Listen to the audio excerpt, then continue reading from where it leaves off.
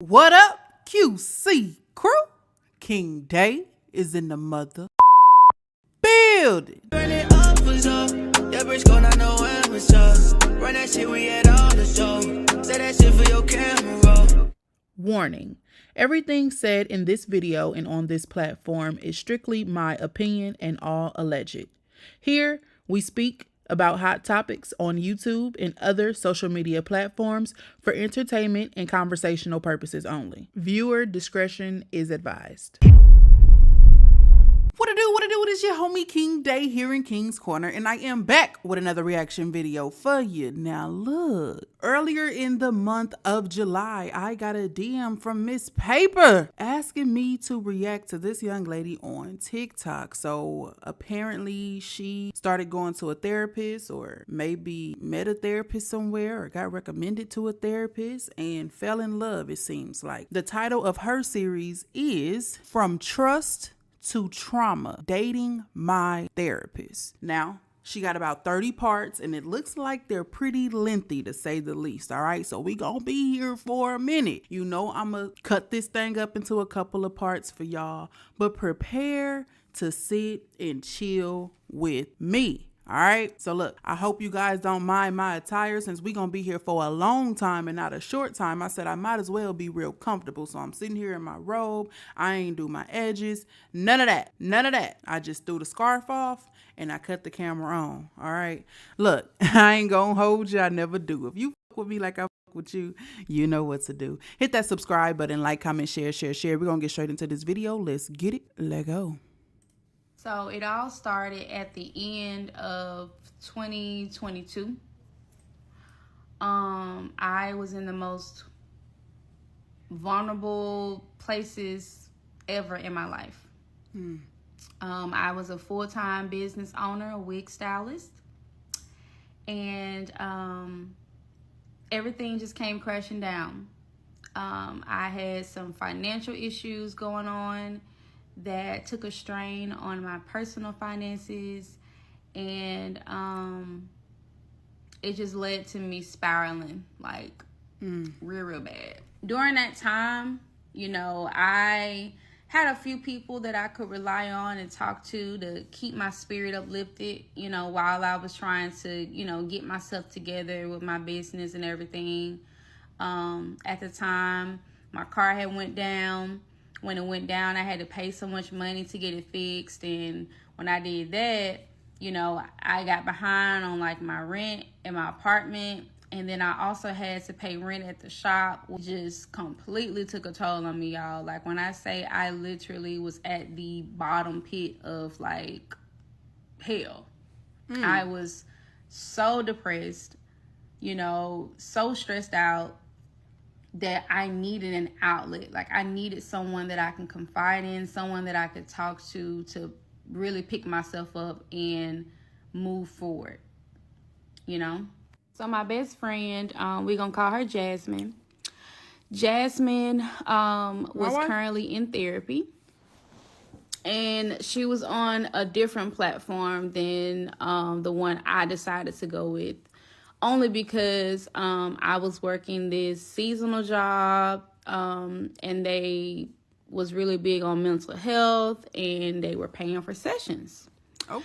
So Jasmine was telling me all about her experience, on how great her sessions were, how she really connected with her therapist, and how helpful it was and everything. And so I was just like, you know, I'm inspired to give this a try, you know, let's see how it goes.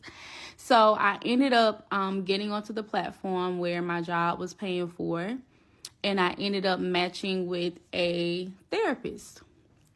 My therapist was Black and female, and what I needed help with, she specialized in. So I was really excited that I was finally going to get the help that I needed. I just wanted somebody I can talk to, be real with, and get some guidance on where I can move forward.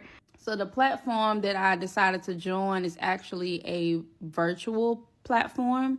So you can talk to a therapist through messaging, voice, or video. You got options. So I started mine out with audio. I honestly was just kind of figuring things out. I didn't really want to show my face. I was just like, I'm just I just ready to talk. So,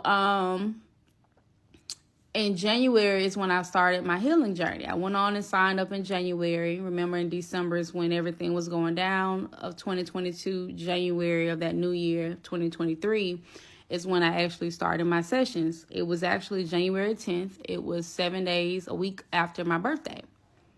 So,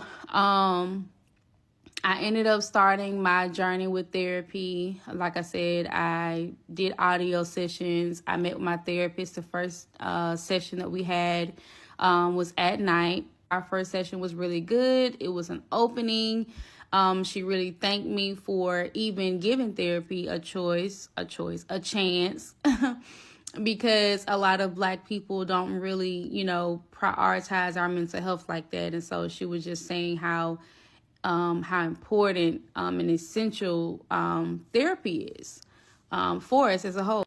So we went over things that I wanted to work on. I had homework. I had to write down the things that I needed assistance with, things that I really needed to prioritize at the time because I had a lot going on. But I had to narrow it down to like 3 things. It was about like my relationship and, my business and just my overall confidence, that I had lost. So after that session ended, I was already really, really nervous about therapy. I really didn't know what to expect. Jasmine, my best friend, was just like, girl, like, it's okay. It's going to be good. Don't be nervous. Like, this journey is going to be really, really beneficial. You're going to see. It's going to be very helpful. Just give it a chance. Keep at it. I'm glad you had a good first session. Like, just keep going. So that's what I did. I kept going. So I had another session with her.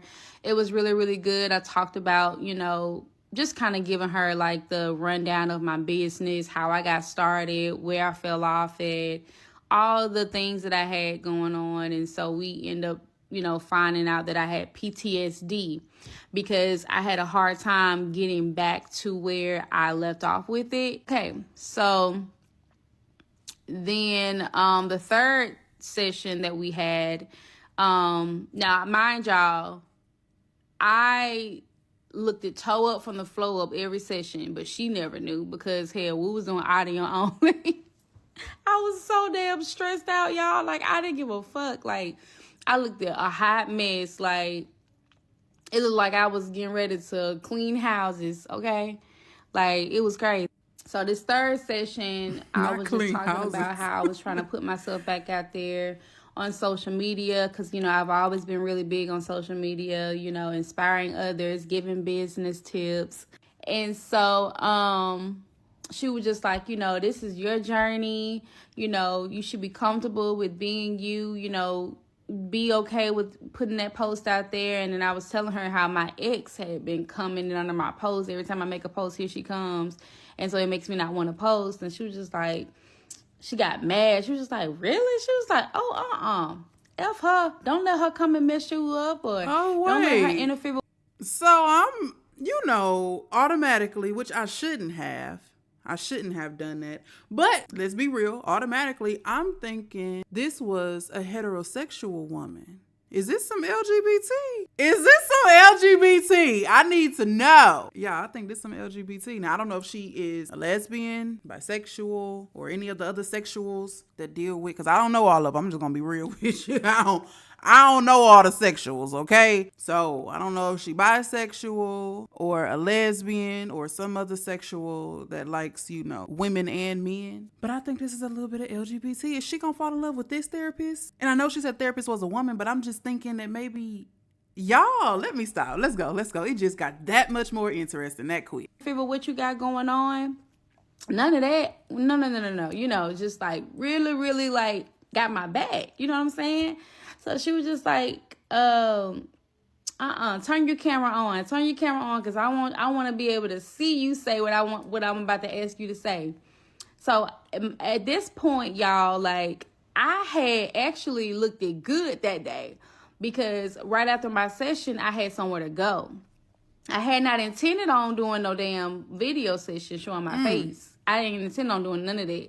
But when she asked me, I was like, shit, I'm glad you didn't ask last week. So I had I didn't even notice that she had already turned her camera on. So when I looked down at my phone, she was on there. And she had locks. It was apparent that she looked like she was a stud. Like she, snap. But I wasn't really sure. A lot of women have locks. But anyway, I picked up the phone. I turned the camera on. For a hot second, she paused. But then she went on and said what she said. She was just like, I want you to tell me that you the shit. And I'm just like, I'm the shit. She was like, nah, say it with your chest. You the shit, right? So I'm saying I'm the shit, all that stuff. So she was just like, I want you to remember that. And anytime you feeling down, I want you to repeat that and know that because you are. When I tell y'all her style of therapy was just so real, so authentic, so on point for me, I really feel like we were connected. So after that session, she had sent me a message in the chat. She was just like, really great job with the session today. I'm glad that you was able to open up. Make sure you do your homework and all that good stuff. And she was just like, if you want to schedule a video session, next time you can do so or whatever.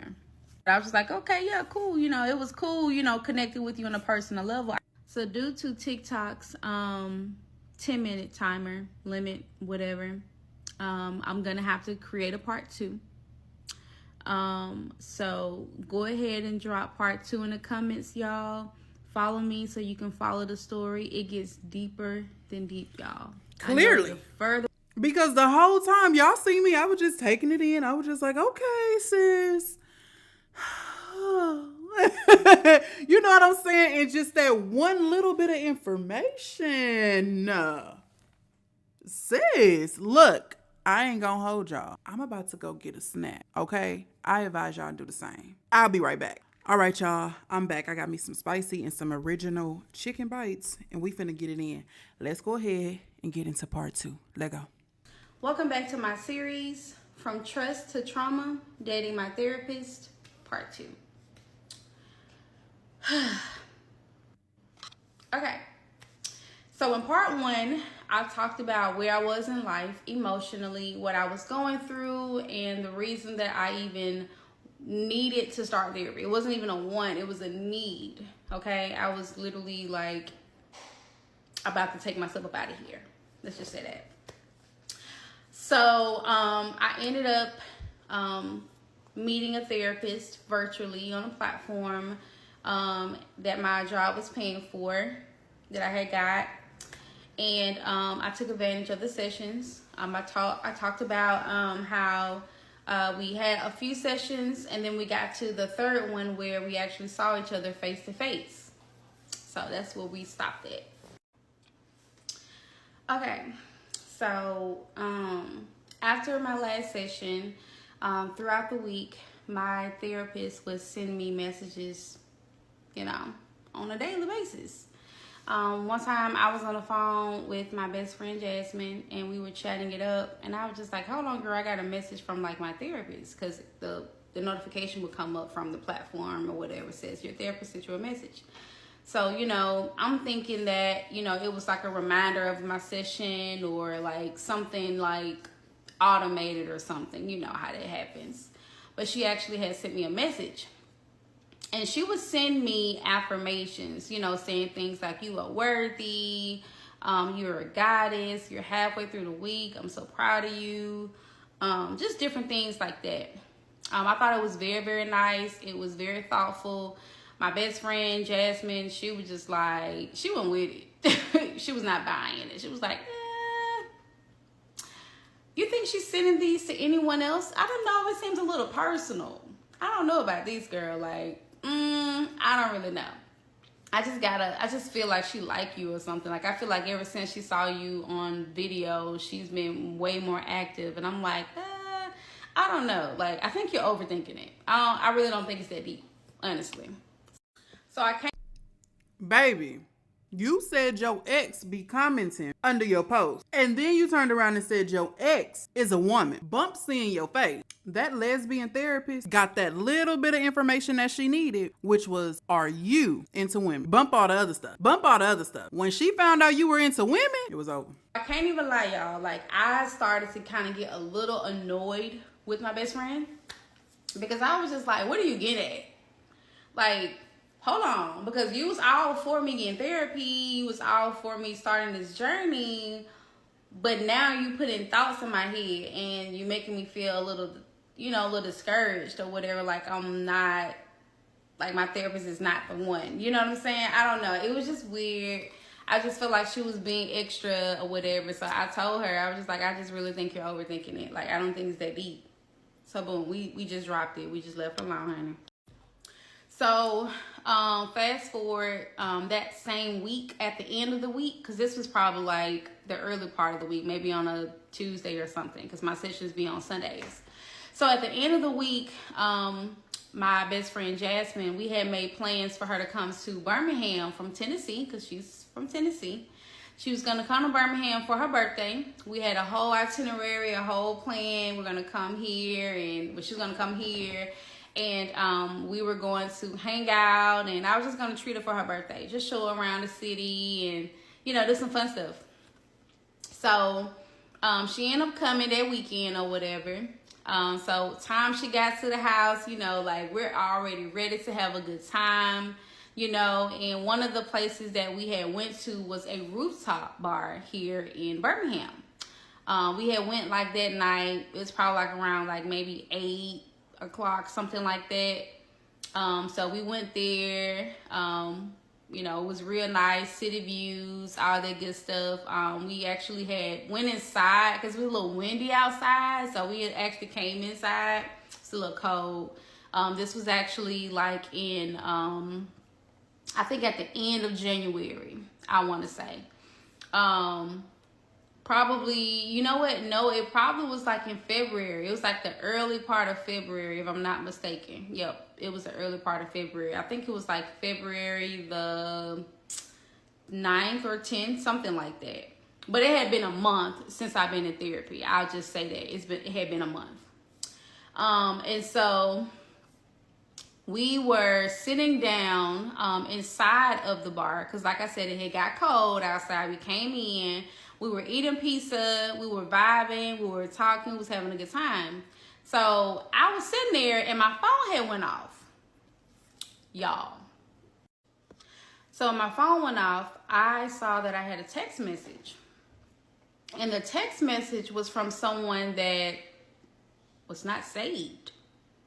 So when I opened the text message, I saw a screenshot of the platform that me and my therapist, which I'll call her Miss Ma'am, not gonna say her name, I'm gonna call her Miss Ma'am.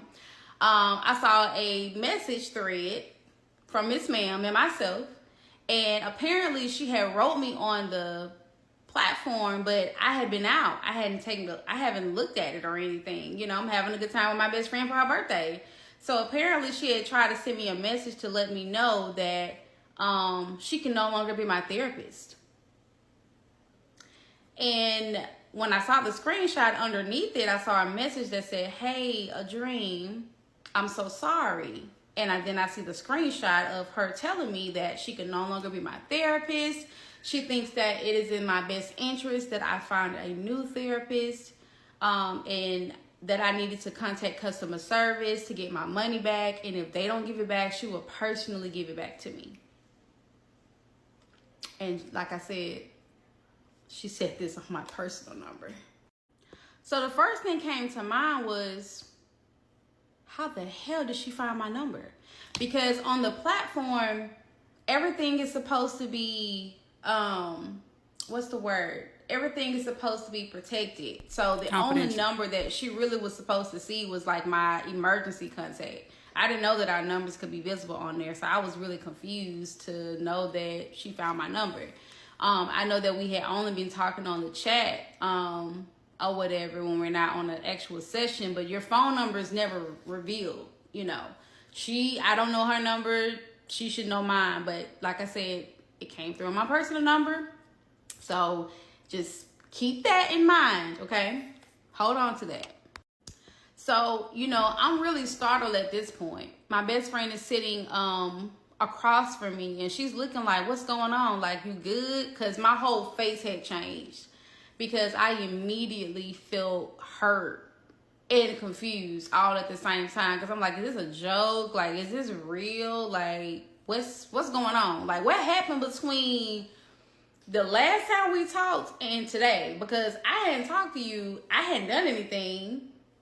So I'm confused as to why you're asking me to change therapists or whatever.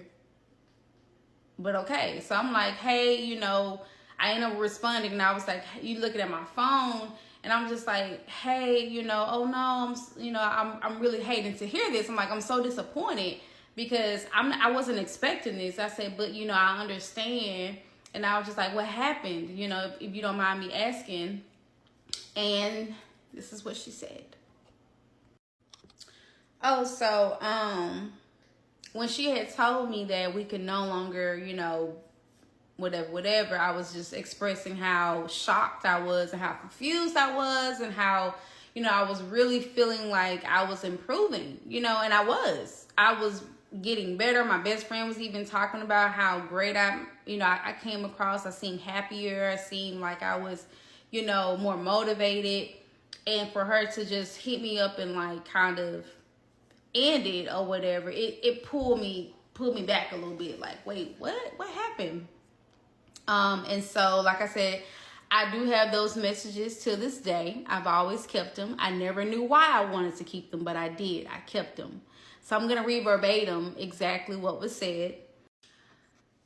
So I'm going to be revealing exactly what she said verbatim in part 3 because of the lengthy explanation. I only get 10 minutes here. So make sure that you guys are following me.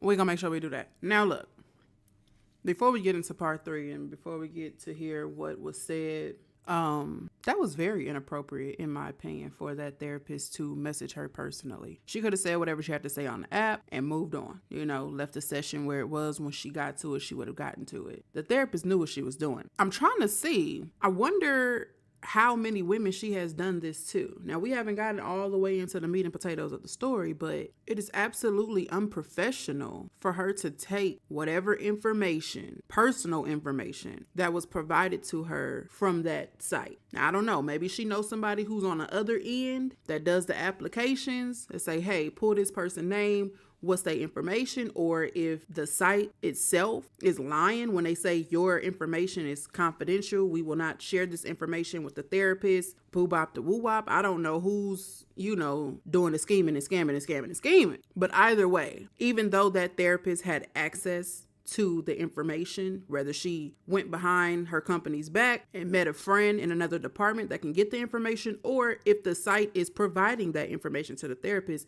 she overstepped boundaries when she texted this woman phone. But I got a really good feeling that this therapist has done this before and she knows exactly what she's doing. Let's go ahead and get into part 3, y'all. Let's go. Hey, y'all. So this is part 3 of From Trust to Trauma with Dating My Therapist.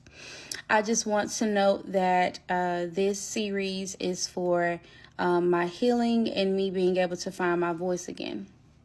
I hope that this reaches the right person so that you can too be freed and find your voice.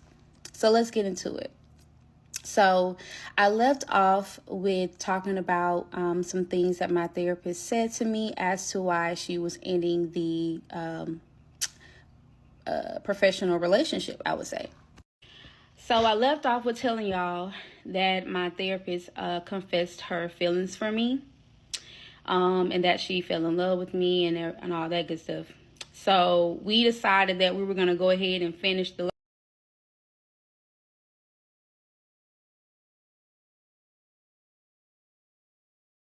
Miss Ma'am. You left off with telling us you were going to read those messages verbatim. What are messages at? Now we know, obviously, that the therapist was in love with her and that's why she ended the professional relationship. Hopefully, down the line, she read those messages because she totally left us hanging with that. But let's go.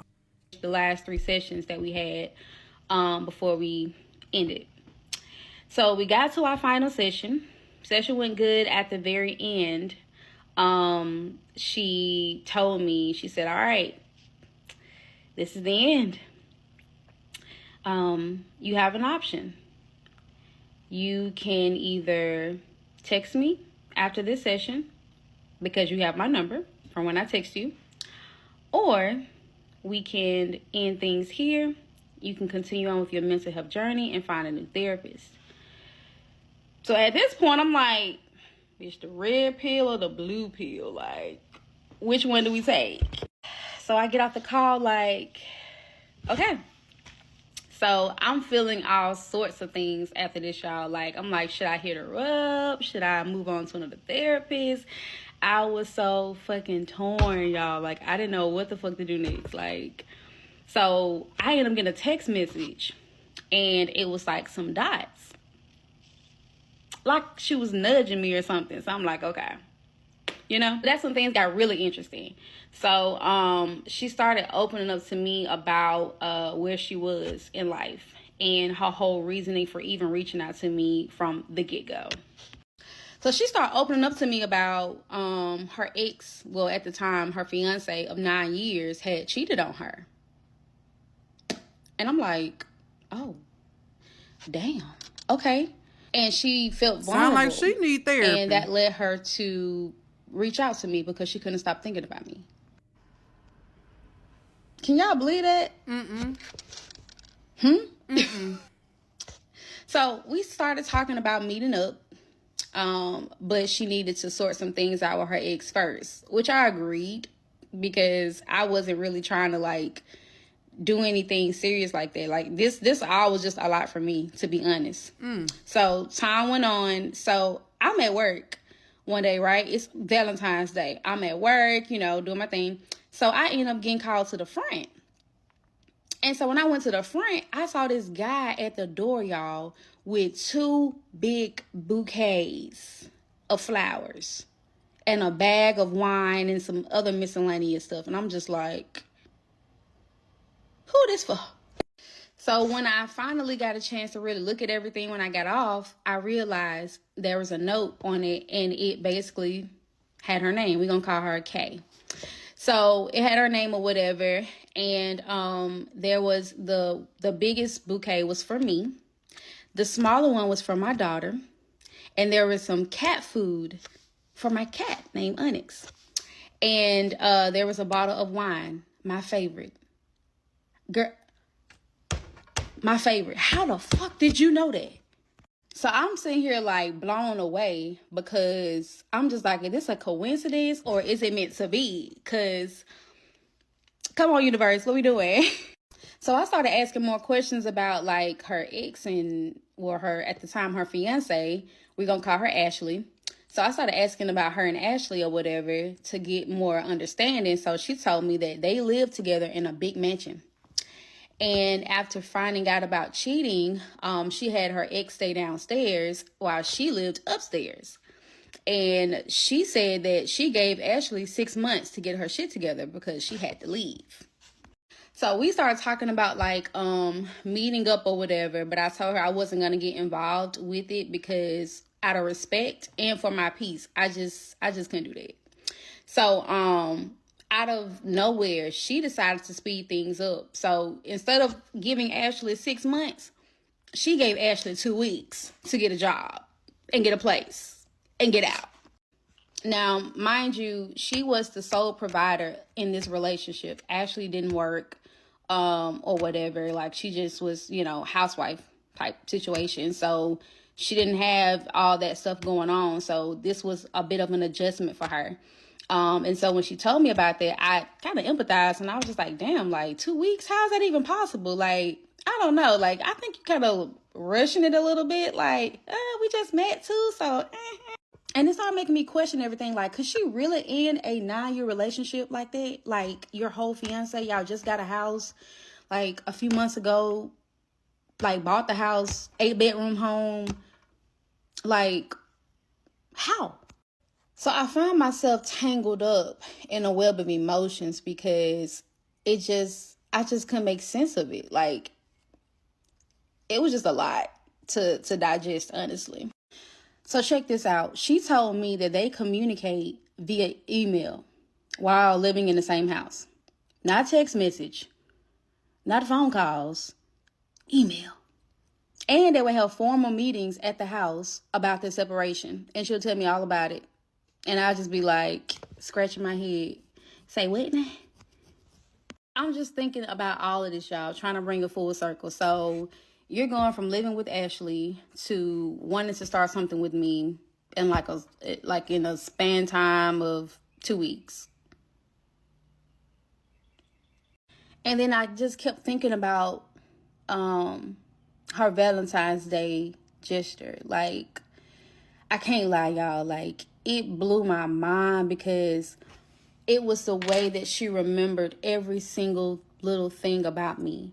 Things that I don't even remember telling her. If I did tell her in the sessions, like the fuck, like wine, roses. Like, why would we be talking about that? Like, it was the things that she knew about me that she couldn't have known. And so that's what really got me to thinking, like, damn, like, is it meant to be, or what is this? Like, she didn't just get me flowers, y'all. She got my daughter flowers. She got my cat some fancy feast. She got my favorite bottle of wine. Like it literally made me feel so seen. And I hadn't felt seen in so long, y'all. Like, it drew me to her. And it really just made me just fall. Like, if I wasn't falling in.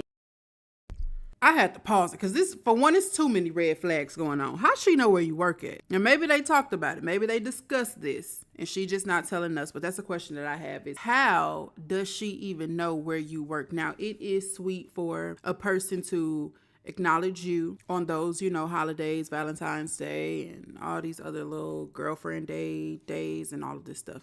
It's nice. And then for someone to go above and beyond to acknowledge your child, pretty much letting you know, I accept your baby. Like, not only do I accept you, I accept your baby. So I'm not just trying to be in a relationship with you. I know that if we pursue something, you have a whole package deal. And I accept, the package deal, and then got something for the cat. So like she said, she never felt seen like that before, or in a long time. Take that back. She haven't felt seen like that in a long time. So this woman doing these things got her head over heels. But at some point, you got to take a step back and be like, well, hold on. You got me feeling good right now. I got the butterflies and everything. You know what I'm saying? I ain't felt like this in a minute. Like, you got it going. But let's look at how you are treating the person you've been in a relationship with, or just, I don't even know if the engagement has been 9 years or the relationship was 9 years. Either way, someone you've been with 9+ years and engaged to, next step was married. You meet me, and then in 2 weeks, you're rearranging your whole agreement with her. And I understand she did something wrong. She allegedly cheated on you, but you cheated on her too. And I don't know if it was get back or if y'all were cheating at the same time, but you're mentally in love with somebody that you're supposed to be helping in your therapy sessions. You done found out the person that you are providing advice and assisting and healing to is a lesbian, and you in love. Or I don't want to call her, I don't know if she's a lesbian, but she's into women, and now you're in love. And so the person you've been with for 9 years, you ready to just throw her out the house completely. She's a stay-at-home wife or girlfriend or fiance, stay-at-home fiance. So she doesn't have a job. She doesn't work. Whose idea was that? You see, I ain't gonna hold y'all too long. We're gonna get back to the series because it's already,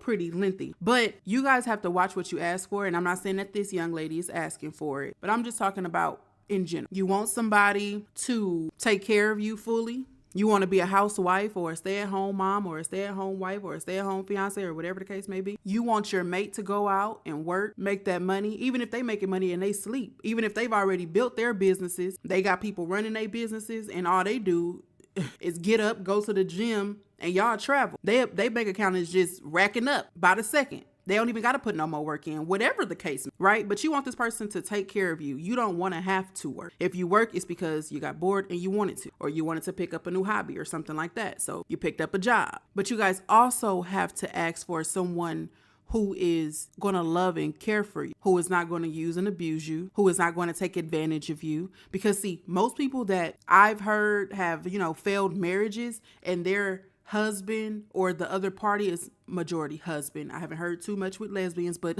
ain't nothing off limits with us. But their husband go out and work hard, take care of all the bills. They got 2 cars. She has her own car. He had his own car. But he was abusive as hell, mentally, physically. And it's like, yeah, girl, you got the nice ring. Yeah, girl, you got the nice car. Y'all got the biggest house on the block. Children taken care of because you're taking care of the children. You know, you're a stay-at-home wife. So children are taken care of. Y'all just got the perfect family, but whole time he whooping that ass. Or even if he's not physically harming her, because everything is not about, you know, physical, but he broke down your self-esteem, broke you down to the point to where you don't even know how to love yourself no more. Very controlling. When he walk in the door, you stop whatever you doing to cater to him. Like, just I don't care what you doing, you stop. You could be giving CPR to your youngest child. You stop that CPR and you come and greet me at the door because I said so. You know what I'm saying? So no one deserves to be mistreated in that way. If your mate says, I don't want you working, I'm going to take care of you. If that's something that you want, then accept. You know, if that's something you've been praying for, then accept it. But make sure with your prayer, you're adding in a secure mate that's going to take care of you. A whole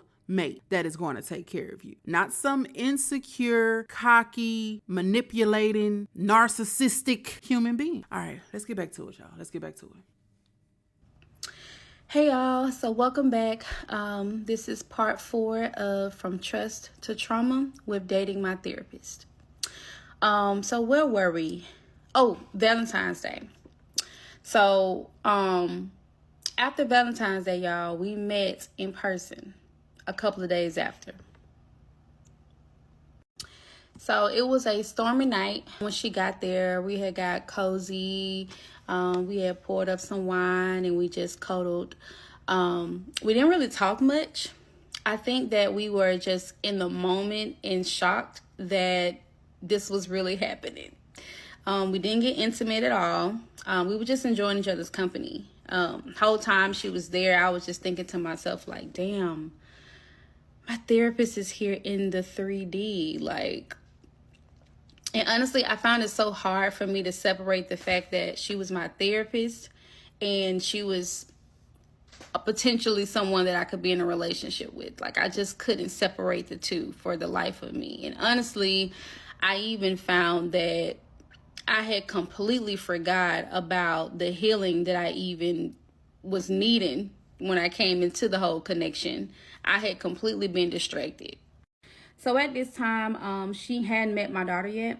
We felt that it was best if we just kind of, you know, be patient with that part of it since we had just met. I think it was February the 19th, if I have my notes right. We had, she had booked an Airbnb where we would go to discuss business so I can just plan on rebuilding. Then we ended up getting out, having some drinks and stuff like that. She surprised me with the biggest bouquet I think I've ever gotten. It had 60 roses. Beautiful, y'all. So beautiful. And then she topped it off with my favorite wine, which is Roscato red wine. That weekend came and went. So on March 3rd of 2023, we made plans for me to see her house. Now, y'all remember me telling y'all she gave her fiance a 2 weeks notice now. Girl, you guessed it. Her ex-fiance had moved out. By this time, it was just her and her cousin. We're going to call her Shay. Shay was in high school. She was a nail tech, very popular in the city. She ran a nail shop on the lower part of her home.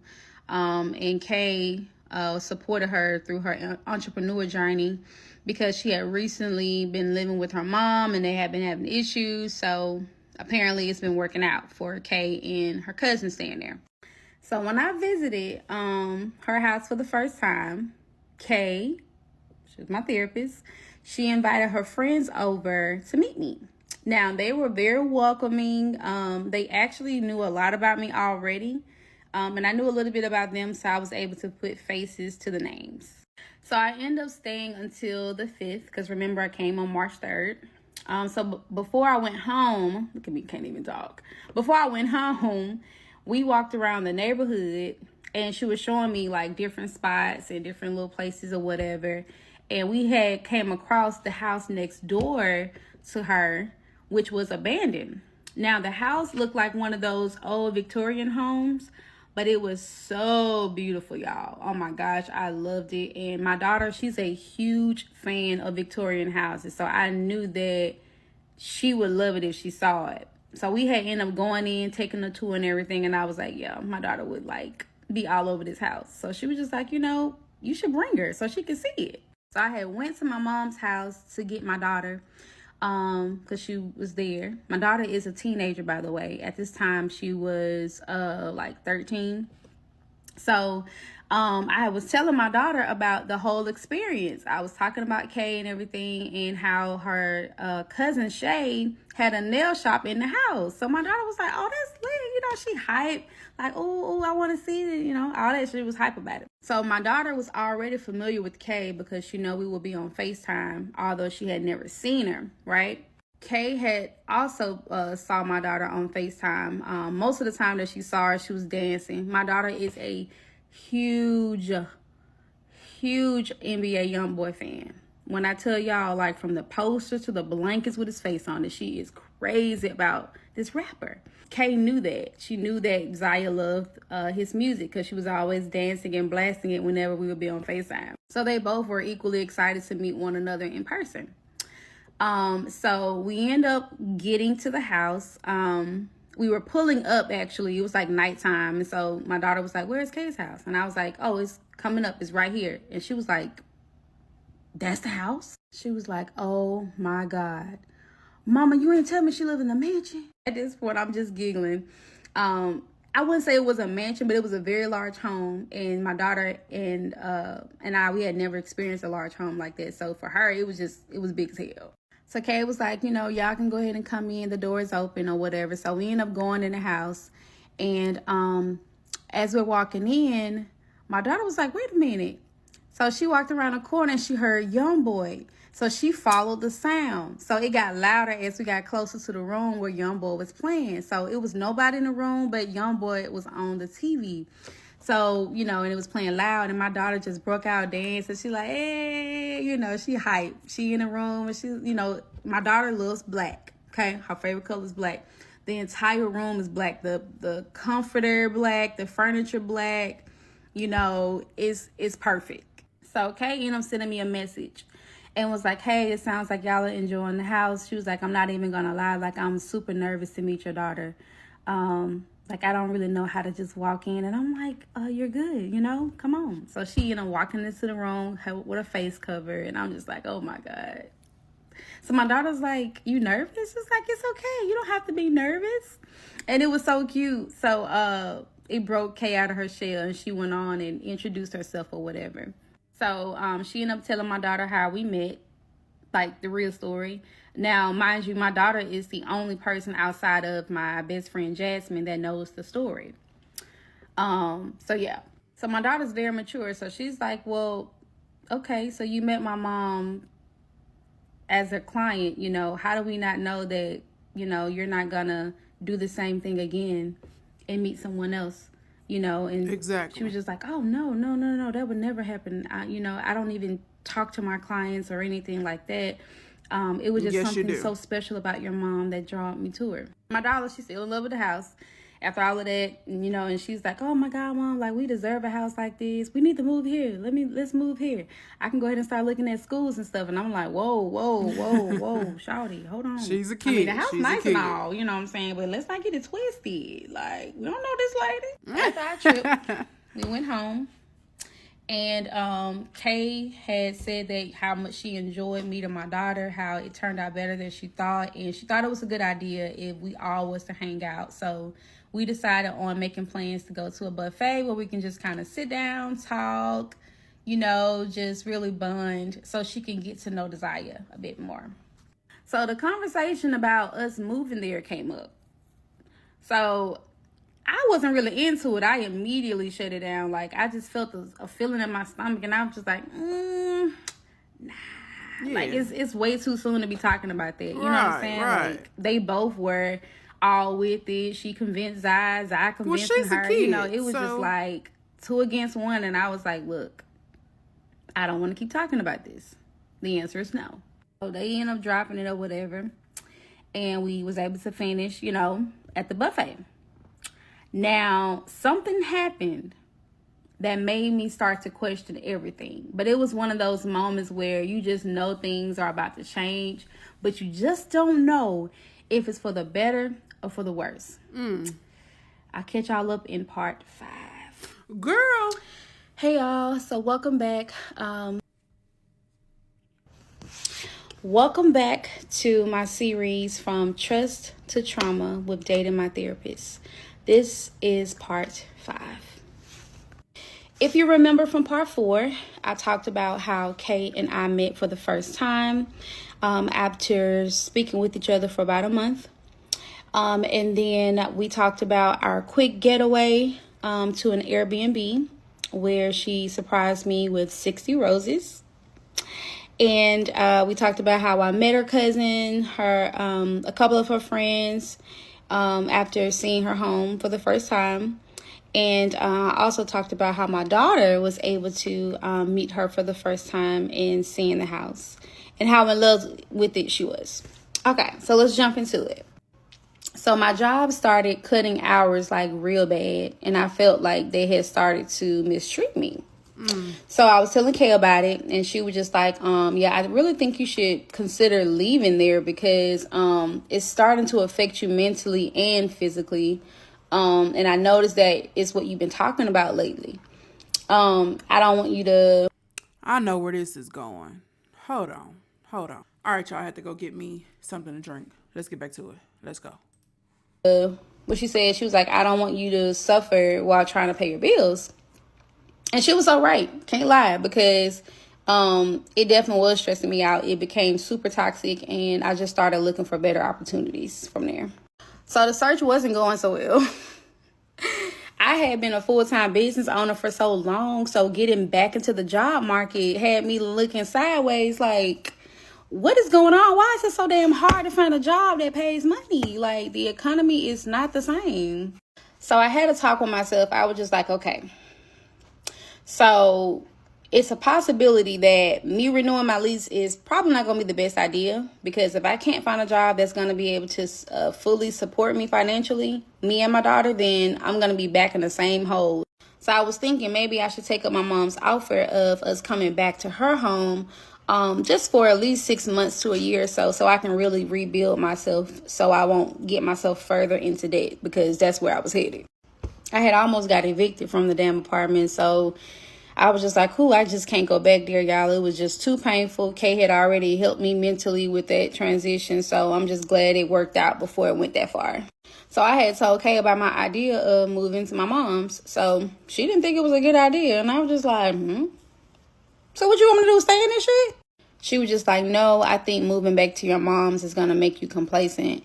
And after you put your stuff in storage, you're going to be in a 1-bedroom, and that's not going to be comfortable. So I thought about it, and I was just like, me, almost 30, with my teenager, moving back to my mom's in a 1-bedroom, putting all my stuff in storage. Ooh, that is definitely a transition. I ain't think about it that deep. So the topic of us moving in with her came up again. And she painted the picture of how great it was going to be on me mentally and financially. So I pondered about it. And I agreed. It had only been a month since we met in person. And this was decided in March of 2023. My lease was up in July. But leaving before then would probably make a better transition. So I plan to break my lease and move in May instead. I already know what you're thinking. I'm just here to tell my story, so let's get through it. I remember telling my mom like it was yesterday. I was sitting on her porch and afraid to talk about it. But I brought it up. I thought she was going to talk me out of it. But shockingly, she didn't. So she asked me, she said, okay, how long have you been knowing Kay? And I told her for a while now, you know. I kind of quickly answered because, like, I didn't want to describe what a while was. Because if I had said what I supposed to have said, I probably wouldn't be here right now talking about this shit. So I shared with her how much Kay had helped me and how she was helping me get my business off the ground again. My mom knew how much my business meant to me. So hearing anything about my business on the up, she was going to be in agreement with. So she said to me, I know you're grown and capable of making the best decision for yourself. I'm just concerned about Zai. How does she feel about it? Like, what does she think? I told her that, hell, Zai more excited than me. She the one that convinced me that I should go ahead and, and do it or whatever. So she smiled and laughed a little bit and said, okay, with a relieved look. She seemed like she was more okay with the fact that we'll be leaving. But I can still see a little bit of sadness because we had always visited my mom. And so she felt like when we moved, she'll never see us again. But I told her that I'll still come and visit. So at this time, I still had my wig shop. Things were not improving. I actually wasn't in my wig shop that much because, hell, I was always in goddamn Montgomery. And then equally, I had already transitioned to doing hair from the house. So the shop was just sitting there. So I had already made plans to go ahead and close my shop. So because when I got the space, I had remodeled it completely, put new flooring, painting, new stuff, cabinets, all this stuff inside of there. I was actually able to negotiate with the person who owned the building, owned the space or whatever, to take money off of the balance, because when I move out, it's basically just going to be moving ready for the next person. And so Kay helped me with that, with the negotiation process, and we did exactly what we was aiming to do. So we was able to get out of it and close it out with a $0 balance. So then it came the process of actually closing the shop. Y'all, it was the most painful process. Like, when I tell y'all, that was probably one of my most biggest accomplishments yet. It really was. I put everything I had into this space, y'all. My whole world. When I walked into my shop every day, y'all, like, I saw me. It was a physical representation of me, and I'll show y'all what it looked like. When I tell y'all, like, Soul Dream was my everything, y'all. And when it closed, I just feel like I died. Like, I couldn't even move my stuff. Like, she actually arranged to move my stuff with my stepdad, and they moved it all to Montgomery. I could not physically be there. I couldn't take it. I'm sorry. So let's talk about the process of picking up my life and moving it all to another city in part 6. Welcome. Whew. Hey y'all, so welcome back to my video diary from Y'all, just a reminder, this is a 30-part series, so y'all know we gonna break this up or whatever, but I'm really just taking in what she's saying. I really don't have many words. Y'all drop down in the comments what y'all think so far for what she's saying, how y'all feeling about the storytelling. Let me know. I want to know in the comments. Let's get it. Trust to Trauma with Dating My Therapist, part 6. I appreciate everyone being so patient. This has been a lot for me to reflect on, so I can be able to talk about it. So I'm going to do the best that I can. So I left off with me making the decision to move out of my apartment to Montgomery instead of moving back to my mom's. So this move started out rocky. Just to take you guys back with me, we were packing at least the day before. We had been packing for some time, but I'm not the best packer, okay? So I got overwhelmed with packing, so Kay stepped in to help me out. She had helped Zaya, my daughter, and then it was me because I had a lot of stuff. I had to make the decision on what I was going to keep, what I was going to throw away. So while I am packing my stuff and deciding on what I'm going to throw away, I noticed that she felt the way about it. Like, she was very controlling. She was just like, you know, she was just saying things like, I have it in my hand, you don't need that, throw it away. You're not going to use that, throw it away. That's just taking up space. Dream, you need to learn how to let things go. So I'm like, excuse me, but I'm the one who's here having to pack up everything and move to a whole nother city. Like, hold on now, you've been a little too rough with me. You know what I'm saying? Like, I'm trying to process everything. This is a lot. Like, I'm having a hard time right now. You know what I'm saying? So I might actually throw things away once I get to where I'm going. I don't know.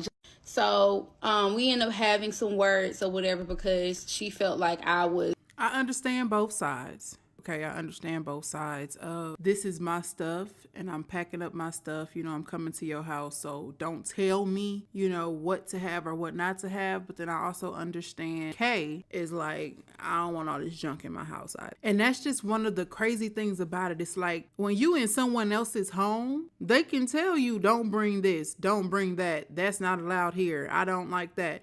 Just like, for example, her daughter, you know, she said her daughter's 13 years old. Cool. But what if her daughter was like into slime or Play-Doh? You know, the stuff that people typically be like, I don't allow in my house. And that was her daughter's hobby, was to create slime every weekend or after school. She no longer can do slime because you guys are moving into someone else's house. That's why I always think it's best, if you are going to move with a person, you guys move together. You know, and I know her situation is very unfortunate and everything is happening quick, and she is facing an eviction, which she could have waited until it was time for her to move, but she decided to break the lease and get things rolling. You know what I'm saying? The eviction is, you know, already kind of in play. It's already rolling. So why wait till they try and come and throw my stuff out? Or why wait, you know, a month or two later and dragging out, going to court and all that when I could just leave now? Like, you know, kind of get ahead of it in a sense. And then the therapist basically just moved into that house, according to her, just moved into the house not too long ago. So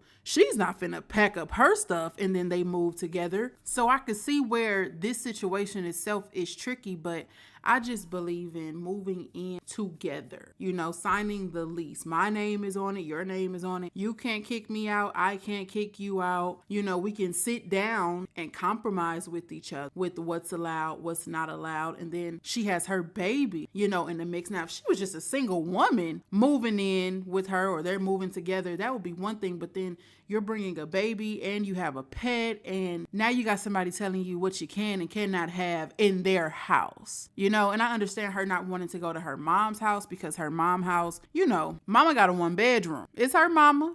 She would have been cool. She would have been cared for. You know what I'm saying? But mama got a 1-bedroom. It's going to be cramped. What, she got gonna have to get a storage for her stuff because she can't really take it all with her there either. But at least with your mama, you know that's your mama. So even if she getting on your nerves, even if y'all bump a little head or whatever, that is your mama. She going to love you unconditionally. But you moving into this big house, you know, we're going to call it the mansion. You moving into the mansion. And before you can even really get in there and put your bags down, Kay already telling you, nah, you need to go and get rid of that. Nah, you need to go. Like, y'all still do not know each other enough for her to tell you what you do or do not need. You don't know me enough to tell me that I don't need this. But let her finish. actually throw things away once I get to where I'm going. I don't know.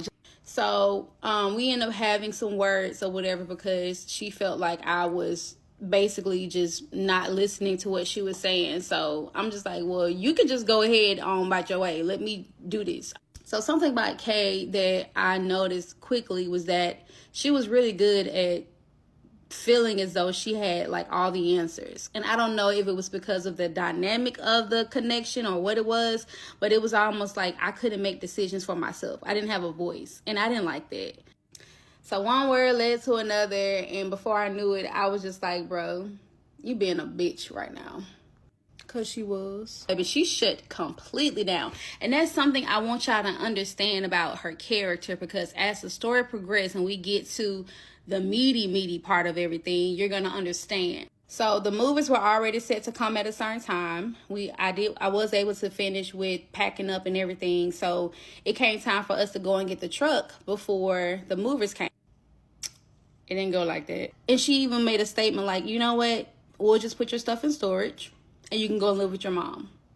And I'm like, but why? Like, I'm so confused because now I've already paid for movers. I packed up all my stuff. I'm breaking my lease. Why the fuck would I break my lease 2 and 3 months early just to go and rush and live with my mom? Like, no, like, here I am apologizing.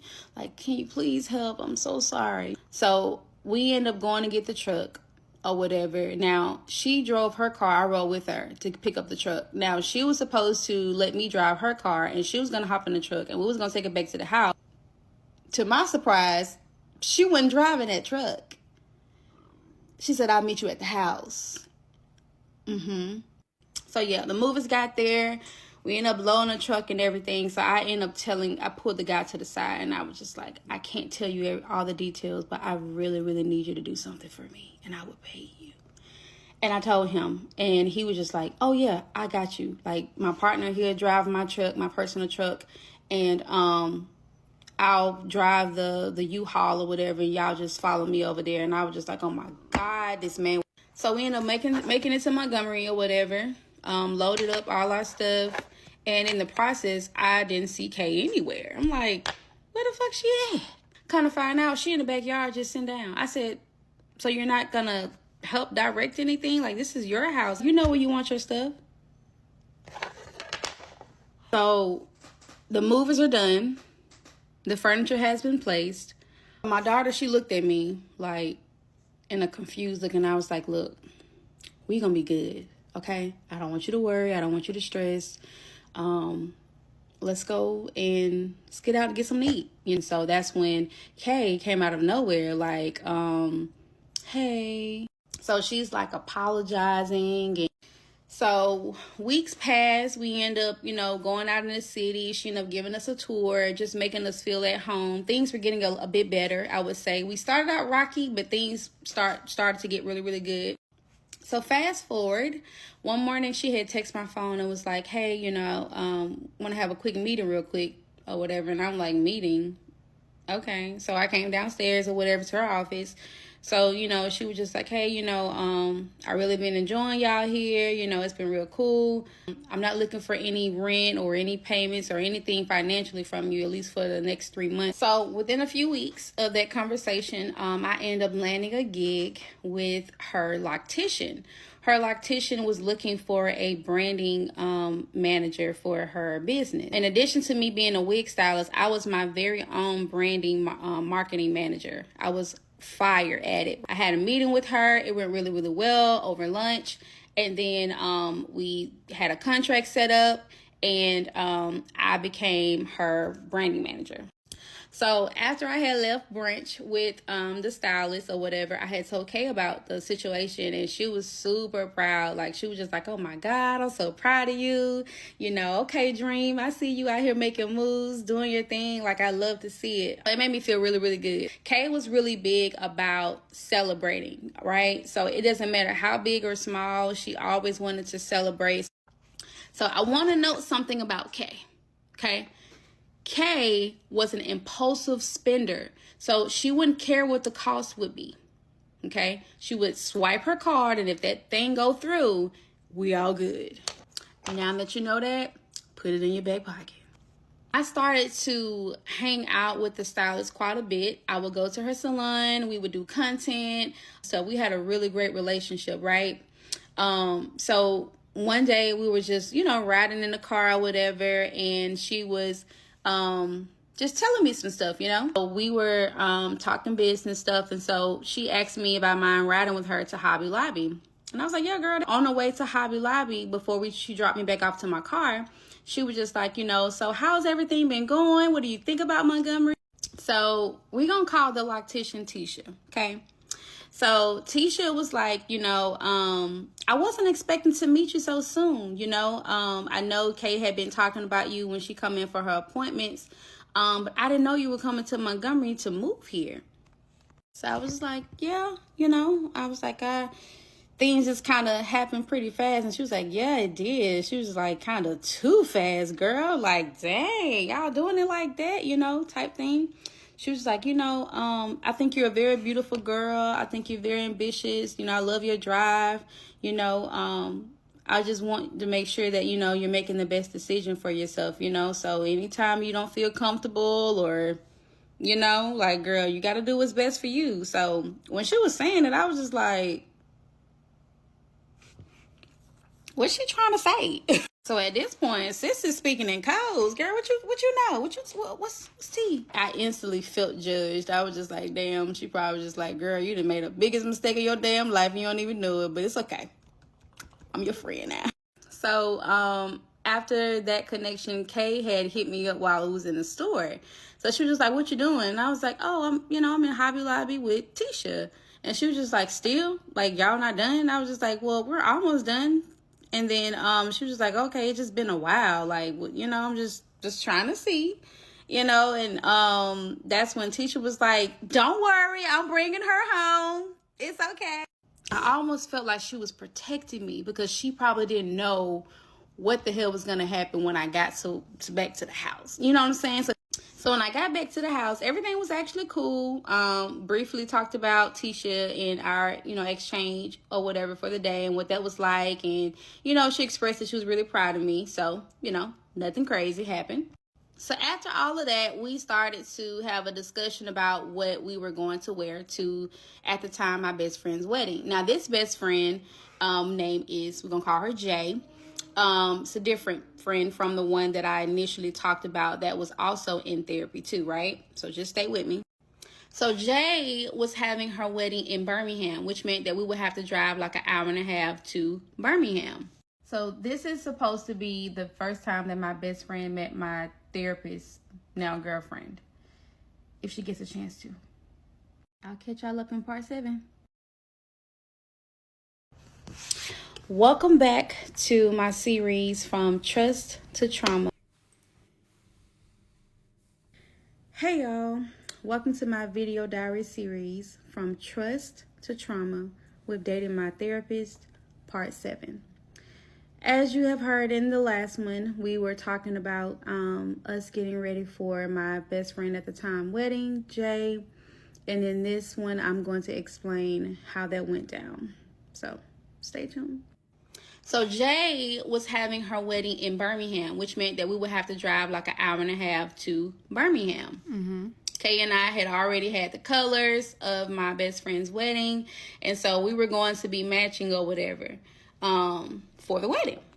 So the day had came, and so we decided that we was going to drive separate cars because I probably was going to stay a little bit longer than Kay wanted to, and she also had to get her hair done. So I was like, okay, well, you go ahead and get your hair done. I'm going to go ahead and head to Birmingham.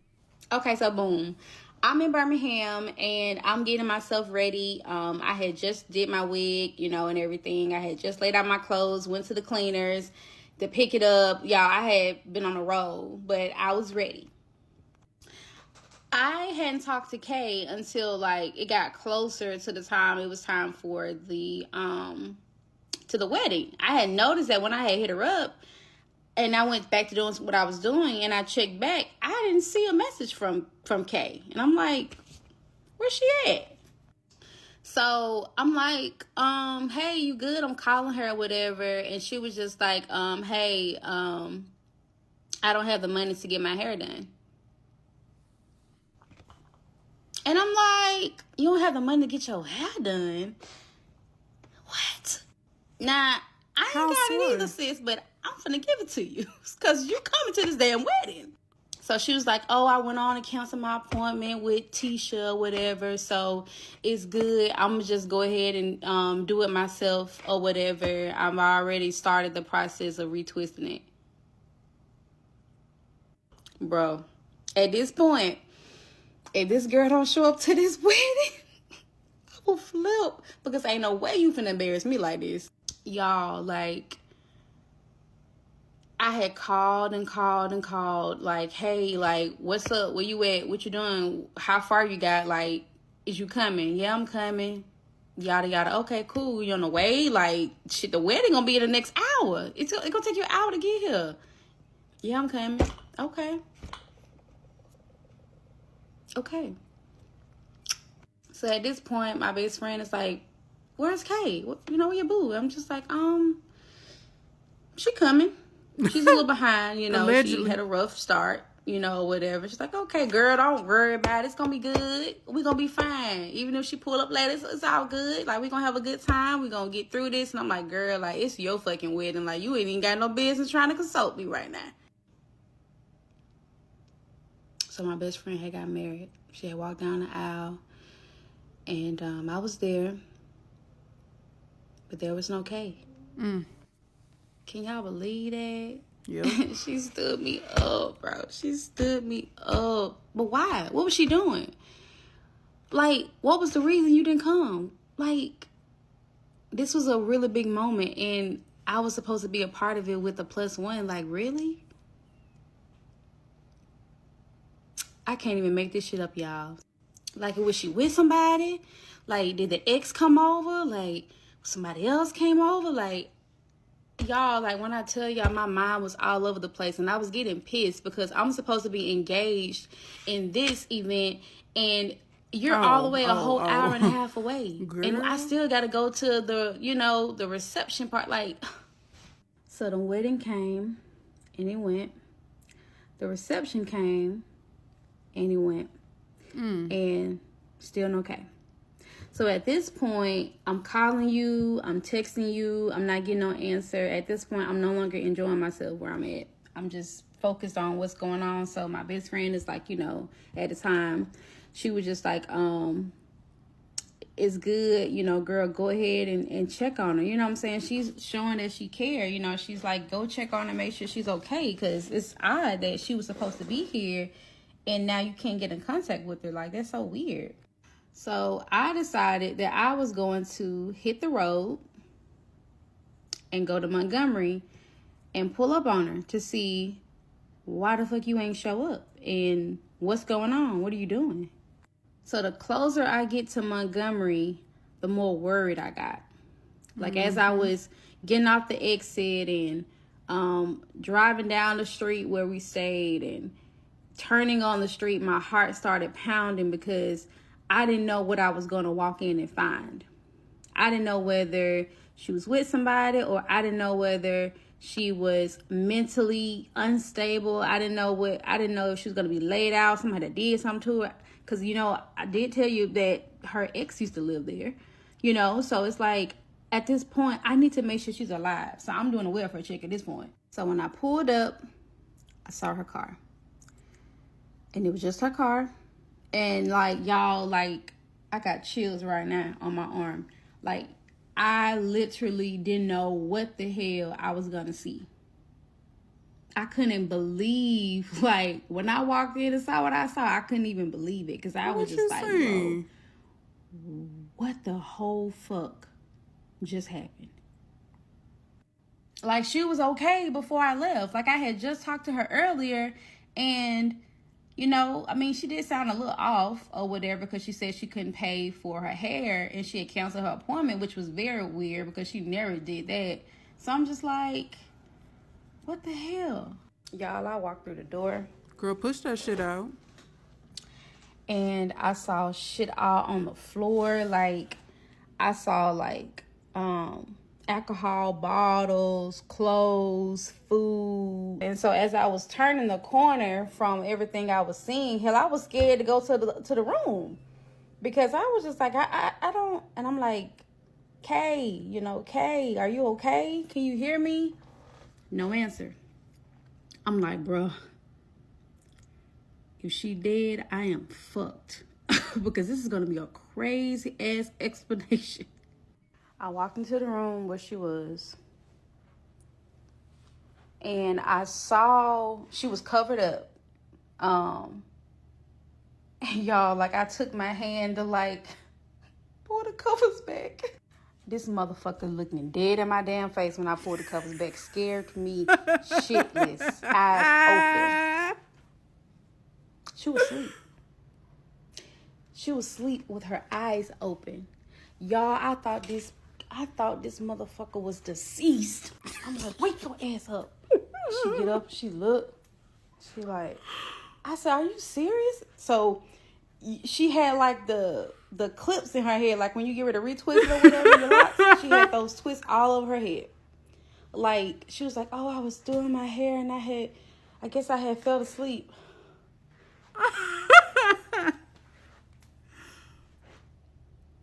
I didn't even know what to say at this point. At least she wasn't dead. I didn't know what to say. Like, so I need to give y'all a time. So this was at like after midnight, okay? This is late. This is super late. So she wasn't really talking for real, you know? So I'm like, you know what? Scoot over. I'm going to get into bed and I'm going to go to sleep because I'm tired as hell. First of all, I'm lit, okay? We was drinking like crazy after the fucking wedding. And then I done drove all the way here, tipsy as hell, drunk, damn near. And you done just done fucking tripped me out. You just, fuck it, I'm going to bed. We'll talk about it tomorrow. So tomorrow came, and y'all not even gonna believe what she revealed to me.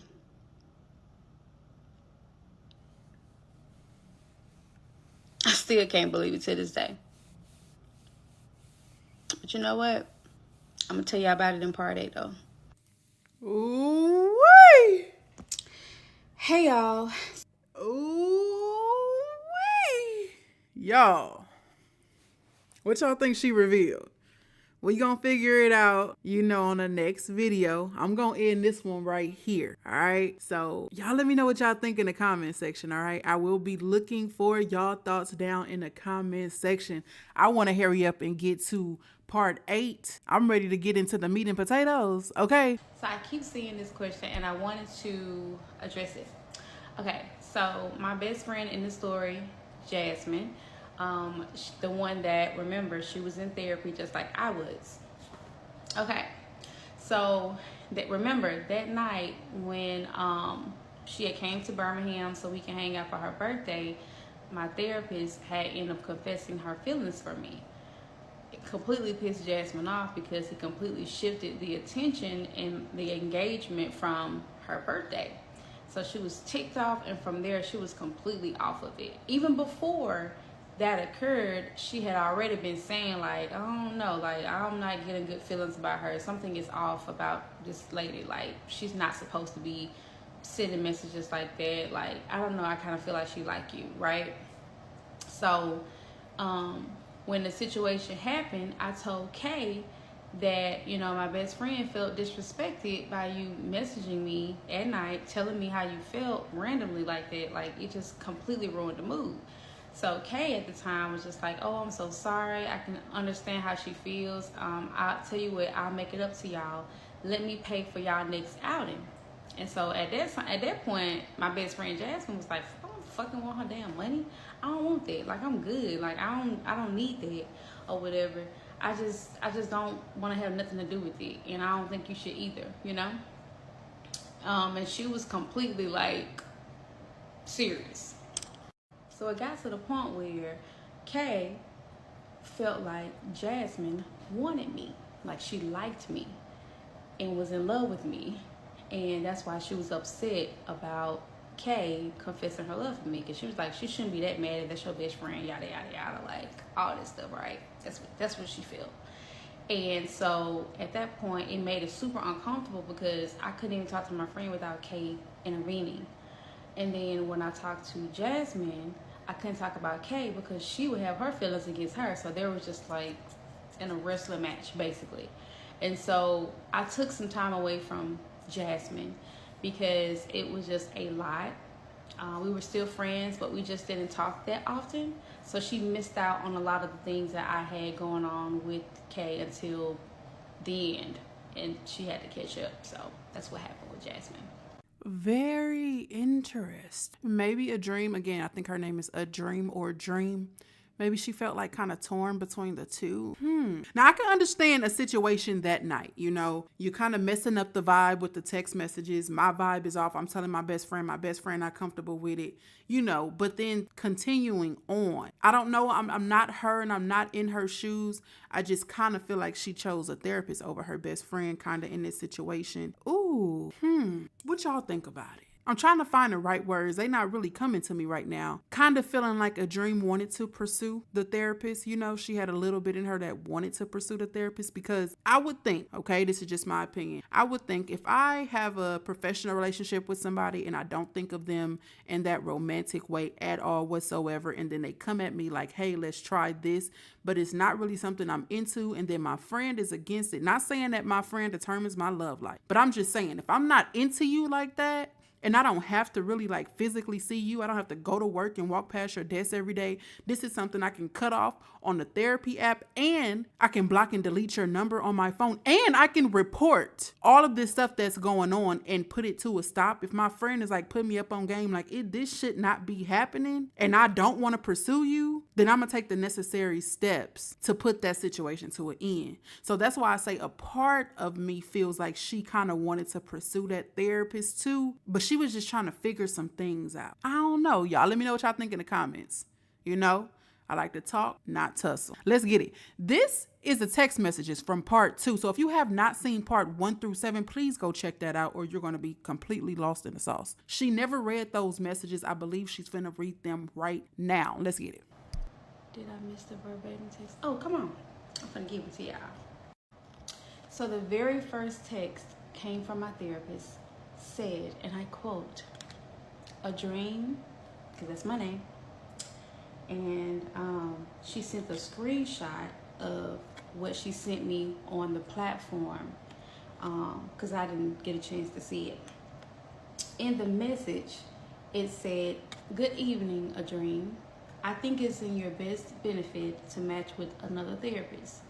Your growth is my #1 priority. Our platform has thousands of other therapists that will be a perfect fit for you. I just don't feel I'm a good fit going forward." That's what she said. And this was a tricky one, right? Because did she really mean that, or was she just saying that? I don't know. I'll keep reading. And so I was out at dinner, and I responded. I said, "Oh no, is everything okay? I hate to hear this." And this is what she said. "To be transparent, I've thought about you every day since the first time I heard your voice, which is rare for me. That never happens with clients. I had no clue you were a lesbian or had an ex that was a female. I hate labels. I honestly turned the camera on that day to see you, and my heart hit the floor. I thought you were absolutely drop dead gorgeous. The timing is just odd, and I don't want to prevent you from growing. I just know it's inappropriate for me to work with you going forward. I hope this makes sense. It's in your best interest and mine. I just broke up with my fiance on February the 8th, so I don't want to project anything onto you. I just felt it best to let you know, and you deserve to know why. I'm really sorry for texting your personal phone, but I had to be honest with you." And this was on February the 11th, 3 days after she apparently caught her ex cheating. And this is what I said. "It took me a minute to process this. I'm not gonna lie, I am disappointed that things have come to this point. I kind of wish I knew that you felt this way early on." Did I say that right? Early on, rather than us connecting with one another for over a month now. "I do like you, and I realize I gained an attachment to you over time during our sessions, because I feel like you're one hell of a therapist. So this one is a bit hard on me. You mentioned a split from your fiance. I hope our sessions weren't the cause of that. But okay, I do appreciate you letting me know, and I understand. Thanks for your honesty." Then this is what she said after that. "No, it had nothing to do with you. I appreciate you taking the time to process it. I won't let you down. Let's finish your last 3 sessions. Only if you're not uncomfortable with this information. I am professional enough to do my job and keep it strictly business, so we can finish building your empire. If you're good with finishing the work we started, we can move forward. It's 100% your choice and about your comfort. And my feelings were from seeing your studio." She was talking about my wig shop. And that's when I responded, and I was just like, well, what about the studio? And so she was like, and I quote, "It was the visual representation of your mind. It was everything you said in the sessions about how you see things and you manifest them. It was the thoughts, the execution of your thoughts that came out in your studio. It was the passion, the beauty, the elegance. It was how you placed everything. You can tell a lot about a person by their work. How you do anything is how you do everything." She said that a lot throughout the relationship. "It shed more light on you as a person, more than words ever could. I'm a sapiosexual, so it's rare to experience an encounter like that. You're rare, and that's magical. You're like a rose that blooms through the concrete in New York." When my best friend had heard that part, when I read it out, she was completely done. She hated that part. So this bitch is write fucking poems. Okay, definitely a dime a dozen. It's more people saying who they are versus being who they are. You're being who you say you are. That's what she said. And so she said that she would basically see me on Sunday for our session. And that was that. She said, "I'm forever grateful for this talk. If you're good ending it here, I am as well. You made me smile today. Thank you." She said, "Bye, a dream, and thank you." That was it. And that's when, after our last session, she sent some dots. She said, "I had to release you. And if you came back, you were meant to be mine anyway." Right? Really quick, I'm not gonna keep interrupting her, but one thing I got to say is it's something about a good old smooth talker that just rubs me a particular type of way. Now, you can have game, you can have swag, I ain't talking about none of that, right? But somebody who just on a random text message, not nobody you're in a relationship with, you know, after you get to know a person and all that, and you kind of know kind of who they are. I'm talking about in the very beginning. I'm talking about before you even bae. It is something about a poetry, smooth talking, slick tongue ass person. It just draws a red flag. Because at what point did you become this smooth? You too smooth. Somebody who is too smooth is a red flag for me. What's y'all red flags? Drop them down in the comment section. You talk too damn smooth. And I ain't talking about nobody who got a sexy voice and got a little bit of game and they got a little line here and there that they throw at you, a little cute this, a little cute that. No, I'm not talking about them. I'm talking about the smooth, like that, what she just read to us. I would have been like, "Oh, no, you full of shit." Like, it's cute. And I'm going to try to believe everything you said to me is really your feelings. But nah, too smooth. It's almost like you've said this before. It's almost like you said this before. So I don't know. That would have been a little red flag for me. Like how she said her best friend was over it. Girl, I was over it. Let's go. Welcome back to my video diary. From trust to trauma with dating my therapist, part 8. All right, so that morning came. Kay is still not giving me any information. She's just being real nonchalant and dry. So I'm like, you know what?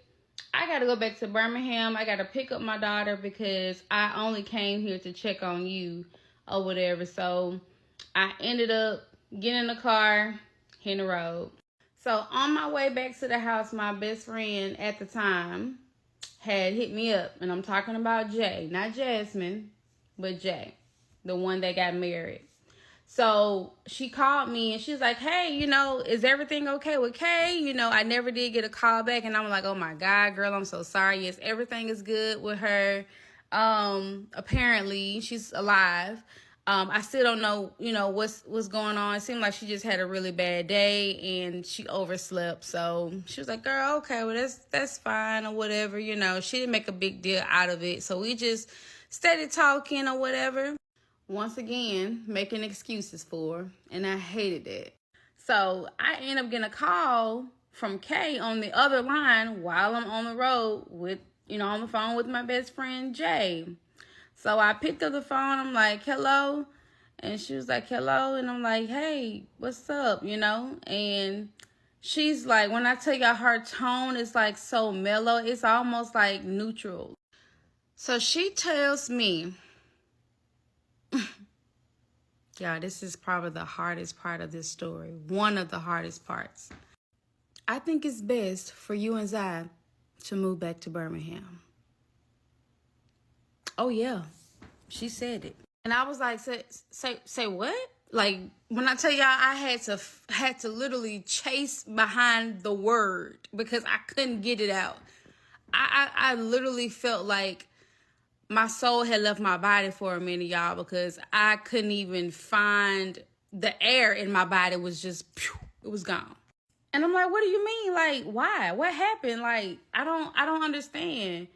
And she just like, and just like this, it's good. I just think that it's best for y'all to get your stuff and put it in storage and, go back to your mom. I'm sure everything will work out. Everything will be fine. I just think it's best. I just don't think that this is a good idea. What? I said, girl, it's been excuse me, I'm sorry. It's been 3 weeks. 3 weeks. What the hell are you talking about? At this point, my body is cold. I lie to y'all not. My body is cold. So I'm crying hysterically. Still calm. No emotion. We get off the phone. I click over to my best friend. She's still hanging on. She's still on the phone. And I am boo-hooing. And she's just like, what's going on? What's happening? And I'm just like, oh my God, I'm about to run off this fucking road. At this point, y'all, like, I am shaking. I am crying. I am screaming. I'm on the phone with my best friend, Jay, and I'm just like, girl, you just not gonna believe this. This girl is literally kicking us out after 3 weeks. I hadn't done anything. We had no arguments, out of the blue. And so my best friend is like, she's trying to like, Tonya, calm down. Like, listen to me. At this point, I'm not listening.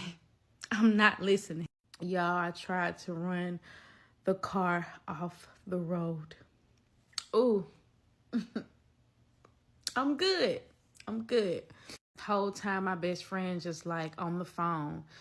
Like, she had to walk out the room where her wife was and was just like, I just need you to listen to me. If you need to come to Huntsville right now, you can. Bring Zai. Come on. Like, we can figure out the details later. Like, right now, I need you to be here. I need you to be here. Like, how could the person that is helping you heal is now hurting you? I couldn't get that. So I had calmed down. I did not run a car off the road.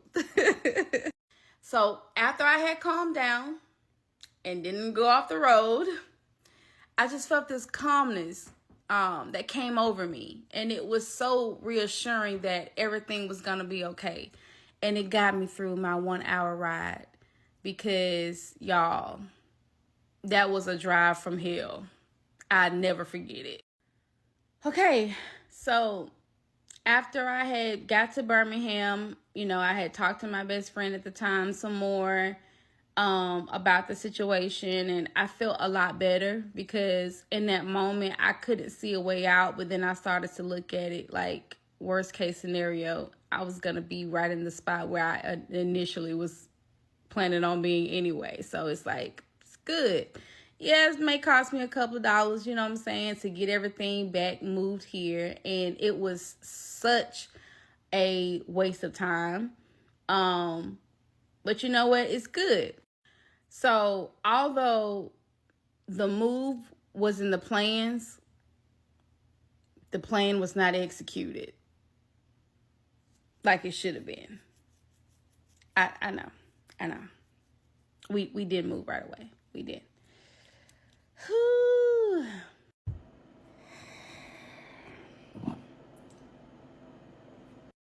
So we went back to the house. I talked to Kay. And then she told me that she overreacted. So yeah, we was still overreacted. Girl, my best friend at the time was just like, baby, you need to get up out of there. I mean, get out of there. Now. Baby, I thought about all that shit I had to move. Baby, I only been here for 3 weeks, baby. She better slide over. Because, what the fuck? Like, she ended up robbing us with a vacation to the beach. And this time we had decided that we were going to split the cost or whatever. So I had, spent my part on it, and, she spent her part, and we had a pretty good, decent time until we got into it. We had a disagreement or whatever, and you already know what happens with disagreements. They lead to those formal meetings. And I'm just thinking, can it get any worse than this? Can it though? Let's talk about it in part 9. Welcome back.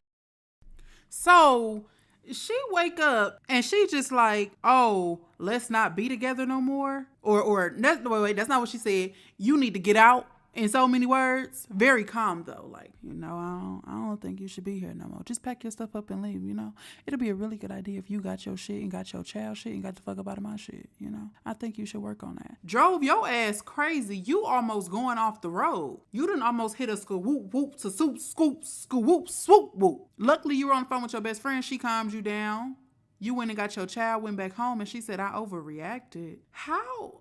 I'm sorry, y'all. Can y'all let me know in the comments how many red flags does it take for a motherfucker to leave? I'm just trying to see. I'm so glad that lady did not run herself off that road because her baby needs her. And apparently she is out of this situation. So I am glad, we don't know what happened to make her finally leave, but I'm glad she is gone. And so we're able to talk about her situation. This is a past situation, so we're able to talk about it a little bit. But I want y'all to let me know in the comments, how many red flags did it take you to leave him or her? How many? I would like to know. Let's get on into part 9. Hey y'all, welcome to part 9 of my video series, From Trust to Trauma, with Dating My Therapist. Let's go.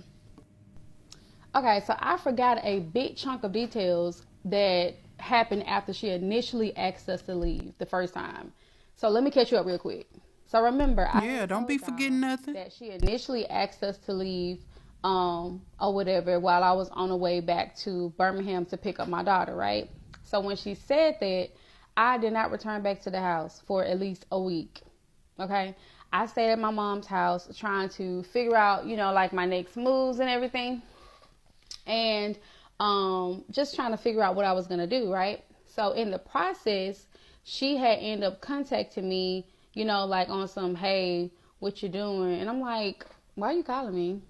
And she was just asking me, like, just basically trying to have a regular conversation. And I'm like, did you ask us to leave your house? Like, why you hit me up? Like, what we got to talk about?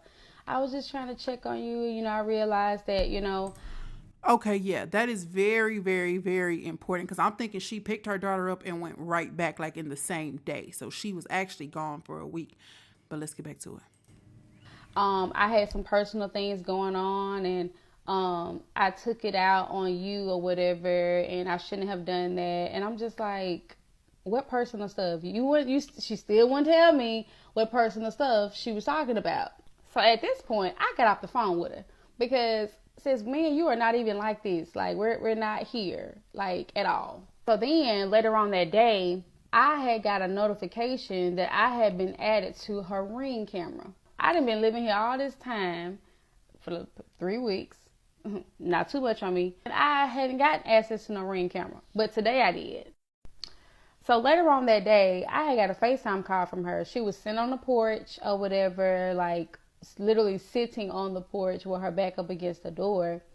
And she was just like, man, Dream, like, I don't feel good. Like, I'm not doing good, And I'm just like, what's wrong? Like, what you mean you're not feeling good, right? I'm so sorry. Like, I hurt you and this and the third, putting you and your daughter out. And I realized that I also wasn't, who I needed to be for Ashley in a relationship. And just, I'm talking about like confessing, like, right? So I'm like, where is she getting at with this?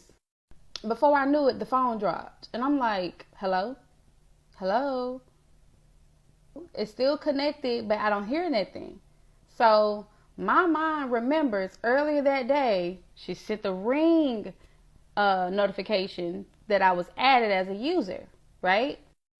So I'm like, fuck, let me look at this Ring camera and see what's going on, because she's still connected, but she ain't saying nothing. I end up clicking on the Ring camera, y'all. Why is she laid out on the porch, flatline, stretched out, baby, stretched out?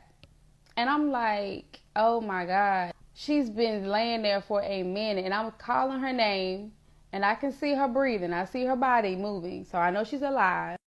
So I'm like, this girl playing with me. So I end up calling the paramedics, gave them the address, and they like, oh, we already got a call for the same address from a neighbor. And I was like, oh shit, like, maybe this is for real. So at this point, y'all, I'm starting to panic. My heart started racing, because she has now been out there for at least 30 minutes just laying on the ground, and I'm calling her name. And at this point, now she's not really moving that much. What's going on? They need to hurry up. So the paramedics finally arrived. I'm like, whew, okay. Like, girl, trucks everywhere, red lights. And so my mom is not right next to me, and she's like, what's that? What's going on? I was like, I said, this is Kay. She on the porch, like she fell out. And she was just like, baby, Mama T wasn't buying it. So my mom, she calls me by my first name, not my second name that everybody else called me by. And she's like, LaTonya, come on now. Kay playing with y'all. Don't let her play with your head. Y'all, at this point, I'm like, can you please be serious? Because what is she for real?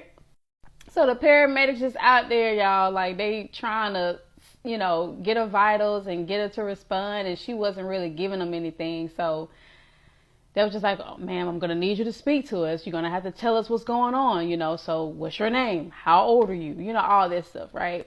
So I end up turning on the Ring camera so I can speak to them. Hey, that's my partner. Gave them the information for her and everything. And so they, put the little stuff to her, and they were just like, well, her vitals are good. She's more healthier than me. Girl,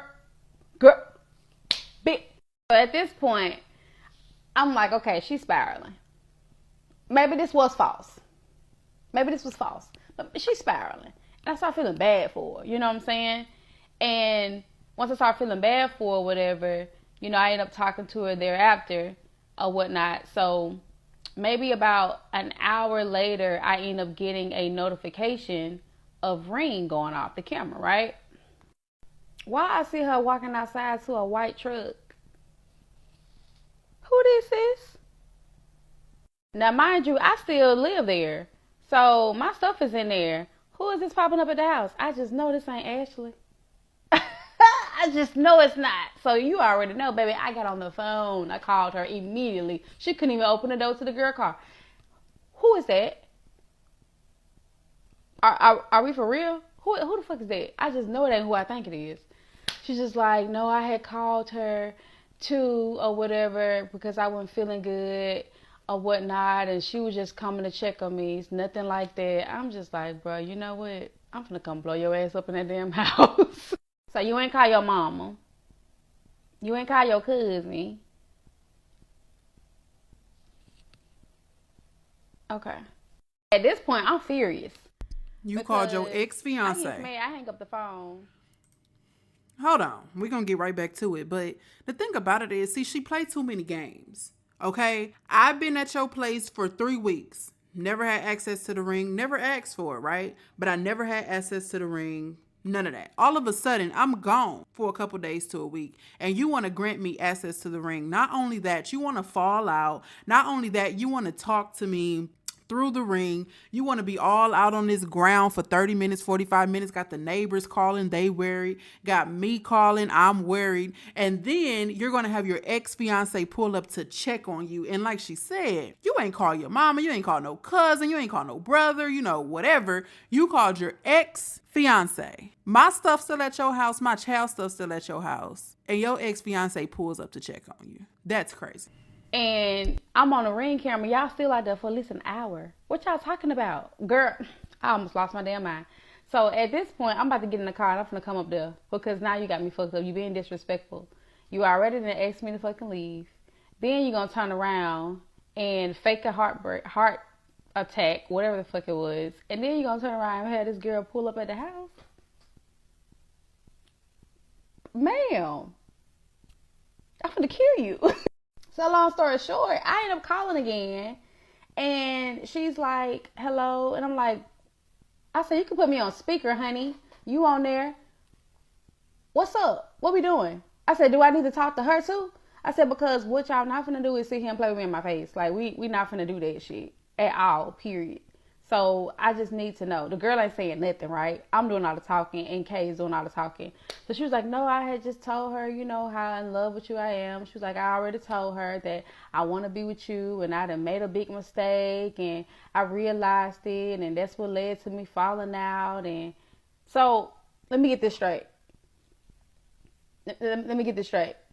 You fell out. You called me. You called her. She came to check on you, and she's sitting in the car listening to you talk about how much you so in love with me, how you so sorry, and how you trying to get me back, and how you trying to reverse what the hell you.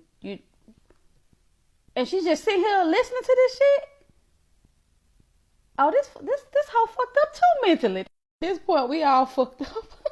At this point, I started to realize that I was in a movie. Okay, because ain't no way this is real. Fast forward. I ended up coming back to the house because all my stuff is at the house. I got to come back. I ended up coming back to the house or whatever. So that's how we got to the beach trip, because that was her way of saying, oh, we need a fresh start.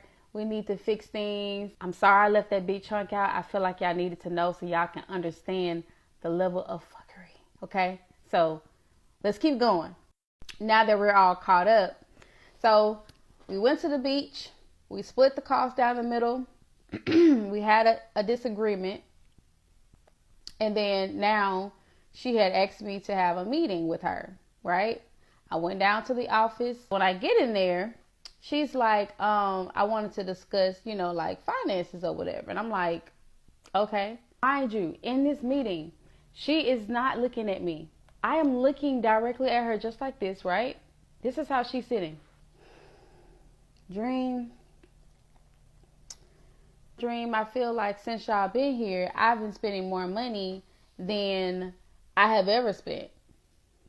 How? Like, you know what I'm saying? She was like, well, you know, when we go out and do this and do that, I was like, well, Kay, that's because that's what you want to do. And I was like, this beach trip, that was your idea. You know what I'm saying? So I was just like, if that's putting you in a bind, that's not on me. I paid my part. You know what I'm saying? And that's when things completely went left. I'll tell you about it in part 10. Hey y'all, welcome back to my video diary from trust to trauma, dating my therapist, part 10. Let's hop right into it. All right, so remember we had a meeting. In the meeting, she told me that she wanted to discuss finances. She needed rent money from me by next week. Next week? What are you talking about, right? Like, I'm not really understanding, because the last meeting that we had, you said 3 months. Now you're talking about a week. And we just left vacation. How is that so? Like, we literally spent $600 each when we went on vacation to Florida. So how all of a sudden you want me to no, ma'am. No. Let me off this damn ride. So I got mad. I didn't want to hear nothing else. I was over it, like, completely. I'm not gonna do that. You know what I'm saying? Like, I'm just gonna go ahead and just move. So she was just like, okay, cool. I messaged my group chat. I told them what was going on. And so I had support. Everybody was like, all right, cool. When you trying to move, you need help, movers. Tell y'all, everybody was on 10 toes trying to get me out that later house. So I was trying to figure out what day I wanted to move. So I had to reach out to some movers. So I thought about it and I was like, let me see if I can get the same movers I had last time. Because understand, when you're booking through U-Haul, their movers are not supposed to drive the truck. And honey, I can't drive no truck. Like, me and the truck will be in a ditch somewhere. So I end up getting in contact with the same movers, and they said, okay, let me see what date I can get. So I'm just waiting for a date, right? Kate continues to hit me up, continues to come to my office, continues to ask me all throughout the week, like, hey, what day you moving again? You got a date yet? Like, I'm talking about like really bugging at this point. I said, why? Why does it matter? Girl, me and my daughter, we was packing. Y'all know what this sound like? This sound like she has a new client and they're doing new therapy sessions and she has now fell in love again. That's what it sounds like. Because remember, she told her ex-fiance, you got 6 months. You cheated on me, whatever, you got 6 months, get yourself together. Fell in love with a Dream, and that 6 months turned into 2 weeks. Now she comes to Dream saying, I'm going to need some rent money in a week. And Dream is like, huh? Or you can leave. Dream is like, peace. And every single day after, she's like, you moving out today? What's the update? When you leaving? See? So I'm fool with people like that. Acting like maniacs, okay? We was throwing shit in bags and boxes. Like, I was packing up food, seasonings, pots, pans, whatever we came with, we was leaving with. So boom, it was move day. Y'all, like, we had everything packed up and put in the front. We did not want to have to go back into a room, upstairs, downstairs. We didn't want no mess. So I had to play the game real cool, you know what I'm saying? Like, the first time when she asked us to leave. So keep this in mind. She asked us to leave the first time, and she ended up wanting us to come back. Now, I was scared that she was going to not let me get my stuff, like my furniture and everything. So I played it cool until I was able to get my money up and get everything together. So when the last straw had came, she had pushed that date up for me. So we got everything loaded onto the truck. We were headed to Birmingham so I can put my things in storage and then head to my mom. So a whole month went by. I did not talk to Kay. I did not text her. I did not call her. None of those things. But she eventually reached out to me. She reached out to me basically stating that she realized where everything went wrong. She realized that she was still broken from her previous relationship and how she never really gave herself the opportunity to feel what she felt at that time. So I unfortunately got dragged into it. She said she had begun therapy. She's been doing a lot of self-care, and she realized that she was a problem in the relationship. She had not mentioned anything about her being wrong to even attempt to date her client. She was talking about her put me out.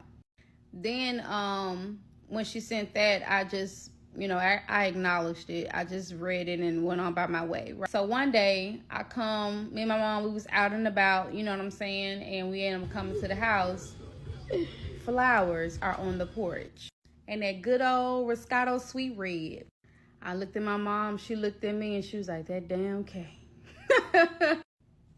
So a month after we had moved, it was like August at this time, my daughter, her birthday was coming up, so I had just took her to get her hair done. So I get a call from a number that I don't know, and to my surprise, it is Kay. So I answer the phone, and I'm like, what's up? You know what I'm saying? And she was like, hey, I was just calling, how's everything going? And I'm like, everything is good. Everything is good. So she's like, oh, okay, well, that's good. She was like, I know Zai's birthday is coming up. I had promised her before y'all had moved out or whatever that I was going to give her a birthday gift. So you ain't got to tell her it's from me. It's already on the way. You can say it's from you. It's completely okay. I just wanted to go ahead and send it since I had already bought it. And I'm just like, well, I mean, you didn't have to do that, like it's good. I'm like, girl, you didn't even have to do all that. Like, you're still trying to find a way to insert yourself. You continue to do it. So the gift came. It was some gift cards, a bunch of them, to all the favorite spots that my daughter likes. So I definitely didn't tell her that it was from Kay. I said it was from me. Happy birthday. Enjoy. And that was that. Like, I moved on completely from it because at this time, I'm not even going to let you win, okay? You're trying too hard. So we went back to no contact because no, ma'am, I need to heal. I need to focus on me. I need to do what I got to do because now I got to figure out my life again. So one day she hit me up via email, y'all. So she's like, hey, I was just reaching out because I wanted to express some things to you. I've been thinking long and hard. I've been writing to you every single day in my journal. And I just wanted to share some things with you. And I'm still reading the email. So as I go down the email, she's like, I realized that when we were living together or whatever, we had moved too fast. clearly. So she said her ex had planted some bad seeds in her mind about me, saying things like I'm a demon, I'm a witch, and I use magic to pull Kay away from her. Pause. I'm flattered, but that's not what happened. That's absolutely not what it was. So she also told me that her ex Ashley said that I was after her finances and that I was trying to ruin her. So that explains why the sudden change of behavior happened. But ma'am, you was swiping your debit card like it was credit with no limit. And I never asked you for anything. So she basically was just like, she really hate and she embarrassed that she listened to her ex and her ex got on her head. And first of all, baby, when you was talking to your ex, when was this? So she ends up reaching out to me again, like, hey, I'm going to be coming to Birmingham or whatever for something, and I was wondering if you wanted to go get a light lunch, no strings attached. I just feel like I owe you an apology face to face for everything that occurred. Why I said yeah? When I tell you I heard she was going to be in Birmingham and I looked up, I said she finna go on this motherfucking date with her. Why did you say yeah? Let us know in part 11 why the hell you said yeah. Here we go again. Welcome to part 11, From Trust to Trauma. Dating my therapist. Let's go. Let's talk about me saying yes to the date, shall we? So yes, I said yes to go to lunch with Kay. Now this wasn't no ordinary lunch. We always did things that was super cute, so we decided to do a picnic. We went to Publix, we got sandwiches, our favorite chips, some water, and we set up outside. This was supposed to be a friendly date, no strings attached, right? So we out there sitting down or whatever, and soon as we started to open up our sandwiches, a dark cloud came over our heads, and I heard some thunder. I said, I know you fucking lying. We out there trying to grab the blanket and put all the food and snacks back in the bag. But baby, that rain completely shut it down. So we decided to change destinations and we agreed to go to Barnes & Noble. So before we went to Barnes & Noble, we swung by Starbucks and got my favorite Frappuccino. The whole point of this meetup was for us to catch up and to acknowledge everything that had happened up until we got kicked out. So, she's asking me, hey, how you been?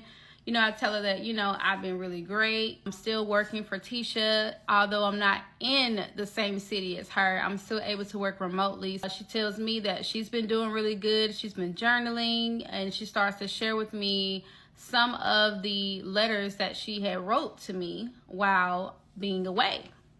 So I was telling her all about Tisha and how, she had got admitted into the hospital.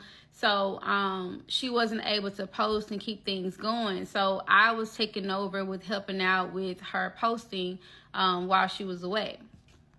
So she was telling me that, she was very proud of me and everything that I was doing, and that I needed to consider possibly opening up a second stream of income just in case things started to go downhill with Tisha's health. I needed to make sure that, I always had something else coming in.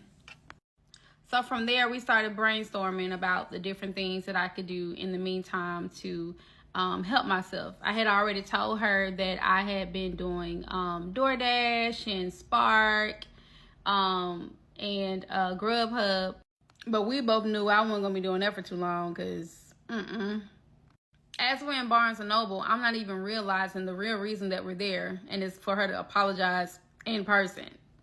And we done went from that to her being my accountability partner. Like, what are we doing? So the weather seems to slack up. There's no more rain. So we decided to leave Barnes & Noble and go back downtown, where we just started walking on the south side of the city. So as we walking down the south side, we end up coming up by this real cute restaurant. And as we were peeking in, the owner had came outside. Looks like he was smoking a cigarette. And he was just like, hey, y'all coming in here? And I'm like, oh, no. So, yeah, mind you, this is what I had on. I just had on like a t-shirt, you know, a little 2 pom-poms in my head, looking like a big kid. And I was not ready. I purposely dressed like that because I wanted to make sure that it was friendly. So he's like, oh man, y'all should really come inside. I'm like, oh, you know, and she's like, oh, we can change, you know what I'm saying? If you want to, we can come back and check it out. I'm like, okay, yeah, sure, we'll come back, you know? And he's like, oh, you sure you're gonna come back? And we're like, yeah, we're gonna come back. So she had a whole set in the car, like a whole outfit. And I was just like, you was prepared, huh? So we went back to my mom's house or whatever, and I showered and got dressed. So my mom, you know, she comes in there where I'm at, and she's just like, okay, like, what?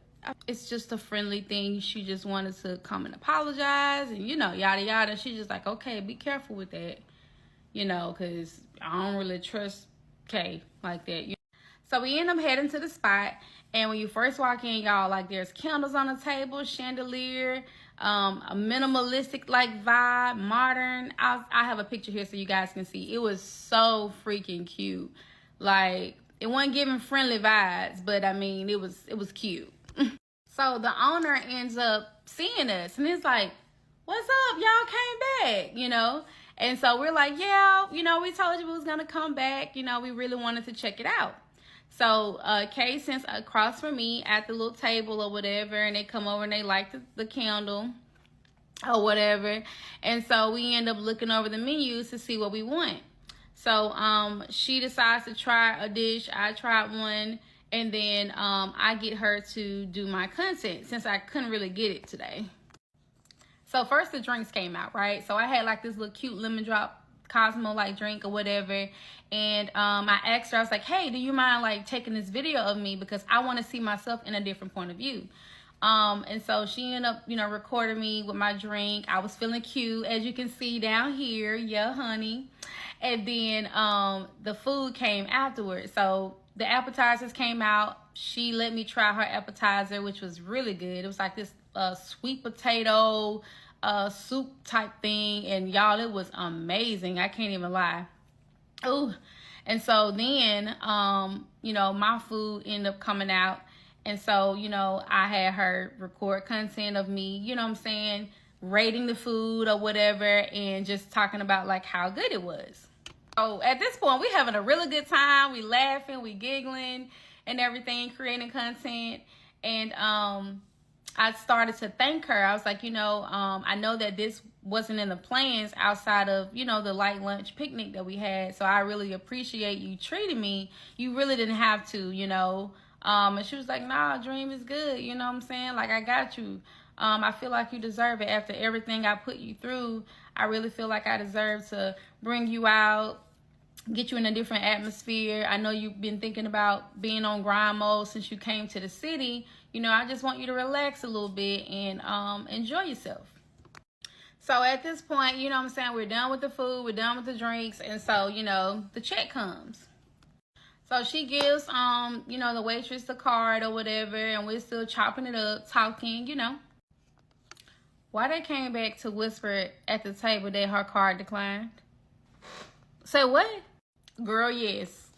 I'm sitting there at the table like, I just know. I just know. It's a mistake, right? You got another She's card. trying to get that She's in there payback. going through her wallet, you know, looking for different cards or whatever, and I'm just like, you kidding, right? she's like, I freaking left, like, you know, my main card or whatever at the house, rushing, and, you know, so all she had was like another card and like her Cash App card or whatever. So she tried another card, it didn't work. So she's, at this point, I can tell she's embarrassed. You know, she's feeling away. And my card was actually at home. I had money to pay for it. And she was saying that, you know, she would have paid me back, but I didn't have my card with me. That was the thing. I had left all of that. Remember, it was supposed to be just a picnic, so I didn't think that we were going to do everything that we did. So I didn't bring anything like that. So, yeah. I wasn't mad at the fact that, you know what I'm saying, the card declined, because, like, you know, things happen. You could have it locked, or, you know what I'm saying, maybe you need to do a transfer. Things happen. We've all been there, right? The reason why I was really mad is because for so long I have been telling you, why don't you know what you have before you walk up into anywhere trying to purchase anything? Why are we still swiping without knowing what's there? After the third card being tried, the waitress comes back to the table like, your swiper ain't swiping. Okay, let's figure this out. So she ended up getting in contact with...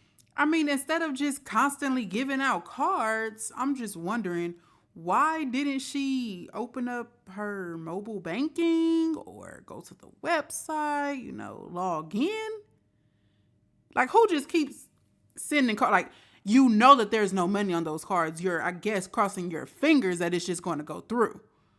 Like, I wouldn't even give nobody a chance to swipe my shit 3 times with 3 different cards, because I'm going to know what I got or what I don't got. Now, if you need to take my car and I sit at this table and you take my car and go get your wallet and I pay you back when I get to Montgomery or whatever the case may be, that's what needs to be figured out. But you just constantly sending cards, it just don't make no sense. But hey.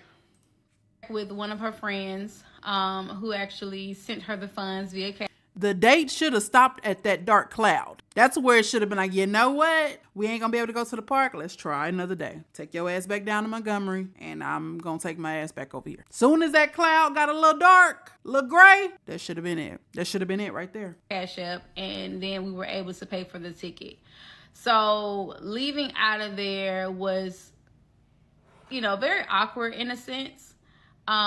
Because of the fact that she was embarrassed, right? So she was kind of quiet, you know, on the way to the house for the most part. She was dropping me back off at home to my mom's, you know, and we went on and, you know, said our goodbyes or whatever so she can go back to where she was or whatever, and I go back to where I was. So at this point, I'm just wondering, should I keep this going or should I just leave this where it's at? Find out in part 12. Y'all, this is part 12 from Trust to Trauma, Dating My Therapist. Let's go. So I came back to the house. My daughter was there and she was asking me, you know, how everything went. And I told her that, you know, Kay and I just caught up. And so I was asking her, I was like, so how do you feel about Kay? I mean, she was just like, I think Kay is a very nice person as far as how she help us. But I equally feel as though she's very sometimeded. She was like, she's hard to figure out. One day she's okay, the next day she's not. So I don't really know about, you know, being around her like that. And I was just like, that's fair. I understand. So I was like, do you think that people can change? My daughter was like, no, I don't think so. I think she's just who she is. And so I was like, damn, okay. And I was like, so you don't think that people actually can get better? She was just like, I don't. And it was so scary for her to say that because I was like, well, there are situations where, you know, I do things or I have done something, but I become better at it, you know, and I've changed. And she was like, yeah, but this is different. And I just left it at that, child. So my daughter also mentioned the fact that when we first was going to move to Montgomery, we were moving in with Kay and her cousin, Shay. So remember, Shay did nails at the house.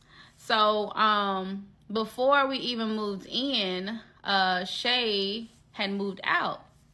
Now originally Shay had moved in because there were problems going on with her and her mom, and she ended up moving with Kay, and Kay agreed to have Shay there to do nails set up in the house. So after a while, Shay had become very popular with her nail business, and so there were so many people coming to the house, like back to back, guys, girls, a whole bunch of teenagers. And so Kay was just like, you know, I don't really know about this. And so she addressed it a couple of times, and it apparently had gotten better. However, Kay was just like, you know what, I'm just gonna close the nail shop. So that occurred. The nail shop was closed, and so Shay just stayed there. After like a little while, like she told Shay that she needed to call her mom and that she needed to go, like just like that. Now Shay was paying to have her nail shop there or whatever.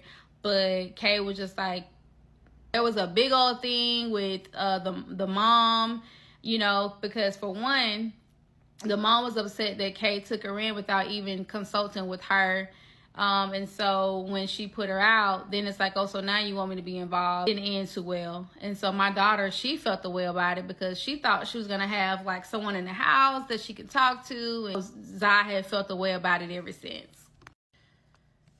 So the whole conversation just had me thinking like real hard because my daughter definitely had a point. I didn't even think about it like that. Like, dang, she sure did kick her cousin out.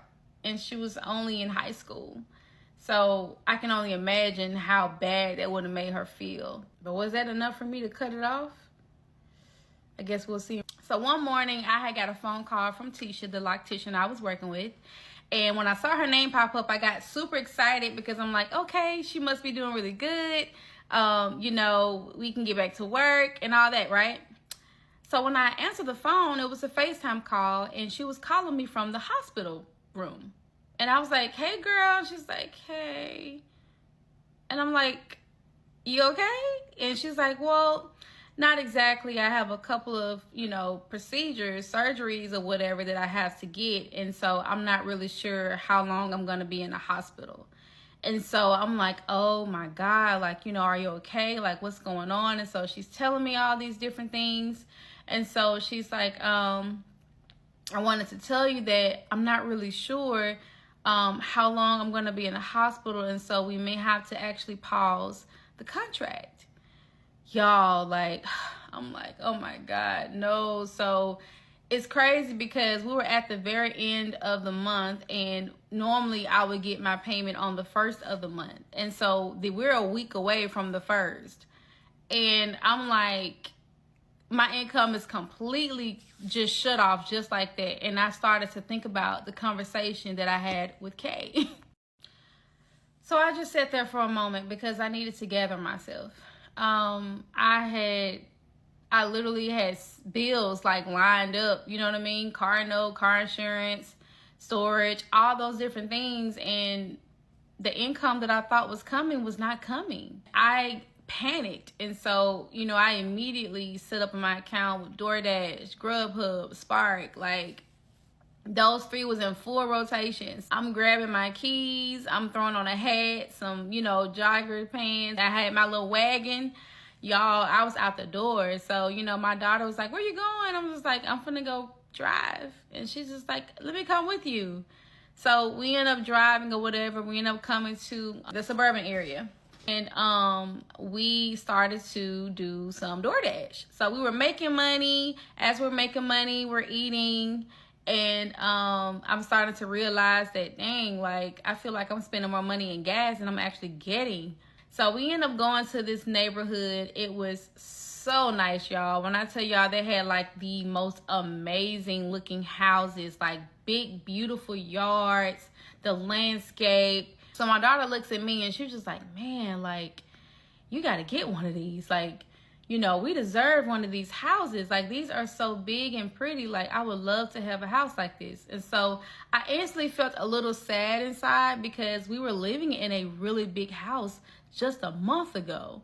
At the same time, I'm like, you know what? You're right. We deserve our own house. Now, I'm also equally thinking about my finances. I'm like, girl, you ain't got that credit. You don't have that down payment. You don't have that history. You don't have no pay stubs. We should not be thinking about no house. So I was just like, you know what? We are going to get that house. I was being positive about it, you know, and we just moved on from that. So after we got done driving, I went back to the house and I saw that I had a text message from Kay.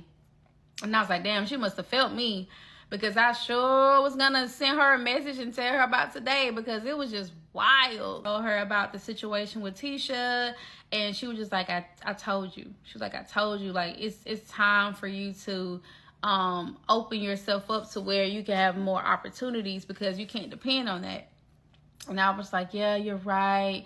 And I was telling her how I was driving and how, you know, we were looking at houses and how I just got so depressed at the same time. And, you know, she was encouraging me, although we're not even going to talk about it.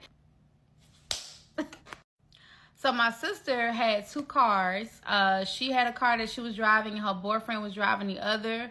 However, she ended up having to take it from him, honey, because he wasn't paying the car note. It was a mess, okay? So we're not going to get into it. But I had remembered that Kay told me that she had did Turo sometime before in the past when she had multiple cars. And I was thinking like, well, could I do the same thing with this one? Like, you know, it'll equally help my sister pay her car note, but I could also make a profit off of it. So I thought about that. So Kay was telling me how to do it, set up my profile. We took pictures of the car. This is the car that I set up on Turo. I was super excited, y'all. I had went and got the oil change. I had cleaned it up, vacuumed it. I got it ready. Long story short, it did not get booked. So we on the plan C. I'm like, oh my God. So I'm sitting here like, oh my God, like what do I do? So Kay and I, we on the phone. She helping me brainstorm. So she was just like, Dream, what is it that you want to do? Tell me everything that you have an interest in doing. So I'm like, okay. I was like, well, I'm a really good interior designer. I can design the hell out of a space. I've always wanted to do real estate. She was like, stop right there. You can do something with that. And I'm like, where's she about to go with this? Like, what she got up her sleeve? Because I ain't coming back to Montgomery. That shit dead. So she was just like, I'm about to be on the way. I think I got it. And I was just like, about to be on the way for what? Like, she was the type of person, she was very impulsive. Like, she'll jump at anything. Girl, comes down to Birmingham. She picks me up, and I'm like, where we going? Just like, just ride. And I was just like, where are we going? What are we doing? And she says, we're about to go and look at properties. And I'm like, properties? What properties? At this point, I'm intrigued. But I don't have time for no foolishness. But of course, I wanted to see next part. Hey y'all, this is... Before she get into this next part, I'm just really curious as to, and y'all let me know, because I haven't been through it. I haven't dealt with it, okay? And I don't think I will deal with it. Only time could tell. But why, after you've been dealing with somebody, right? Let's just take her case, 100%, since we're watching it, right? You met her, she crossed, first of all, she overstepped her boundary when she got access to your personal information and contacted you. This is your therapist, right? She got your personal information and she contacted you. That's red flag number 1. You crossing boundaries, bruh. You doing too much. Then, okay, she got an arrangement with her fiance, ex-fiance, whatever, that she has to be moved out in 6 months. Then she confesses her love to you and she tells her ex-fiance, you got to go immediately. You got 2 weeks to find a job and get out. Then out of nowhere, she tells you she think it's best for you to get out of her house. But then she takes that back and say, you know what, I was tripping. So you stay. Then she comes and tell you, oh, I want some money from you to help pay for some of these bills, and basically kicks you out again. She's not only doing these things to you, she's doing these things to your child too. At what point? And we're going to obviously see at what point for her, because allegedly this whole thing is a done data. But why does it take so many times for people to hurt you and cross you? You know, like I say 3. The first time it's like, okay, I corrected you up front. You ain't know no better. I'm going to say you ain't know what you was doing, what you was saying and all of that. The second time it's like, all right, let me kind of check myself. Are you sure this person is worth boo-bop to woo-wop? And then that third time, I'm going to check myself and I'm going to check you and I'm going to dip. Why is it 4, 5, 6, 7, 8 times? Especially when kids are involved. I just don't get it. Y'all let me know in the comment section. I like to talk, not tussle. I'm just curious to know. Let's get into 13 now. Let's go. Hey y'all, welcome back to From Trust to Trauma, Dating My Therapist, part 13. She was just like, well, I have a list on Zillow and I am sending you them now. So while I'm driving, you're going to be looking at them. So we end up looking at quite a few different properties. Some I like, some I didn't. And I was just like, well, I mean, to be honest, like, I don't even have the credit for this. I don't even have the income for this. And she was just like, Dream, I know that. That's why I'm going to put it in my business name. And I'm like, okay, I'm not understanding. She was just like, I'm going to get the property. You're going to turn it into an Airbnb.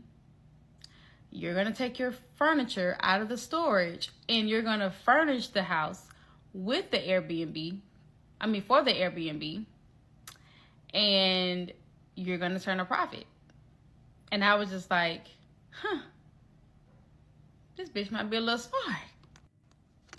So she was really good with solutions. She would, for a moment, she might be stuck, and then she'll be like, all right, bet, this is what we're going to do. She was always like that. Even though I viewed it as impulsive and it was scary, she had no care in the world. Like, she was a go-getter. Like, when I tell you, like, no fear whatsoever. So we ended up getting to this one place. It was like a tower, like, apartment or whatever. So many different floors. And when we went inside, y'all, it was beautiful. Whew.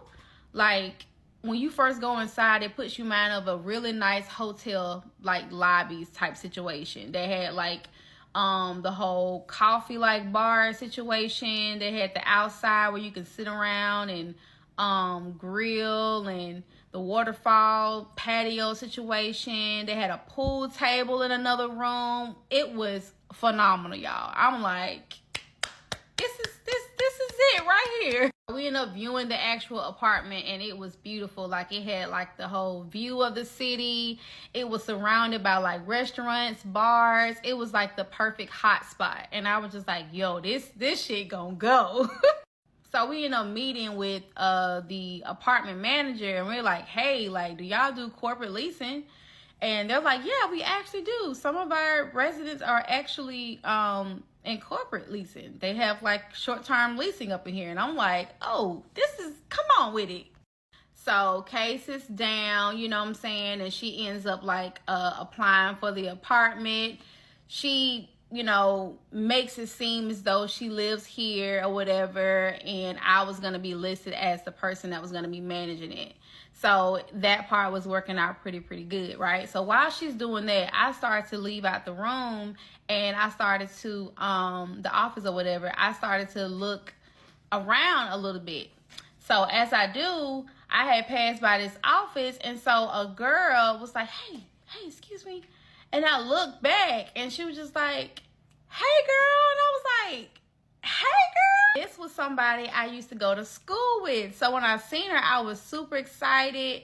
I was like, girl, hey. She's like, what you doing here? You live? I was like, oh, no, we're actually looking at getting an apartment here. She's like, really? So that'll be good. Like, it's real cool around here. You know, I'm the security here. I was like, really? She was like, yeah, girl, me and my mom works here. We both do security. And I was like, that's what's up. And I was like, yeah, I was thinking about getting an apartment here because I was wanting to do Airbnb. And she was like, oh, really? I was like, yeah. And she was like, well, girl, like, that's what's up. She was just like, it's some people that already do it here. And I was like, yeah, I heard. And she was like, well, if you ever need help, girl, let me know, because me and my mom got a cleaning business. And I was like, girl, shut up. Because put your number on my phone. Because at this point, I love that. It's given it's meant to be. I love that. Wait, so I can get an Airbnb in a hotspot, manage it, don't have to clean it. Baby, sign me up. So Kay finishes with what she's doing. I tell her about me meeting up with my old classmate, and when she says, so Kay is like, okay, hell yeah, like that's lit. Like that's perfect. So we end up finishing up with that. She had put in the appointment, not the appointment, but the application. And that was that. So we had waited like weeks. And we had been calling up, following up. And then them folks would never follow up. We ended up talking to the manager of the manager, like, still. Application denied, like them 3 cards at that restaurant. No follow up. And we're just like, at this point, it seemed like it just fell through. And so I'm like feeling like, like, you know, kind of giving up on it. Like, okay, whatever. It just, maybe it's not meant to be, you know? So we didn't completely give up. We kept riding around looking at different buildings and apartments and stuff like that until we came across one that was like a tower as well. It was super duper nice. It had like a rooftop situation, and it had like city view that was wrapped around the building. Like, when I tell y'all, it was fire. But it was super expensive, and so that meant that the profit margin wasn't going to be that great to do Airbnb with. However, it was still in that same hot spot that the other one was in. But I just knew it wasn't going to be a good fit for Airbnb. Plus, they didn't allow it, So we decided to end our search for the night, and we were just gonna, just wait it out and wait for them to contact us back, the previous apartment that we had applied for. So a couple days later, Kay had called me and told me that she had booked a tour at the apartment. And I was just like, well, what apartment? She was like, well, remember the one that I was looking at, the last one? And I was like, with the one with the rooftop that was expensive? She was like, yeah. I was like, oh, okay. She was like, I'm actually on the way to Birmingham now because I have a tour in like, in an hour. And I was just like, well, why you didn't tell me? I could have, got prepared, got dressed or whatever. And she was like, I mean, you still can go if you want to or whatever, but I don't know, that want to type thing made me feel like she just wanted to go without me or whatever. Maybe she just wanted to go ahead and handle business as such. And honestly, I ain't want to hold her up. So because it was so short notice, I knew I wasn't going to make it. So I was just like, well, you go ahead, look at it, take some pictures, or just let me know how I was or whatever, and we'll go from there. So she ended up calling me back like an hour later, maybe not even an hour, maybe 45 minutes. And she was just like, hey, I applied for the apartment or whatever. And I was just like, oh, okay. I was like, so you gonna do the Airbnb or whatever? She was just like, I'm thinking about it. I just wanted to see, if I can get approved, because the other place was just taking forever. So I was just like, oh, okay, cool. So we ended up hanging out a little bit after the tour, and then she ended up going back to Montgomery. So she called me or whatever like a couple days later and was like, hey, she was like, I got approved for that apartment. And I was just like, what? That's crazy. Like, I wonder why these other folks taking forever. So I was just like, okay. I was like, so what we gonna do? You know what I mean? And so she was just like, well, I'm gonna go ahead and take the offer to get it or whatever. And I was like, okay, so where do we go from here? And she was just like, well, I'm gonna live in it. Bitch, this just got too motherfucking juicy. I'm gonna catch y'all in the next one. Now, I had said in my head, okay, after this one, we gonna go ahead and shut it down and shut it off. But I don't even think I can leave myself hanging like this, let alone y'all. So we gonna get one more in, because did he just say he gonna live in it? Are we not talking about building the Airbnb, making that money, live in it? You gonna live in it? Kay sound like her name start with an L and end with an N. Hey y'all, welcome to part 14 of From Trust to Trauma. Get to Dating it. My therapist. Get to it. Let go. Let go. Did she just say she moving to Birmingham? Hold on, maybe I wasn't hearing this right. From house to apartment? You moving? I said so. Wait. Hold on. You're moving to Birmingham? Like moving out of your house into an apartment here in Birmingham, like 10 minutes away from my mom? What the is you smoking? I'm like, you gotta walk me through this, because what happened? We went from looking at properties for an Airbnb opportunity for me, and you done fell in love with this apartment, and now you want to move here? I'm so confused. Like, please help me. So she's like, yeah, I always loved Birmingham. I went to college there, and, I've always wanted to live in like a loft type situation where I had city views. The apartment that I'm going to be in has a city view that's actually stretched from the front to the side. And so I'm like,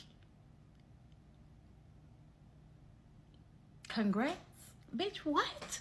I don't understand. I thought that I don't even know what I thought. I don't understand. Why are you moving here? I said, because of me? No, because of you. Like, I always wanted to move to Birmingham. This had nothing to do with you or whatever. And I was just like, okay.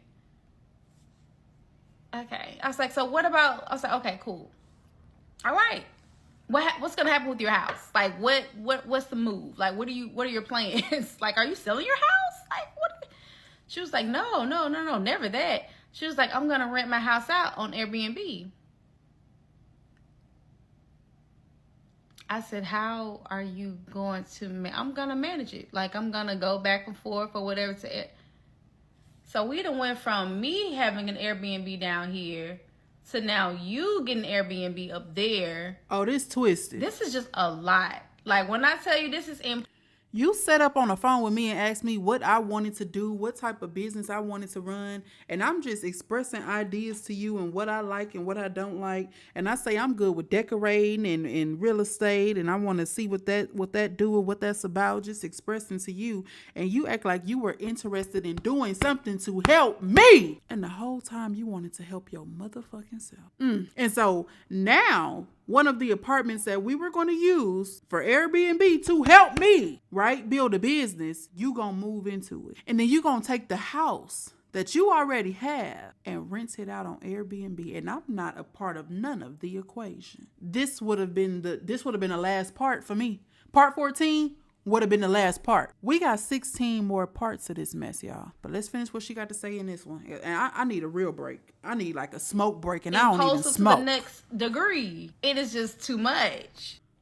So she's like, we can still look at properties or whatever for you or whatnot. I just fell in love with this apartment, and that's what I wanted. And I feel like I deserve it. I work hard. I make good money. So that's what I'm going to do. Okay. Oh, and that's what she did. She absolutely moved into that apartment. She rented her house out on Airbnb. That's exactly what she did. Now, before she even created her listing for her Airbnb or whatever, she asked me if she could pay me to design a room in her home for Airbnb. She said pay, so I said yeah.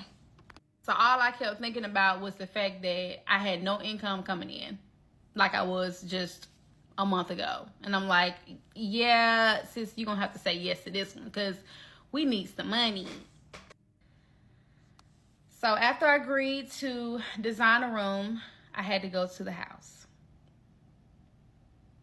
I did not want to go to the house because it brought back so many memories and so much trauma. But I went back to the house. Went to the house with her, and I had this app where you can actually scan the room, the outline of the room, and I used that to create the full 3D design of the room, which I may show. I'm not really sure. But if I don't, I'll just tell you guys, I designed the room using an app, and we went and got everything that was created in the app with the furniture and everything from Amazon and created an exact replicate of that. That exact design is what blew her up on Airbnb. She was like one of the most top booked places in her area because of that room. She did pay me. So that helped out with my finances a ton. Now, still at this time, we are not in a relationship. We are, I don't know what the hell we were, but everything was almost like a business transaction. So we was almost like business partners, if you was to look at it like that, right? So we had everything set up for the Airbnb. She had it rolling. What we would do from time to time when it needed to be cleaned, we will drive to Montgomery, we'll clean it. She would pay me for that. And then it'll get booked, you know, sometimes months at a time or weeks at a time. And so we didn't have to go there that often. Everything seems to be going okay. Everything seems to be going well. I noticed that with time, we didn't argue much. We didn't have any issues. It was a lot better because she was where she was, I was where I was. And so that was something that she brought to my attention. She was just like, you know, I feel like ever since, you know, we had separated, I feel like we are a lot better in terms of our relationship and our connection. Like, you know, maybe it wasn't meant for us to live together. Maybe it was meant for us to be in separate places because we've been getting along. Everything has been great. You know, like I've been doing better with my finances. You know, I've been able to take your advice and making sure that I be careful about my spending. Those were her words because she was bad with spending, y'all. She had money, but she just could not organize herself at all. So she brought to my attention that, you know, we have been doing really, really good. It's like we haven't argued, we haven't disagreed or anything. You know, everything been pretty smooth for the most part. And I was thinking to myself, like, yeah, she's right. We actually have. And she was like, I think that the main issue is that we just moved too fast. You know, we wasn't supposed to move into the house together that quickly. We didn't give ourselves an opportunity to get to know one another. And I feel like this is a fresh start. You know, it's like almost a new relationship, a new connection where we're taking the time to get to know one another.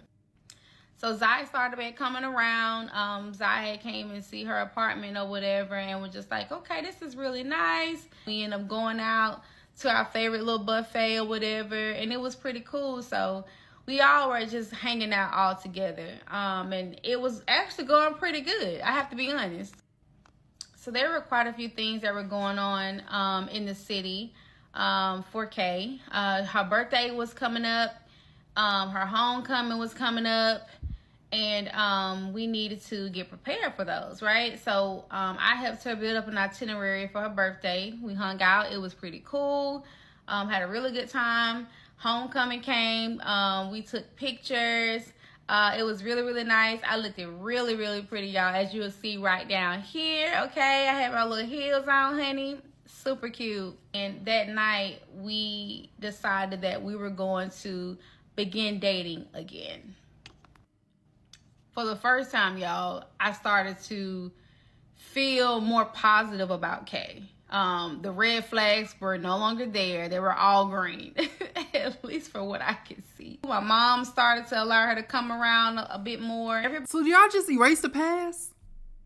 Y'all just be like, fuck it. Like she said, well, no more red flags. Everything was green. Y'all just say, fuck the past. Is that what happens? Is that kind of how it works? You get all bubbly and googly-eyed and then everything a motherfucker did to you in the past is just gone? Is it just me? Am I tripping?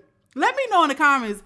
I don't want to tussle about it, but let me know, like, correct me. Be like, King, you doing too much? Like, yes, it happens. It is what it is. But I want to know the reason behind why it happens or how you guys allow this to continue to happen. Like, this person wouldn't have no access to me. Like, why isn't this person blocked? Are you really just that desperate for attention? Like, I'm not calling her desperate. I'm just asking. I hear about it too often where a person has done someone else so foul.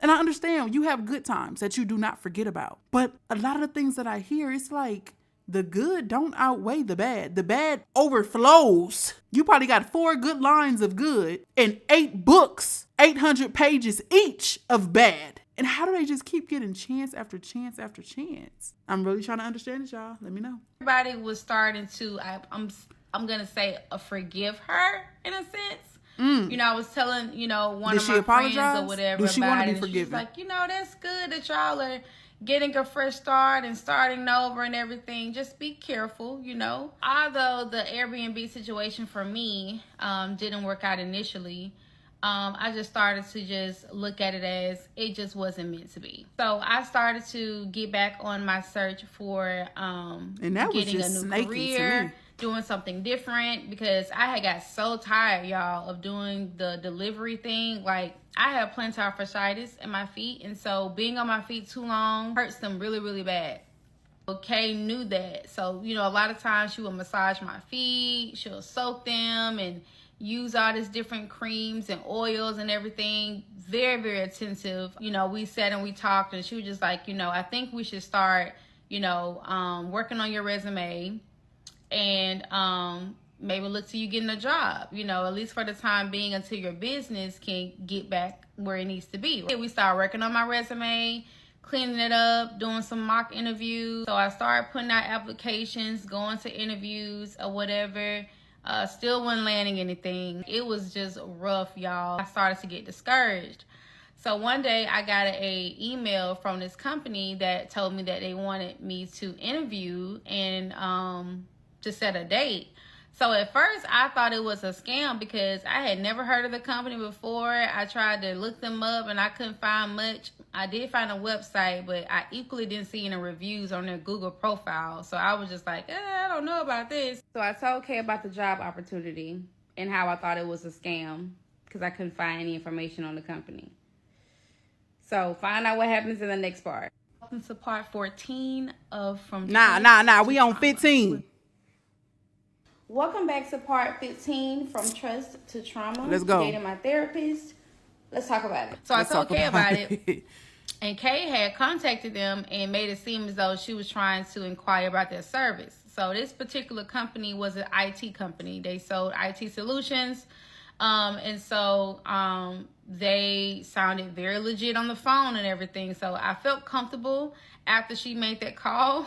So after that, I ended up reaching back out to them and letting them know that I wanted to do an interview. So this job paid amazingly well, and it was giving boss bitch vibes. So I had to come with it. So I told Kay about it, and Kay had contacted them and made it seem as though she was trying to inquire about their service. So this particular company was an IT company. Sounded very legit on the phone and everything. So I felt comfortable after she made that call to pretend that she was looking for services. And so after that, I ended up reaching back out to them and letting them know that I wanted to do an interview. So I got set up for an interview and everything. The position was for an IT administrator, channel services manager. Okay. Yeah, it was like 2 titles in one. And so this job paid amazingly well, and it was giving boss. I had to come with it. So Kay is super excited for me. She was like, okay, well, come on, let's go. And I'm like, where we going? She was like, we're going to go and get you your interview clothes. And I was just like, let me say real quick too, because I haven't said it throughout the whole situation. I'm not siding with Kay at all. Kay is not cool in my eyes. Me and Kay need to have a conversation. Kay, step to the front. But nah, seriously. One thing about it, you typically find people that have the same characteristics of Kay to be a jealous type of person. They don't want to see you shine. They don't want to see you make it. They don't want to see you do bigger and better things, you know, for yourself. And Kay seems like a very, very, very supportive person of people's dreams and wanting people to be better versions of themselves. So I hate to kind of say it like this. I want to give it up to Kay for that, and really that only. She doesn't make this person make a dream feel like, oh, I'm never going to be anything, or, oh, I have to just depend on you solely. Or, you know, she never like boxed her in, or so far, because I don't know. So far from what I'm hearing, she didn't like box her in and say like, no, you sit down, you be still, you depend on me, you ask me, you wait on me. You know, it's like, if this is something you want to do, let's go out and let's try and do it now. What she did about the Airbnb thing, that's totally unacceptable. That was unacceptable. Like side eyeing the whole situation after that. But aside from that, she seems very motivating and supportive. And I liked that. I like that for her. But let's continue. Let's go. wait, what? She's like, yeah, we're finna go get you a suit. As a matter of fact, we're gonna get you a white one. A white suit. So we end up going to Macy's, and I walked in, and of course, you know, Macy's, they ain't cheap when it comes to like their suits and stuff, you know what I'm saying? So a guy greeted us, and he was super nice. He was like, hey, you know, can I help you out with anything what you're looking for? So I'm telling him, hey, I have an interview. I'm just trying to look really, really nice, you know. And he was just like, what color, you know, and stuff like that you trying to go for? So I told him, and he was like, okay, well, let me show you what colors I do have, right? So he's showing me all types of different, you know, shirts and different blouses and blazers and all types of stuff. So Kay is like, we're looking for a white suit. And so he was like, white suit? Got you. Went and got the suit. We found a top that can go underneath, you know, the suit or whatever. And I goes and tries it on, and he's just like, oh my God. Okay. You look like the CEO. And he's like, can I shake your hand? He was like, I'm serious. He was just like, whatever you do in life, I want you to know that you're going to be very, very successful at it. He was just like, just looking at you, I can completely see your whole future right here in front of me. He was like, it is so bright, and I want you to know that you're going to do great, whatever it is that you're about to walk right into. Y'all, that man had made my day. I can't even lie. It made me feel good, y'all. It made me feel very optimistic for everything that was coming my way. You know, I was thinking like, okay, maybe this is my time. This is it. Like, I had been struggling for so long. I'm finally about to get a job with an amazing salary, life-changing salary. I'm about to be in a position to where I have my own office and everything. Like, I was just so freaking excited, y'all. So I went to the interview, got the job, y'all. Okay. And y'all already know, celebrated. I was super excited. I said, finally, I have been struggling for so long, and I'm finally about to get ready to win. And I was thinking to myself, like, maybe this was all that we needed. Maybe we didn't need to live together. Maybe we needed to live separately, because that's when everything just started happening. Okay. You know? Maybe she's the one. I had just got my new job. Maybe. I had an amazing salary. I no longer had to carry groceries up 3 flights of steps. My relationship was going good. Like, I don't know. I feel like that girl. Can it get any better than this? Oh my gosh. I am so loving this new life. So with everything working out, y'all, I was thinking like, okay, I want to start looking at houses for me and my daughter, because I was ready to get out of my mom's house. I had a great job. It was time to move forward. So I started looking at houses on Zillow, and I came across an app called Rently, where you can actually book a home, put in a key code or whatever for it, and do a self-tour. I thought it was the coolest thing ever. Love it. So I got my daughter with me. We're riding around looking at houses and everything. So I started to make some key notes of what it was that I really wanted. Now, I was very grateful for being at my mom's, but equally, I needed room. I'm grown. I got a kid. I got to get out of here. So I ended up looking at houses that were spacious. I know that it was important for me to have a spot for my cat. My cat needed her own space. Like, this is Onyx, by the way. Onyx needed her own space, okay? Because I got tired of her sleeping with me. I needed my own room to myself. My daughter needed her own room to herself. And I was looking for something like maybe a lounge area where we can just like hang out and watch movies. I was so determined to do this, okay? So I was telling Kay about it. Kay actually came to see a couple of the houses that we were looking at, and she was just like, man, this is nice. One house that we were looking at, I so loved. It was a bit further, but it had like this real nice setup to where it had an in-law suite in the house. Y'all, I freaking loved it. But we ended up not going with that. We decided to stay within, you know, a local area. So after a while of looking or whatever, I decided to take a break so I can just narrow down my options. So talking to Kay, you know, she was telling me, she was like, you know, I just want you to also be mindful that, you know, you are on probation with your job for 3 months. So when I first got hired, they told me I had a 3-month probation, and then after the probational period, then I'll be hired on full time. I was already looking at houses. I was so tired of my situation, okay? So Kay is just like, I just want you to make the best decision, because I don't want you to get yourself in a situation to where, you know, you get this house and something happens, or you may not like the job or whatever, then now you're in another financial situation. And I thought, she's right. Maybe I should just slow down. So I was just like, okay, well, maybe I'll just wait for, you know, a year. Stack my money up, and then I would, you know, make the conscious decision to move on. I already knew how much I dislike Kay being so impulsive. So I was like, I don't want to be impulsive and mess myself up. Like, I have come too far. I've already in a reset. Let's just stick with that. So since I had decided to slow down, I started to plan to catch up on my car, pay off any debt or whatever, and then just save for any unexpected things that may occur. So one day, Kay and I was on the phone, and she was just like, you know, what do you want to do for your birthday? My birthday is in January, right? On the 3rd. So I'm like, I don't really know. I know I want to, like, go out of town or something, because I haven't been on vacation or anything, like, you know? And so I was like, I kind of want to go on a cruise or whatever. Okay, cruise girly. You know? And so she was just like, that'll be fun. So we end up looking at different cruises and everything. She said, so where would you want to go? She had me choose.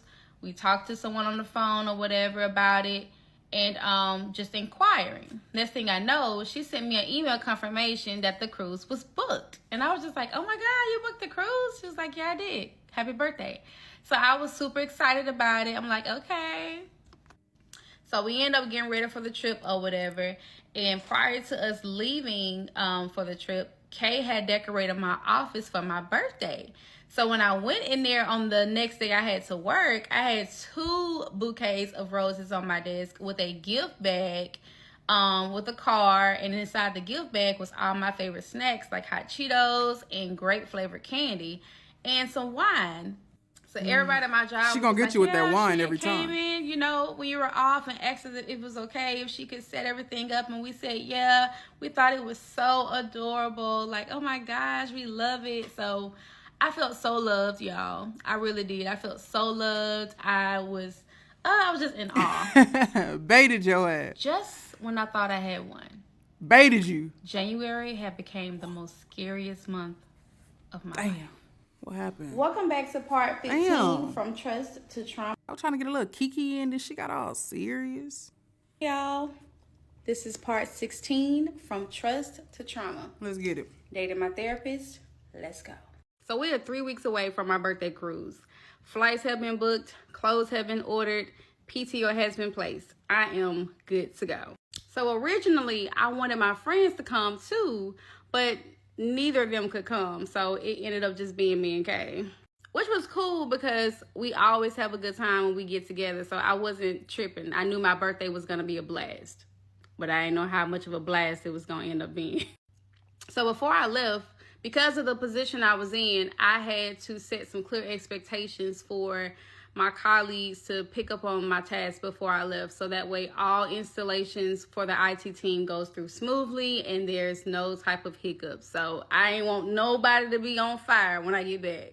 My role had recently been created, and with this being a startup company, your role isn't very specific. You kind of do some of everything. With there only being 2 admins in the office, I had to make sure that she was going to be straight before I left because, honey,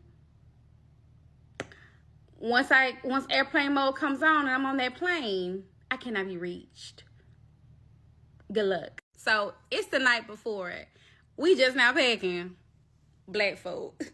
But look, we packed, we ready, we about to hit the road. So we end up getting in a car and we're heading to Atlanta so we can catch our early morning flight. Now we're going to Georgia's airport. If you've ever been to Georgia's airport, it ain't nothing to play around, baby. Get there about 5 hours early. We got to the airport. Real quick, she ain't lying, and it ain't even all about the airport. If y'all have not tuned into my couples channel on Jazz and Day TV, I will leave it linked in the description. It may be pinned in the comments, but y'all, we had a whole time on our way from Birmingham to Atlanta to catch our flight, to catch our cruise. Somebody wanted to have a whole shootout on the freeway, leaving somebody lifeless. So imagine being on time to go to Atlanta to deal with the Atlanta airport mess, and then someone wants to have a shootout with the police soon as you cross over the Georgia state line and got everybody backed up for 5-6 hours. Imagine that. But I'm gonna let you continue. But you had a point. Atlanta ain't nothing to play with. And went to security, and now we're in the section where we're gonna be getting on our flight, and we're just waiting for it to arrive. So we are finally on a cruise, y'all. We're walking around, we're eating, and then we get notification that our room is ready. So we get a room key, and with the room key, you can also set it up to where your debit card, credit card, or whatever payment method you have is linked to it. So when you make purchases while you're on the cruise, it'll just basically take from your card. Don't do that no more. You don't got to carry around your card everywhere. You just take your room key. So I hadn't planned. Don't do that no more. You can't even swipe your card anyway. Next time you go on a cruise, look, this is for y'all out there, this is for her too. Next time you go on a cruise, create a cash account and load your cash onto your card. Do not let them keep doing those holding fees and holding fees and holding fees. You will end up in a hole. I have not experienced it because I never allowed them to link my credit card to my sign and sell card. But next time you go, get a cash account. Thank me later. Plan on really purchasing much while on the cruise ship besides, like, you know, drinks and stuff. And I had brought my own wine because y'all know I love my wine. And mind you, Kay does not drink anymore, so she really didn't plan on purchasing anything unless it was like an activity or something. So we both had our cards linked, but you had an ability to block any purchases or put a limit on it so that way it wouldn't go over. So once we had that set up, we was good. Because I was like, look, I don't have time for no BS because I need my coins for when I get off this ship, okay? So we're having a blast. We're on the different islands. I'm looking cute. And I'll put some stuff down here so y'all can see some videos. I'm having a blast. I'm eating some good food, y'all. So we all on the islands. We having a blast. I'm eating everything in sight. I want all the cute drinks with the pineapple with I want all of that. The water is nice. It's real blue, y'all. I'm about to drown, but I'm having too much fun to care. It's a lady walking around. She talking about some, hey, I'm selling plates. So, you know, I had to get one, baby. She had some jerk chicken, rice, and peas. Me, please. Yes. This is like the best birthday at this point. Big money, big dream, and everything in between. So we all hot and tired. We like, I can't take it no more, baby. This heat is killing me. So we end up getting back on a cruise ship, taking a shower, and we started to look at the itinerary and seeing what was coming up. So we're looking at the itinerary, and we noticed that they had classes for like massages, facials, and stuff like that. So I'm like, ooh, that sounds like it's gonna be cool. Well, it ain't nothing else to do right now until later. Let's just check it out. So we go in. It's like maybe 15 women sitting down listening to this lady telling us to put on these creams and all this other stuff. Towards the end, she's like, just for your participation, you qualify for a heavily discounted massage. And I'm like, okay, because I love me a good massage, honey. Sign me up.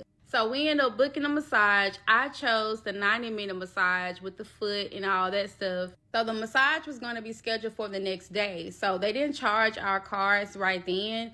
They end up setting it up to where it'll charge the next day after we got the massage. So we left and we went on to enjoy the other festivities that were going on until the massage came around the next day. Yeah, I'm so ready. I give her my phone and I'm like, girl, record me walking in because I got to put this on my social media. Baby, they finna know I'm about to get my life. So we check in or whatever. Our names is on the list. They call us to the back. We sign a couple of paperworks. They call us back into the room. We're good to go. So we're in the same room. She has her bed. I have mine. They tell us to go ahead and get undressed, lay on the table, and get ready for the massage. So an hour passed. The massage was amazing. And now it's time for us to go. So we getting ready to go up to the counter to close out, you know, from our massages. And so the lady is like, okay, so how do y'all want to do this? So she's like, y'all want me to put it on one room or whatever? And I'm like, no.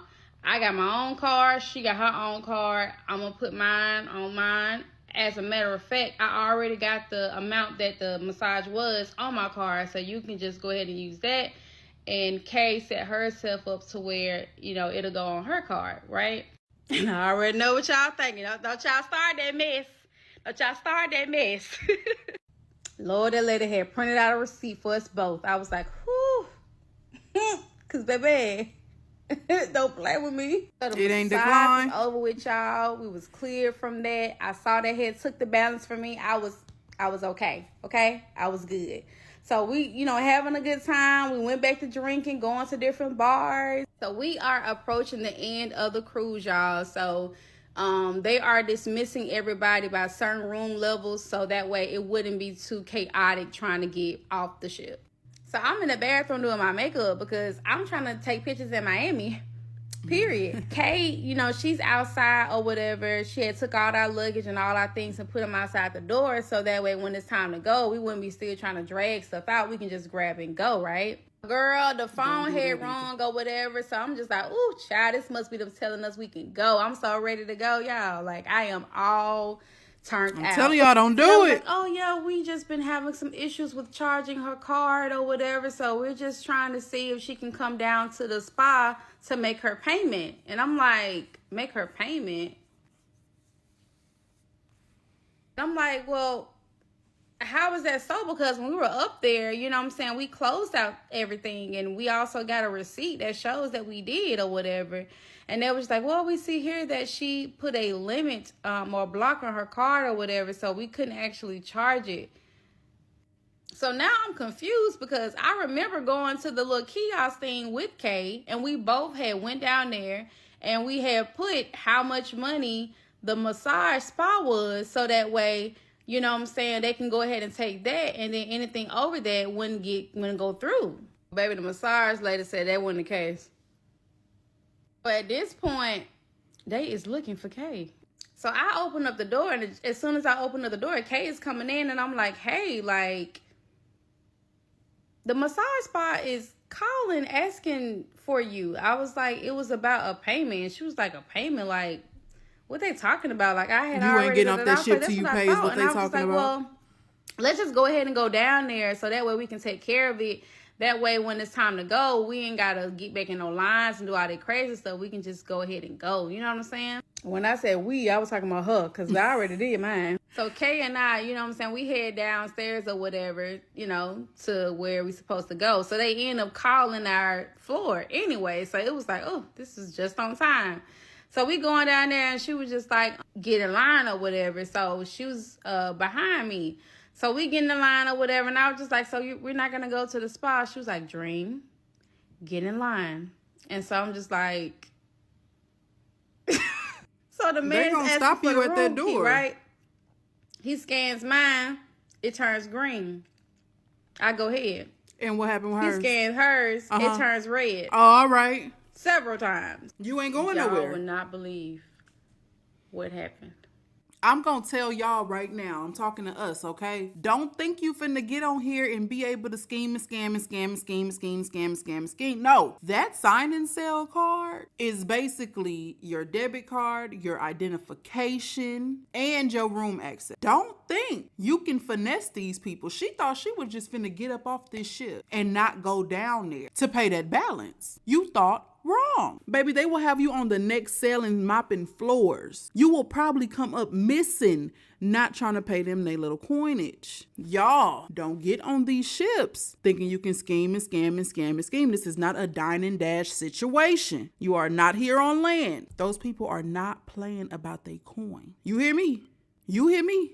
Another thing, real quick, and I know this ain't about cruising, but cruising, aside from my wife, is my life, okay? When y'all get on the ship, go to that muster station. If you don't go to that muster station, that ship will not leave. They will not serve any more food. They will not serve any alcohol until you go see how to safely put on a life vest. Okay, it only takes 20 seconds. They will call your name over the intercom if you do not get on that ship and go to that muster station. So don't play. Don't be K and don't be confused when you go on a cruise. Okay, y'all need some more tips? Hit me up. Let me know in the comment section. I got you.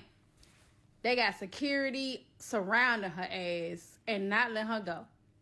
And I'm like, oh my God. Don't so play. At this point, do I turn around? No. Do I keep going? I can't leave her. You I can't. with her. And I'm definitely not finna leave her. You know what I'm saying? So I goes back in. So Kay ends up going over to the front desk or whatever. And I remember that Kay had my bag. So when they wouldn't let her leave, she had my luggage and her luggage because she was carrying both of them. So I went up to the man like, hey, Mr. Man, like, that's my luggage. And he was kept pointing at her. I'm like, I get it. But she had my luggage. So I'm not leaving without my luggage. I need my luggage.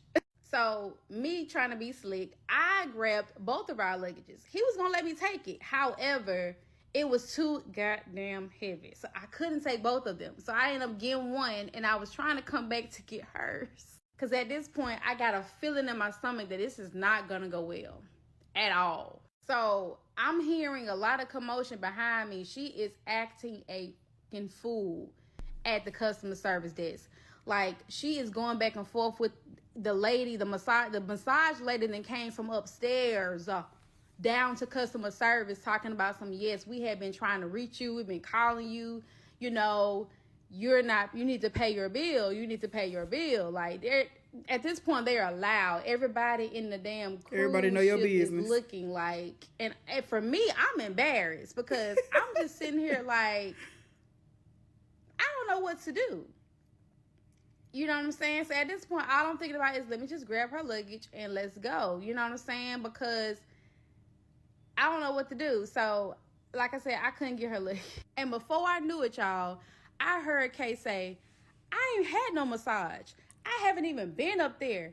I didn't get no massage. And so the lady was like, so you didn't get a massage? She said, no, I didn't get a massage. You can't prove I got a massage. You trying to charge me for services that I didn't even have. At this point, I started having flashbacks because I could have sworn you was on that table. I'm so confused because, man, when did you not go to the massage? We got it together. Like, you was over there and I was over here. Oh, hell. We talked about how much we enjoyed it. Like, I mean, was I tripping? Was I dreaming? Did we not get the massage? A dream was having a dream. Sis is the Lulu. At this point, when did we not get the massage? Because I could have sworn you were over there and I was over here. And I saw you. I recorded you. I get a text message from Kay and she's like, get the fuck out of here. And I was like, what's going on? She said, if you don't leave, they're going to keep us both. Get out of here. Y'all see my eyes watering?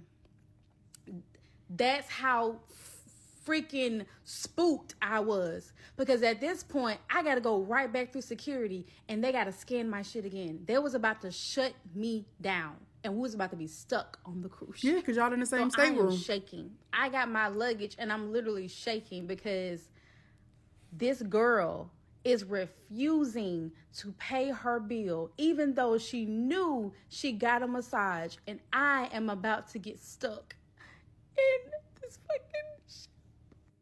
My shit turned green. I was gone. So I'm texting Kay and I was just like, oh my God, I can't leave you. Like, I'm going to just stop right here and just wait. And she was just like, just go. Don't worry about me. Just go. And I'm like, bro, I cannot leave you. Like, what are you talking about? You have to come. Like, come on. So she ain't got no money? Y'all.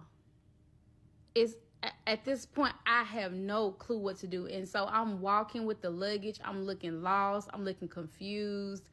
I am like feeling so numb. I'm just like, bro, I cannot believe that this cruise just ended like this. There's people that's like, oh my God, like people just... Who could be so upset after all the fun that we had? That's me. At this bitch, like, this is not the time. I'm that person. I'm like, who over there causing a ruckus on the cruise? Like, if anything, we should all be sad together because we're going home. Who is cursing out these foreign people? That's me. That's me. I ain't gonna cap. That would have been me. I would have been in line saying, oh, you can't take us nowhere. Because I know who you're talking about, but this is not the time, okay? So I gets outside. And I'm just, at this point, I'm just like shaking because what's going to happen to her? You know what I'm saying? Like, what are they going to do? She finna be on the first floor? And No. so In the I saw her gangway? come out of the door. Oh. But she had no luggage. And I'm like, where's your luggage? I didn't grab it. I couldn't grab it. And she was just like, no, it's good. She was like, when I tried to walk out the door, he snatched it from me, the security, and he told me that I better not go over a certain line. And I went over the line and he let go. And I just let the luggage go and I told him to keep it. And I just kept going. I said, so you just walked out on them folks and you left your luggage and you just kept going. She was like, yeah, that's exactly what happened. And I'm just like, what? So at this point, my phone is ringing off the hook. These people are calling, hey, have you seen Miss So-and-so? We're looking for her. Hey, you know what I'm saying? Like, is she with you? And I'm just like, no, I haven't seen her. Like, is she out of the ship? I thought she was still there. You know what I'm saying? I'm playing it off and this girl's right next to me. And I'm just like, oh my God, girl, you finna get me fucked up. So I remember that Kay had a swimsuit in her book bag because we were going to change into it for Miami. So instead of us going into the big luggage, we was going to make it easier. And I was just like, go in this corner, change clothes. They are looking for you. So she didn't let her hair down. She done changed her outfit immediately. We took her outfit. I put it inside of my luggage, right? So at this point, she done got on a little swimsuit with the little cover up. So she's not recognizable. She looks nothing like she did before she left out. So I knew they wasn't going to be able to find her. So at this point, I'm just like, so, okay, so what we doing? She's like, we about to go. Like, let's call a ride, a Uber or whatever, and we about to just go and enjoy the city. And I'm just like,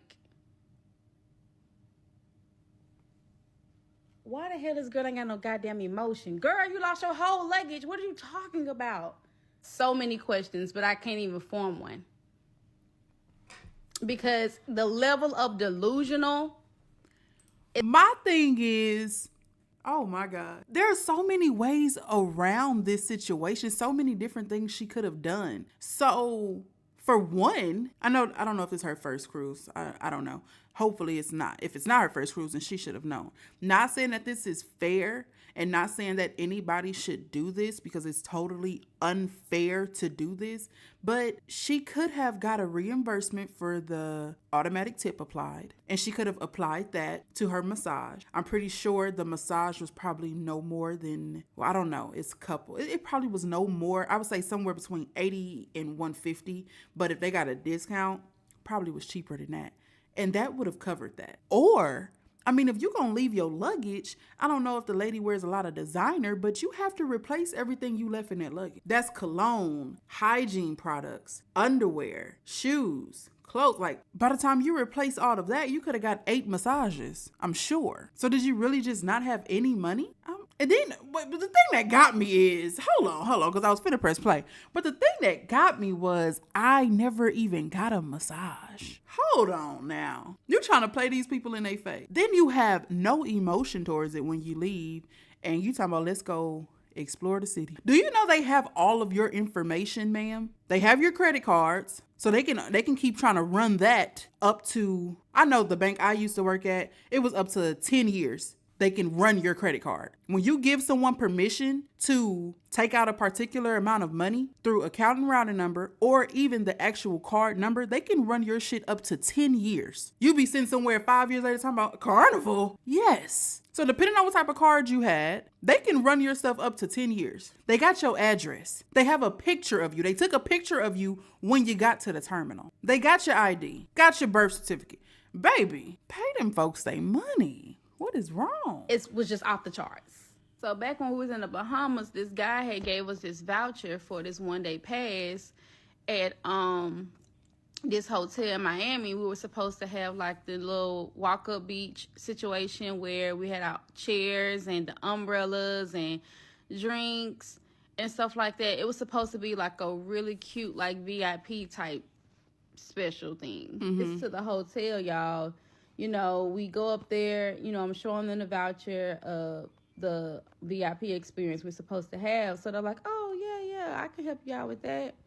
Kind of find out, we had to send in a 2-hour session in order to even get this voucher. It was like a timeshare. Going over this vacation package type thing, right?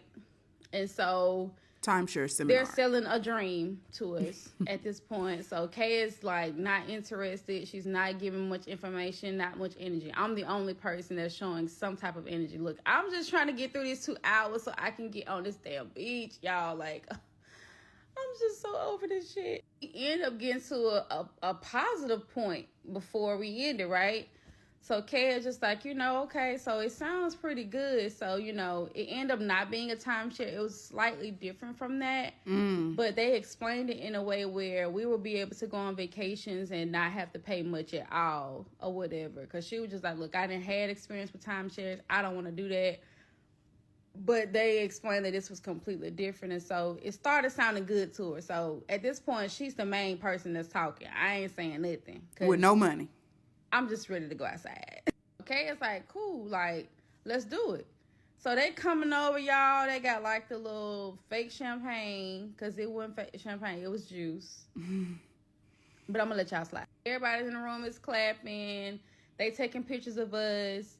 You know what I'm saying? And it's cute, I guess. So they bring out the paperwork for us to sign. So I sign my part.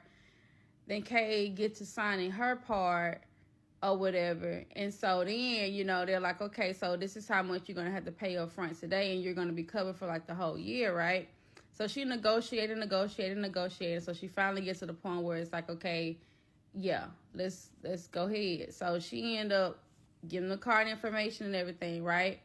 So she's like, Dream, can you send me like, you know what I'm saying, partial or whatever, because I'm going to need this amount. So I'm like, okay, I sent her partial. Y'all ain't gonna believe what happened next. I wouldn't send her a fuck thing. At this point, she is so predictable. Welcome back. I'm not understanding why she didn't ask Dream to pay for her massage. You finna buy into another timeshare that they make it sound like ain't a timeshare. You finna buy into another one. And you want partial payment from Dream. You owe them folks at Carnival from your massage you enjoyed. Come on, man. Back to part 18, from trust to trauma, dating my therapist. Let's get back into it. Like, is this really about to go through? Like, is we really about to do this? Because at this point now I'm confused. Did you have the money for real? And you just picking and choosing what you wanted to spend it on? I don't know. I cannot make this story up. We give the people the okay that, hey, look, the funds are set up. Y'all can go ahead and take it. We signed the paperwork. So the lady came back to the table and was just like, it declined. Folks and popped this damn fake ass champagne, took our picture, shook our hand, printed out the picture, set up the whole little booklet thing or whatever. And you're just like, okay, well, shoot. All right, come on, Dream, let's go. We've been here 2 hours. Where's our voucher? We ready to go outside. Ma'am, you need an Oscar. We out there enjoying it and everything. She's still, in a mood or whatever, but I'm trying to make the best of the situation, okay? I'm just trying to, line the mood as much as I possibly can, being that it's still my birthday weekend. So I order food, order drinks. Hold the hell up. You missed something. You missed something. Did she send your partial back or did you clear up her negative? Did you clear up that overdraft in her account? Where your partial at? She need to be sending that ASAP. I wouldn't pay for a motherfucker. Of course. So I'm like, okay, cool. So I had a drink or whatever. I love Miami Vice. Oh, God, y'all. 5 minutes later, this man was like, excuse me, ma'am, but we're collecting these chairs. I said, say what now? He was like, yeah, we're collecting the chairs or whatever. We have a business where we sit the chairs out, but at a certain time, we take the chairs. And I was just like, so now I'm standing up eating. I had to tell y'all, they had took the umbrella 15 minutes before that, because apparently it didn't come with the VIP. Now, the VIP experience, we had only been out there for maybe 30 minutes, if that. And we were stripped down to nothing. So at this point, it's a scam. We didn't got scammed, because it ain't no way this is a VIP experience. Not at all. So we end up going to the hotel to show them the voucher and complaining about it. Kay is really irritated. So she going off or whatever. And so they're just like, yeah, it's a separate program, that we don't control it. We just get people in or whatever. And it's just they end up getting us an Uber back to the airport, because that was also something that was supposed to be included. So they were just going to go ahead and honor it or whatever, because at this point we were fed up. So just when things started to get worse.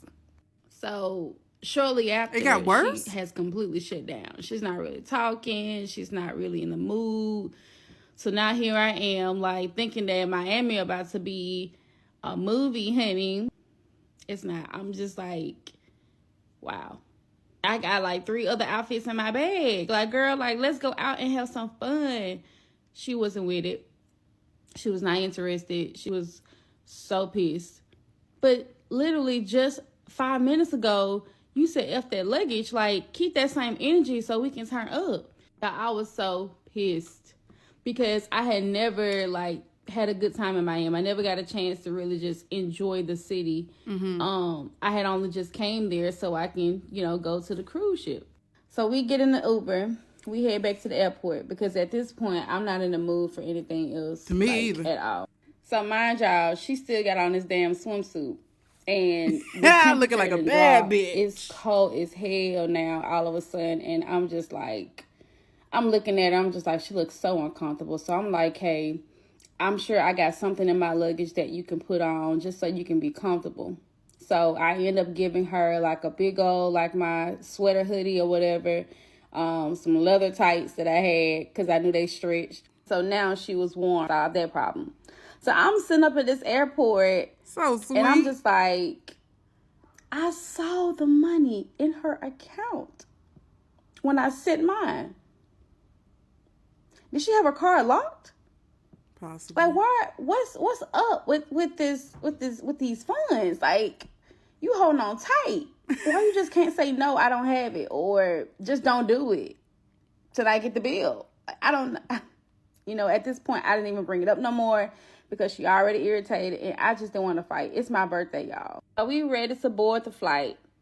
So, we're just waiting. So I realized that, like, wait a minute, the time keeps changing on the screen. And I'm like, why does the time keep changing? Y'all, the damn flight then got delayed. Got delayed to the point where it was looking like next day. I said, oh no, I'm not doing this for another day. So at this point, we both irritated. And I'm like, can this shit get any worse? So we go outside. So I see her pulling out a cigarette out her bag. This girl done lit up a damn cigarette. Now, she know I hate cigarettes. And she don't smoke them like that. So for her to have it, I was just like, where did you get this damn cigarette, ma'am? She done lit it up talking about something. This day done beat my ass, child. This day done beat my ass. And I'm just like, no, you beat your own ass. And I'm suffering with you. I'm in the group chat because I'm sending my mama no pictures and videos of her. She don't even know it. And they like, look at this fucking fool. Like, how is that going? That was just like, I don't see why you just keep dealing with this clown. Because she just does not give up. Why did she pretend like she ain't go to the spa? I'm sending pictures, videos of her at the spa. I'm showing my mom. I said, Mom, she told me she didn't go to the spa. I have proof. She told you that, or I the said, people on I'm the cruise? sitting here looking at her money in her account. It is there. She just don't want to pay it. I said, I don't get it. If I get it one day, maybe I can sleep better at night. Because y'all, this is shit that keeps me up at night. I don't understand. Eventually works out. We end up booking a flight with another airline.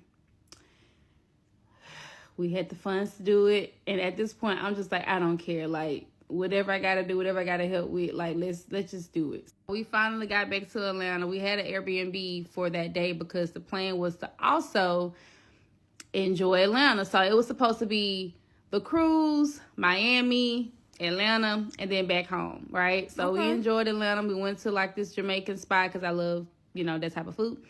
And went there, and we also went to a place where we had like hookahs and shit like that. And it was such a nice vibe in Atlanta. Like, at this point, she's okay. Like, she's enjoying it. She's in a good mood. She's singing. Like, everything is cool, right? And then I sit there and I realize I done been on this trip with like 3 different people. Mm-hmm. And I'm not exaggerating. I'm serious. I have literally been on this vacation with 3 people and one. And like, I'm starting to now look at everything full circle. Like, this bitch is crazy. All the way. Next day came, we up early all the way before crazy. we check out or whatever. So she gets on the phone. And I'm like, what you doing? Whatever, She's like, oh, I'm calling Carnival. I was like, oh, you about to go ahead and pay, the spa or whatever. And she was just like, nah, I'm about to put in a missing luggage request. So she's supposed to be still at the cruise ship with the luggage held. Literally held. However, it's just her luggage. So they can't just keep your luggage. So what they do is they end up taking your luggage and putting it to lost and found or whatever. And then at that point, they have it available so that way you could, request to have it shipped or whatever. So she calls and tell them that she has a missing luggage. So, she got over to that department and they're like, oh yeah, we found your luggage or whatever, it's going to be $50-something for us to ship it or whatever. Like, she's like, okay, cool. She pays to have it shipped. They get all their money. Did they get all their money? Giving finesse.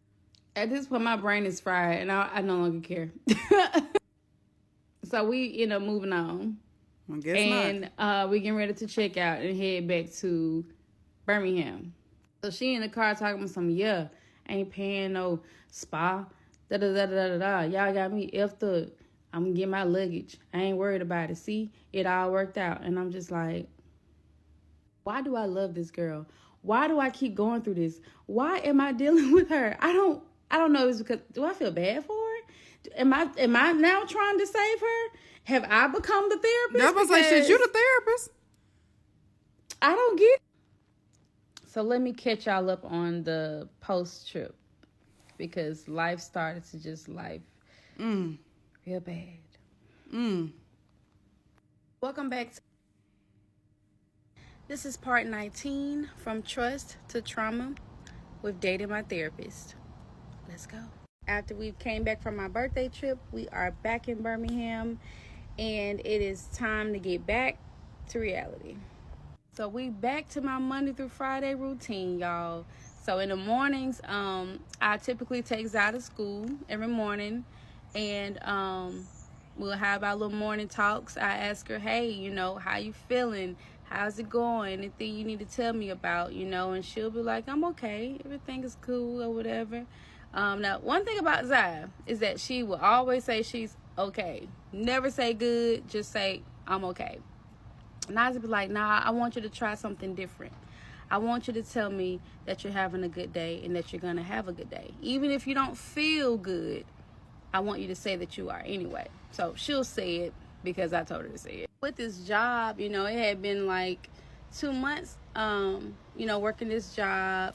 And I hadn't been able to pick her up from school like I usually do, you know, because we were so used to doing DoorDash and all this other stuff. So when I wasn't able to pick her up from school, it took a bit of a toll on her. Her dad had been picking her up, and that was an adjustment. And when his car broke down, Kay actually took over, which was a very, very big help. So now I am on my way back to work, first day back. Got to get back into the groove of it, y'all. Got to shake off the vacation vibes because I was still a little bit in there, a little foot in, you know. So I find out that I have a company paid event that I have to attend. As a channel services manager, it was my duty to make sure that I networked with other vendors so we could have business and everything. And so I actually got dressed real cute for this event, y'all. Like, my mama helped put me together, honey, okay? I had the boots on, honey, with the fur. Don't play with her, ever. I found out that I was going to a hockey game, so that is what I wore. I had K-Com as a +1, and we had an amazing time. They had a lot of food, they had drinks, a whole bartender and everything. It was really, really nice, y'all. And the best part about it is that no one had to swipe a card. So Kay and I, we enjoying ourselves or whatever. So, you know, it's time to go.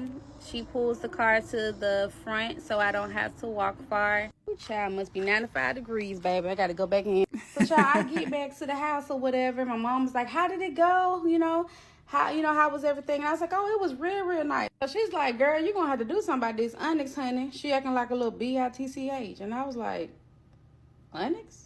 What Onyx do? So mind you, my cat is like my child, okay? Don't nobody say anything about Onyx.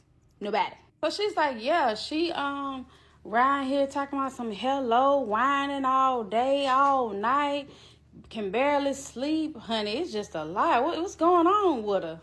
So here, Onyx on the floor looking at me like, what's she talking about? So Onyx is like 2 years old now, and she has never been spayed. My daughter co-signs, and she's like, yeah, Onyx be in the bed, and in my bed, like she hunching my pillow or something. Ooh-wee. And I'm like, she in heat again. She was just in heat 2 weeks ago. I'm being mindful that this is my mom's house. So at the same time, I'm kind of getting in my feelings a little bit. So I'm like, okay, well, I know she got to get spayed. I got to make an appointment. I'll figure something out, you know? So I end up telling Kay about it or whatever. So Kay is just like, well, she can come over here with me or whatever. I'll keep her. Pack up her litter, her toys and everything, her food, and I'll keep her. So I packs up everything, you know what I'm saying, to get ready to drop Onyx off at Kay house. So we get to Kay house or whatever, and Kay ain't supposed to have no cat up in that apartment. But we made it work. Y'all know we Bunny and Clyde. I was. So, child, I done put Onyx Carrier inside the little wagon that I used to use for the food delivery and put a blanket on top of her ass, and we rolled her right on the elevator. So I'm setting everything up for my cat, you know what I'm saying, to make sure she's comfortable. I put her toys out, her bed up. She seems to be good. She's walking around, she's looking, she's sniffing, she's doing her little cat stuff. So I checked on Onyx the next day, And Kay and her seemed to be doing well. Kay was sending me pictures all throughout, you know, the day at work, you know, of Onyx on her bed, and they cuddling, and honey, they the best of friends. And, you know, I'm feeling away because Onyx don't cuddle with nobody but me, baby. So I decided that I was going to go and visit. I waited a couple of days before I did because I didn't want to, you know, interrupt her from being adjusted to where she was. I ended up going and checking on Onyx. So when I went over there, Kay was on a session or whatever. So, you know, I'm making sure I'm out of the way so she can focus on her stuff. So I decided that I was going to go in the room, lay on the bed, and get on my iPad. So I'm just chilling, minding my business, right? What? And all I hear is, Onyx, no. And I'm like, oh, shit. Girl, why the fuck I went in there? And Onyx had peed all over the table where Kay was having her session at. While on the video session. The client is on the video session with Kay. And baby, Onyx goddamn made it rain all over the table, all over her laptop. And that's some strong. This shit didn't escalate quickly. I ain't never seen her do that before. She gets off the phone with the client and she's just like, Dream, we're gonna have to do something about this because she's been peeing everywhere all day. Yeah. And I'm like, you can't just move okay. a cat. So I ended up calling the vet. Damn. Made an appointment for her to get spayed. However, the appointment was set out so far. I'm just like, okay, well, what do we do in between? You know, like, we need some tips. The vet is like, you know, you can actually go to like a PetSmart and get some fill away. And I said, some who? Some fill away. And I'm going to PetSmart or whatever so I can go and get this fill away stuff that she probably was upset so too. I tell the lady at the front, you know, what I'm trying to get because apparently they don't have them out. They have them locked up, which is crazy work. So I'm like, since y'all have them all locked up, this must be exclusive. Do they work on humans? And she said, what? I said, do they work on humans? Because I know somebody that needs some fill away, baby. The fill away is a plug-in device. It has no smell. A human can't detect it, but cats can. And so it basically gives them pheromones of being close to the parent and all that good stuff. So I was just hoping that this shit worked because this girl is peeing everywhere and she's saying hello. Stop talking all night. So I ended up bringing the fill away to where Kay is. We plug it in and we just wait around to see if it works. And we're just like, okay, we're going to just give it a day or so. So she was like, let's just get out the house. Let's go and do something. So we getting out or whatever. Zai not with us this time. She decided to stay at my mom's and chill out. And so Kay and I was like, okay, cool. Well, what do you want to do? Like, you want to just like go and get something to eat or whatever? So I'm like, yeah, cool. Like, let's do that. So before we got some food, Kay and I had decided to just kind of drive around or whatever and just make that the last thing that we do. So Kay had got a notification that a house was available to view or whatever. So y'all don't remember we were looking at properties some time ago for me to do Airbnb, right? So she's showing me the house or whatever. And I'm like, yeah, we can go ahead and look at it, right? So we go into the house, looking at it and everything. And it seems to be pretty nice. Not my whole cup of tea as we go through it a bit or whatever, but it's still pretty nice. So we decided to look at multiple houses and schedule showing. Why the hell is we looking at houses? I had already made the decision to just wait it out, you know what I'm saying, for me to buy a house or rent a house or whatever. But now you didn't brought this to my attention, and now you got me right here having nostalgia, and ma'am. So we done looked at so many houses. At this point, we starving. So I'm like, okay, let's end this. Let's go get some food. So by the time we got back to Kay's place, Onyx seems to be okay. She's cool. She's calm. The fill away must be working. So we sat down or whatever and started eating. And I noticed that this fill away must be working okay. Because she begins to ask me, so what do you think about us moving in together again? Yeah, it was definitely working on Kay. The fill away got Kay feeling away. She's like, hear me out. We have been getting along so good. Apart. Everything's been going great. Apart. You know, I know you've been having issues with the cat and everything. Uh-huh, I think apart. that she just needs some space. Uh-huh. You know, Zai needs space. You need space. We all need space. Mm-hmm. From each other. Mm-hmm. You then right. the damn filler way started working on me. Oh, Lord have mercy. So we I'm sick decided of that you, we were going to sis. start looking at houses with the intent to rent. I know this makes me look crazy, but this is my story. This is part 19 from Trust to Trauma. This is part 20 from Trust to Trauma with dating my therapist. Let's go. I know. It was supposed to be different this time. In the same city. I didn't have to go far out. Regardless of what happened, I was still going to be straight. No. Okay. Having conversations with myself like, you know you out your goddamn mind, right? All the way. You know you out your mind. All the way. Dream gon' dream. Lord have mercy. The plan was for me to talk to Zai about it separately. I wanted to get her thoughts without feeling convinced or pushed or whatever because Kay was there. So when I got off work, I had planned to go straight home, check on Zai, check on Onyx, check on my mom, you know, all that. So Kay calls me and she's like, hey, you know, I need you to come to the house or whatever. And I'm just like, come to the house? And I was like, no, not today. Like, I need to talk to Zai. I need to check in with her, you know what I'm saying? Because she had been on my mind all day. So Kay was just like, it's just going to be for a minute or whatever. It's not going to be long. So she's like, it's really important, you know what I'm saying? I really think you should come to the house. And I'm just like, why is she so pressed about it? Like, what the hell? Like, what does she want to talk about? You know what I'm saying? Like, it's better be good because I'm tired and I want to go home. I done seen you all these days in a row now. Shoot. So I get there or whatever, and I'm walking through the building. We on the elevators, going up to an apartment, and I'm just like, okay, what is it? Or whatever. And she was just like, dang, like, you ain't gonna... Girl, get to the point. Push that shit out. So she's like, I just want you to sit down or whatever. Sit down. We having another meeting? Oh, wait a minute. This is one of them talks. I'm sitting down or whatever. And she just like, so I talked to Zai today. And I'm like, I just know, like, hell, she ain't talked to this damn girl about this. And it's gonna be an automatic no now, because you just done pissed me off. And she's like, no, not about the house or none of that. She don't know anything about that.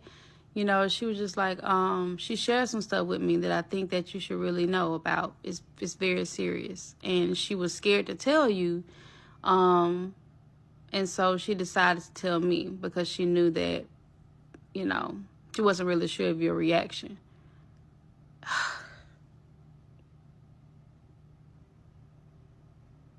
So she begins to tell me what it was that my daughter was scared to tell me.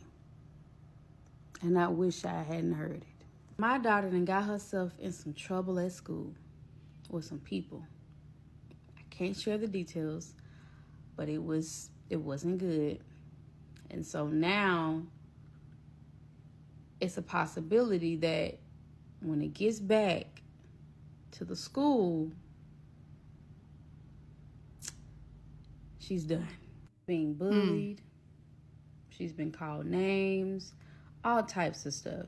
And so now I'm starting to feel the anxiety just burning through my flesh, y'all. Like, I can just feel it because she had been on my mind the whole day, the entire day. Not just about the house situation, but just all day, just in general, she had been on my mind. And I just feel like as soon as I get off work, I got to go and see about her. But I think it bothered me too that she didn't feel comfortable enough to tell me what it was that she was going through. But then again, I thought about it and I was like, well, maybe because, you know, everything has been going so good and she didn't want to disappoint me. Yeah. My daughter had been involved in some drama, some real sticky mess. So I get to the house after I left there, you know, I'm still like shaking, chills, hot, just everything, every emotion you can think of. Because I need to know, is she okay? I need to know if she okay. Zai had mentioned to me a few times before this situation even occurred that she wanted to go to a new school. She didn't like it. She didn't like the people. She felt like she was being judged, for her style. My daughter, people try to call her emo. She loves black. She loves piercing. She loves colored hair. She has a very unique style, and sometimes people are cruel and mean. And sometimes, she does things to express herself. But this last thing kind of got her into some stuff that she couldn't get herself out of. Get to the house, talk to her. She didn't give me all the details that Kay gave me, of course. But that was the whole point of why Kay even reached out, because she wanted me to know the severity of it, in case she gave me a watered down version, which she did. So I talked to my daughter and everything, made sure she was okay and everything. And so she went to bed. I went to bed. We got up in the morning. We had our morning talk like we always do. And a few hours later, after I got to work, I got a phone call from the school telling me that they needed to speak with me about the situation. They had a few people, that they were already calling parents for, and all types of stuff, man. It was a mess. So I went up there, she had a statement she had to write. And so they briefly just gave me, this backstory all over again. The thing about it for me was that, she allowed it to get so far without telling us when it first occurred, the bullying and all that stuff. You know what I mean? Like, why you didn't tell us before all that? So when we left the school, we ended up going to Kay's house, her apartment or whatever. We talked about the situation. We allowed Zai to talk about how she felt. At this point, only me and Kay knows about the situation. My mom doesn't know or anything. It's just Kay and I. I asked her, I said, are you thinking about harming yourself? She said, no. And I was like, okay. I said, are you thinking about harming someone else? And she said, no. So, we both reassured her that we were going to be with her every step of the way. We're there to protect her. We're there to, make sure she feels supported. So when we sorted out everything about the situation, a little bit later, we had asked her about how she felt about us moving in together again. Daughter said she has seen a lot of improvement with our relationship. Well, and we've been having a lot of fun, all of us. She said her only concern was us going back to that period where it was so much trauma. She didn't want to experience that again. We all had seemed to be on the same page. Zaya had been wanting to move to a new school, a new area, to just get a fresh start. Kay and I had been doing really good. It seemed like a good move. I just wanted my daughter to feel free. She had been suffering with depression and anxiety for longer than I knew. And it wasn't obvious at all. I just wanted to get her into a new environment, have her own room, her own space, just so she can feel what it felt like to be at peace and not have to struggle like we did, like we had been. Less than 12 hours. My daughter didn't give me enough time to do that. You gotta be strong to tell a story like this. This is part 20 from Trust. I hope that everything is good with her baby. That was a very serious moment, and I let her have it. I hope you guys all took it in, soaked it in, and I'm glad that her daughter had someone. I know Dream prefers it to be her 'cause she's her mother, but she had someone she felt comfortable enough, to share maybe every single detail or majority of the details. Who knows? Kay probably still got a watered down version. It wasn't as watered down as the one she gave her mom, but it probably was still watered down. But at the end of the day, she had somebody she felt comfortable with expressing something so sensitive or so major, with. And I think when we have younger people in our lives, we need to try our hardest to aim to be that secure person for them. Because yes, they have their peers and that's who they roll around with, maybe get in trouble with, may help each other out of situations, whatever. But there is nothing like having someone older and wiser, yet not judgmental, not harmful, for you to go to and get advice or to say, hey, I'm giving a heads up. I'm in some deep shit. It's hard to find people like that. I'm glad Zai was comfortable with talking to Kay about her situation. And I just wish, we obviously know that this does not end like a fairy tale. This relationship is over. I just hope that Zai doesn't feel let down, or betrayed, because obviously she liked Kay. She liked Kay enough to confide in her. She trusted Kay, and we gonna see how this story ends, but almost just a tad bit in me feels like for the sake of Zai, I wish it would have worked. But we don't know how this ends. So I'm saying that right now. That's my feeling right now, but it may not be my feeling on the next part. 21, from trust to trauma, with dating my therapist. So after we had got home from Kay's apartment, we had got ready for bed, and I said to my daughter, I said, you feeling okay? She said, yeah, I'm okay. I said, you're not thinking about hurting yourself and then are you? She's like, no. I was like, okay. I was like, all right, girl, I'm about to go to bed.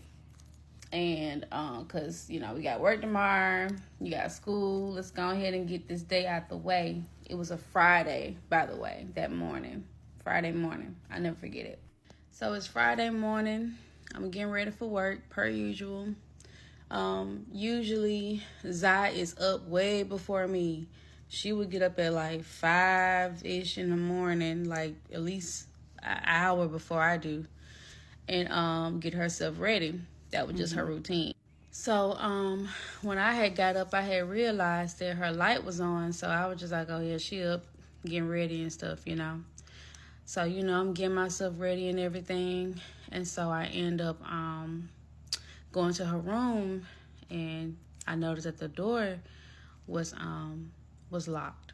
I'm knocking on the door, calling her name or whatever, and she ain't saying nothing. So I'm like panicking a little bit, because I know what we had just talked about the night before. So I end up getting like a butter knife or whatever and put it in between like the door to mess with the lock, and I finally got in. I came into her room and there were pills all over the bed. And she looked like she was unconscious, laying down. And so she was slurring at the mouth when I was asking her if she had taken the pills. Because I wasn't sure. It was so many on the bed and the pill bottle was still there. I didn't know whether she had took like one or two or what. I'm like, you took these pills? And she nodded like, yes. She couldn't really get it out. And I was like, oh my God, like how much did you take? And she said she had a handful like this and she did like that. Oh my God, y'all. And I'm trying my best to tell the story without like crying. So yeah, I'm panicking at this point. I haven't even told my mom. I'm just like, okay, can you stand up? She tried to stand up and I said, okay, do you feel like you got to throw up? So she stood up and she immediately went to the bathroom to throw up. She said I had been throwing up all night, basically. And I had no clue. I was dead asleep. I didn't hear anything. But at this point, she can barely walk.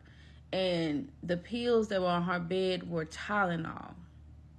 800 milligram. Yeah.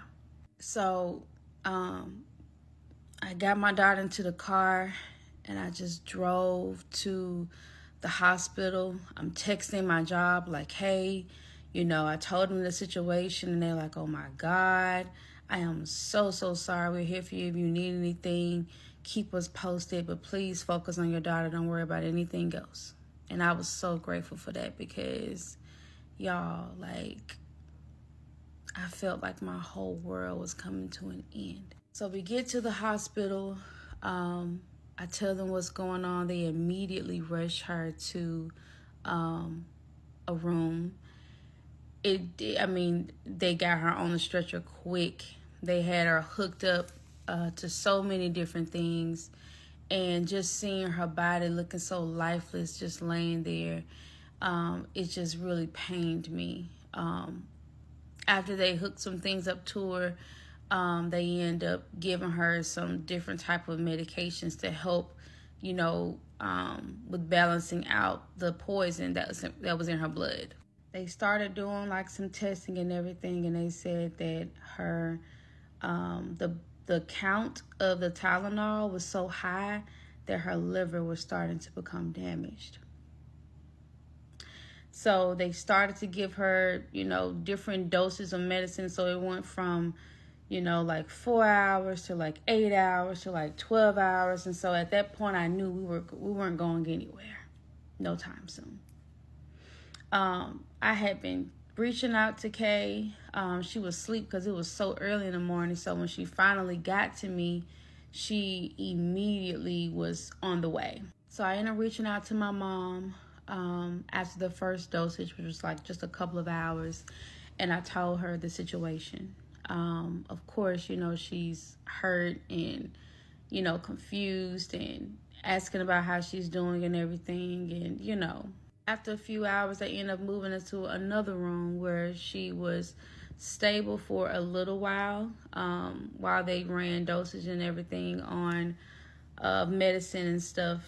At that point, I just didn't know what to think. You know, she would just, you know, say things like, oh, I'm just giving up. I just can't do this. This is just too painful. This is just too much. And for her to just say she's giving up, y'all, like, it just took something out of me. There's been so many times in my life where I just wanted to leave. But I was strong enough to stay here for her.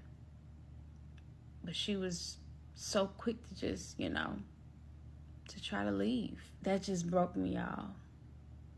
Every 5 seconds, you know, the doctor is pulling me outside, and they're just like, you know, we just want to follow up with you after doing some blood tests and things like that. And they're just like, you know, she's not getting any better. Not yet, but we don't want to lose hope. That's not the type of conversation that I'm wanting to have. So they end up moving my daughter from the room to the ICU.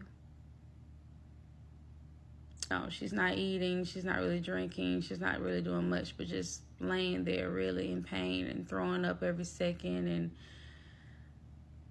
it's just a lot. It's gotta be a dream. It just gotta be a dream. So at this point, it is Sunday.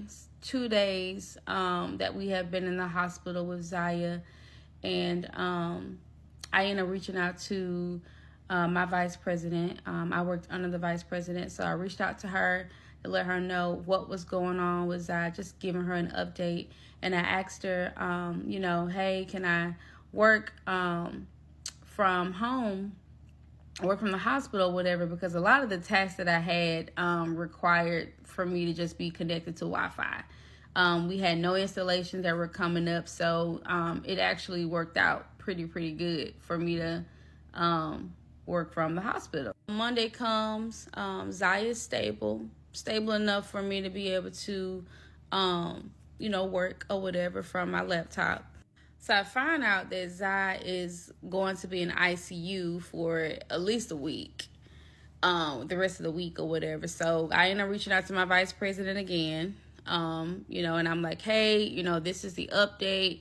All of my projects are caught up. There's no installations coming up. Just like, are you sure, you know, like, you can totally take the time off, you know what I'm saying, to be able to focus on your daughter. Like, yeah, of course. I said, but will it be paid? So she was like, well, let's do this. She was like, when I call, she said, at 5 p.m., will you be free to talk? And we can just talk about the options and stuff. And I was just like, okay, yeah, that's cool. Right? She's still stable in ICU. So I decided that I was going to leave the hospital just to get some fresh air. I was on the phone with Kay at the time, and so I had forgot that my the vice president was calling me. And so I ended up answering the phone or whatever, and I had went on and clicked KN. I was just like, look, my brain is all over the place. Whatever she tell me, just take some damn notes. Shit, I can't function right now. So I get on the phone with her, you know, and she's like, hey, you know, like, how's everything going? You know, I'm really sorry to hear that this is happening. I know this is a lot for you. And I'm like, it really, really has been. And I'm telling her about everything. And she used to tell me, she was just like, you know, this week we had been doing a lot of thinking. And we know how important it is for you to be there for your daughter, and I really hate to give you this information while you're in the hospital, but we are deciding to let you go. This is part 21 from Trust to Trauma with Dating My Therapist. So They ain't shit. And that's why I don't fuck with traditional jobs now. It's not funny at all. The last fucking job I had, I'm not even gonna get into it. This ain't about me, but I don't fuck with traditional jobs. I don't fuck with corporate jobs. I am anti-traditional job. Shoot me. I am anti-traditional fucking job because they do not give a fuck about you. I don't care how many parties they throw. I don't care how many gift cards they give. I don't care how many kudos they send you in your email and put your fucking picture on the wall.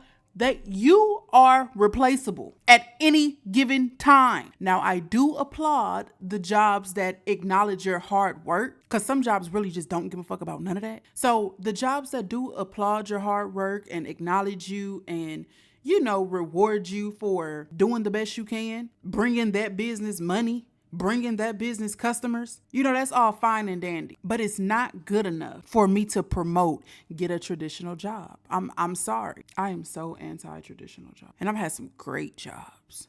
I had one in my entire life. I had one great manager. I hold everybody to her standard. Everybody. She was just on fucking point. She was the best of the best, if you ask me. And actually, I feel like that company cared for their employees, but it does not make you irreplaceable. this is part 22 from Trust to Trauma, Dating My Therapist. Come on in here, nosy. Let's go. So we left off with me telling y'all that them folks done laid my ass off while I'm in the hospital with my child who's in ICU. Can y'all believe that? Yep. Giving all that fake support, and we're here for you. Let us know if you need anything. Child, moving on. While my daughter was improving in the hospital, she was being moved to a different part for a mental health evaluation, and she was going to spend like 2 weeks in there. So I finally had the chance to, you know, go home, child, in my bed, and get my mind together, because child, life was just lifing at this point. After that, Kay and I had started back working on getting the house. So Zai, of course, had never seen it in person, but she had seen pictures and a FaceTime tour that Kay had gave us. Now, the house was a 5-bedroom home with a sunroom, 2-car garage, big community, really, really nice, y'all. I was really, really excited about this house, y'all. Like, she wanted me to print out a picture so she can put it in her room so she can look at it every day, because it was like her little countdown to getting out of there. So that's what we did. And so at that point, we knew we had to get. And in the midst of all of this, I lost my damn car. Lord have mercy. Because of my job loss, I was trying to pay off bills. I had fallen like 30 days behind on my car note because, child, I had forgot it was so much going on. And at this time, my car loan was matured. I'm not sure if y'all ever heard of it, but if your car loan is mature and you miss a payment, they be wanting the whole balance, baby. Yes. And I'm the type of person that I suffer in silence. Well, I used to suffer in silence. Hell, I'm vulnerable as hell now. And so sometimes I would be scared to tell Kay or anyone else that I'm struggling, I need help, because I wanted to stand on my own 2 feet. And by the time I needed the help, shit, it was too damn late. Them folks that came and picked up my little red wagon, baby. I was sick. I'm just like, what the fuck am I gonna do now? What the fuck? I don't have a job or a car. Like, this, girl, what are you doing to yourself? Like, I'm just gonna go jump off a bridge. And I know y'all probably gonna ask, how the hell did you get so behind for it to even mature? First of all, remember, I had a rough year before I even got into therapy. I was fucking broke. And shit, I kept putting shit at the end of the lease and the loan, whatever. And it just too much. I can't even explain it.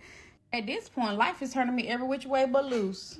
I told Kay about it, of course. And she's like, really feeling it, really trying to go through it with me. And fussing at me at the same time. And I'm just like, I know. And I'm like, I'm finna get the money up to get it out. See, the plan was for me to take my taxes and pay to get my car. But Kay was like, oh no, don't do that. You need that money for other stuff, especially with you not having a job. And she was just like, I got a car, you can just drive mine. I work from home anyway, so it don't really matter. Oh, have mercy, babe. I sure wish I had them damn 5 bands. Now Kay is trying to figure out if she's going to sell her house or she's going to rent it out long term. So she was leaning towards selling. I told her that I didn't think it was a good idea because of what she was paying and how much house she had. After having like appraisers and realtors check out her home, they're like, yeah, girl, you don't need to sell this. This is a great deal. Like, you're good. Kay didn't want to rent it out long term because she was going to have to pay for some repairs in order to pass inspection. But if she sell it, she wouldn't have to deal with it. Ultimately, she decided to keep her house and rent it out after we moved into our house. As for our new home, the first half of the home was fully furnished from my furniture from the storage. And the bottom part of the home was going to be furnished with Kay's furniture from the house in Montgomery. Now, we couldn't get that furniture right off the back because she had Airbnb guests at the house. And we were going to have to wait at least 2 months before we can get it.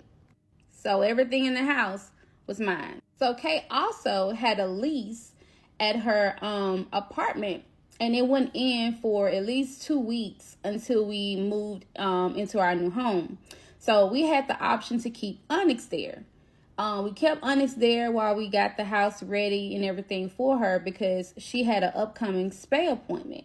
I had to make sure my baby was comfortable until she got into her new house. So finally, my daughter was released from the hospital, y'all. It was the most happiest day. I had completely forgot about it. I had lost my job, my car. My daughter didn't know any of this. She was still out of the loop because I wanted her to fully focus on recovering and seeing the house. I ended up asking me, like, how has work been, since you had been out of the hospital? And, I began to tell her, like, well, I decided that, it was best for me to no longer work there. And my daughter knew something was up. She was just like, no longer work there? Like, what? I'm like, yeah, it just didn't work out, So I downplayed it so she wouldn't have to be focused on the reason, honey. And she was a little sad about the car situation because she knew the history of the car, how much we had been through with the car breaking down, getting it back up, using it for DoorDash, and now it's gone. And it was like the only thing that we really owned, So when Zaya had got released, we decided to have a dinner for her at a restaurant.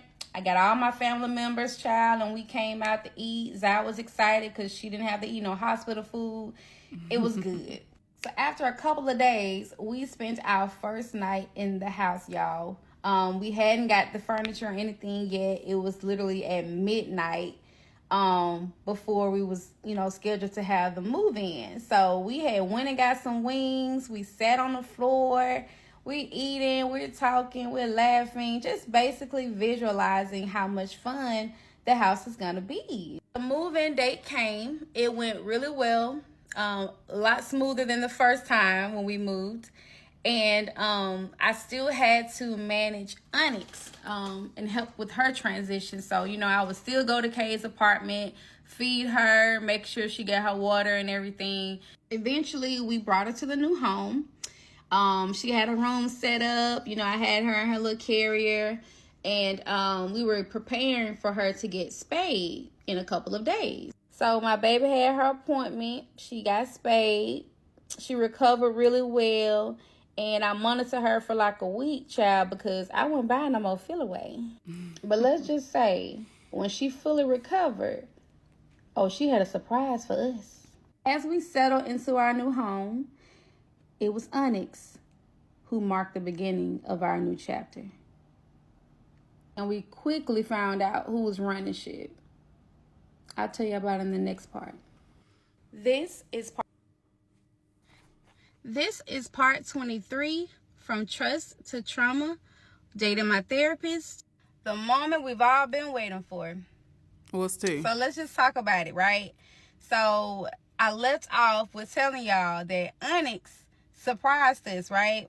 So let me just kind of get into the setting of everything before the shit transpired. Okay, so it had been 2 weeks since we've been living in the home, right? So I would get up, drop Zai off at school. When I got back, I make the smoothies. Kay would get up and get ready for her morning walk. Onyx, she was in a closed room because she had just had surgery. Sometimes Kay would want to let Onyx out of the room because she felt like she was just in there by herself or whatever, and she wanted her to roam. I was nervous about it because Onyx had peed on my couch before in the past, and I just wasn't sure if she was going to do what she did at Kay's office in my living room, okay? So while I'm minding my business, all I hear is, "No, Onyx, no." I go in there, and to my surprise, her ass is peeing on this picture that I gifted Kay of this big zebra face. And I'm just like, I just told you that she don't need to be out. And she like, well, she got spayed, so why is she still peeing? I don't know. She's upset. So I cleans it up so Kay can go ahead and start her day with her sessions, right? So Kay had an early session this particular day, so she didn't get a chance to do her morning walk. Matter of fact, Kay had sessions stacked. So literally all day long, she had sessions, and she didn't get a chance to do anything else but that. So Kay finishes her sessions, and at this point, it's dark outside. So I know she ain't going nowhere near outside at this time of night. She tells me that, damn, it's dark. I can't do my walk. Like, but I got to get my walk in. I'm not going to bed without getting my walk in. I'm just like, well, what you gonna do? And she was just like, shit, I'm finna walk in the house. And I'm like, And I'm thinking like, okay, maybe she's about to go out on the porch and like walk up and down the stairs, or maybe the back patio, walk up and down the stairs. No. She was going to walk in each room in the house. Upstairs, downstairs, all that. I'm just like, why would you be pacing back and forth through the house? Like, mind y'all, I am on the couch. I'm in school. I'm taking classes. So it's low-key distracting to see you in my peripheral go from room to room to room to room, from floor to floor. She catches a little too, honey, and she's like, Dream, this my house too. If I want to walk, I can walk. Oh, she just had a sold on your ass. Pipe down. Not that big of a deal. Walk, honey. I go back to what I'm doing. Anyway, I'm on the couch laying down, finishing up what I'm doing. Onyx is on the floor by me, and Zai is downstairs playing her Xbox. So Kay ended up making her way back upstairs. Now at this time, all the lights are pretty much off upstairs, but there's lamps on, so it's kind of like a low light situation. So to distract myself, I put my headphones in, honey. Next thing I know, maybe like 3 minutes later, all I hear is, "No, Onyx, no." I hear screaming. Like, screaming. Have y'all ever had headphones in and y'all heard something that wasn't really there?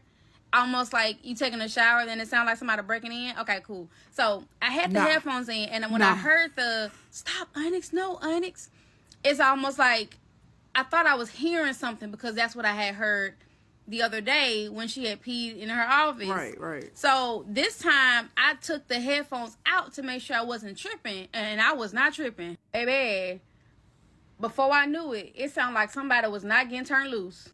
Baby, and next thing I know, my daughter had jumped like 5 steps just to get upstairs. And we both down there about to knock each other out trying to get to the room where we hear the commotion coming in at. Y'all, the lights are off, but you can see everything that's going on. I see Onyx literally jumping up on Kay and like attacking her legs and everything. It's like time she get her off, she's back on. Time she get her off, she's back on. And I'm just like, oh my God, you know what I mean? And so I immediately panicked, but I jumped right on in because I tried to save her. This is my first time ever seeing the cat attack anybody, and that shit ain't no joke. So I enter the ring. Why the fuck did I do? Man, you thought Onyx would have had help, baby. The way she jumped off of Kay and jumped on me, that shit was so quick and seamless. I was like, whoa, baby, wait a minute. So I had on like this onesie, so I'm covered from head to toe pretty much. So when she grabbed hold to my leg, her claws went through my pants leg to my actual leg. And I'm just like, I'm finna kill you. So the light came on, and Onyx noticed that she was on me, and she backed all the way up and literally just was stuck. Man, I got the hell up out of there, and as I'm closing the door, she just sitting there looking like, oh shit, yeah, oh shit, you done fucked up. And right now I'm just holding my chest because I just can't believe I just broke up a fight. At this time I'm coming out the room, I see Zai, and she has like tissue, and she's like patting Kay's leg, and I see blood. I'm like, oh my God, there's blood dripping from like the back of her leg, her knee. I'm talking about, y'all, when I tell y'all I was in complete shock, I couldn't even move. For a moment, I'm just like, oh my God, I am so sorry. Like, I'm panicking. Like, I'm like, let me see. Oh my God, I'm so sorry. Like, I'm teary-eyed because I just cannot believe that this just happened. I had Kay come to a room that had more light because I needed to see why the hell she was bleeding so bad. So I noticed there were bite marks, like fangs, like you could see the puncture wounds in her leg. Like you could see the scratches. Like, oh my God, y'all, it was so bad. It was so bad. Like, no, it's good. Like, I'm just, no. Ain't nothing good about this, ma'am. We about to take you to a doctor. So she's like, no, it's good. I'm just going, you know what I'm saying, take a bath, whatever, pop up. No, ma'am. As a matter of fact, since you don't want to go to the doctor, I'm going to bring the doctor to you.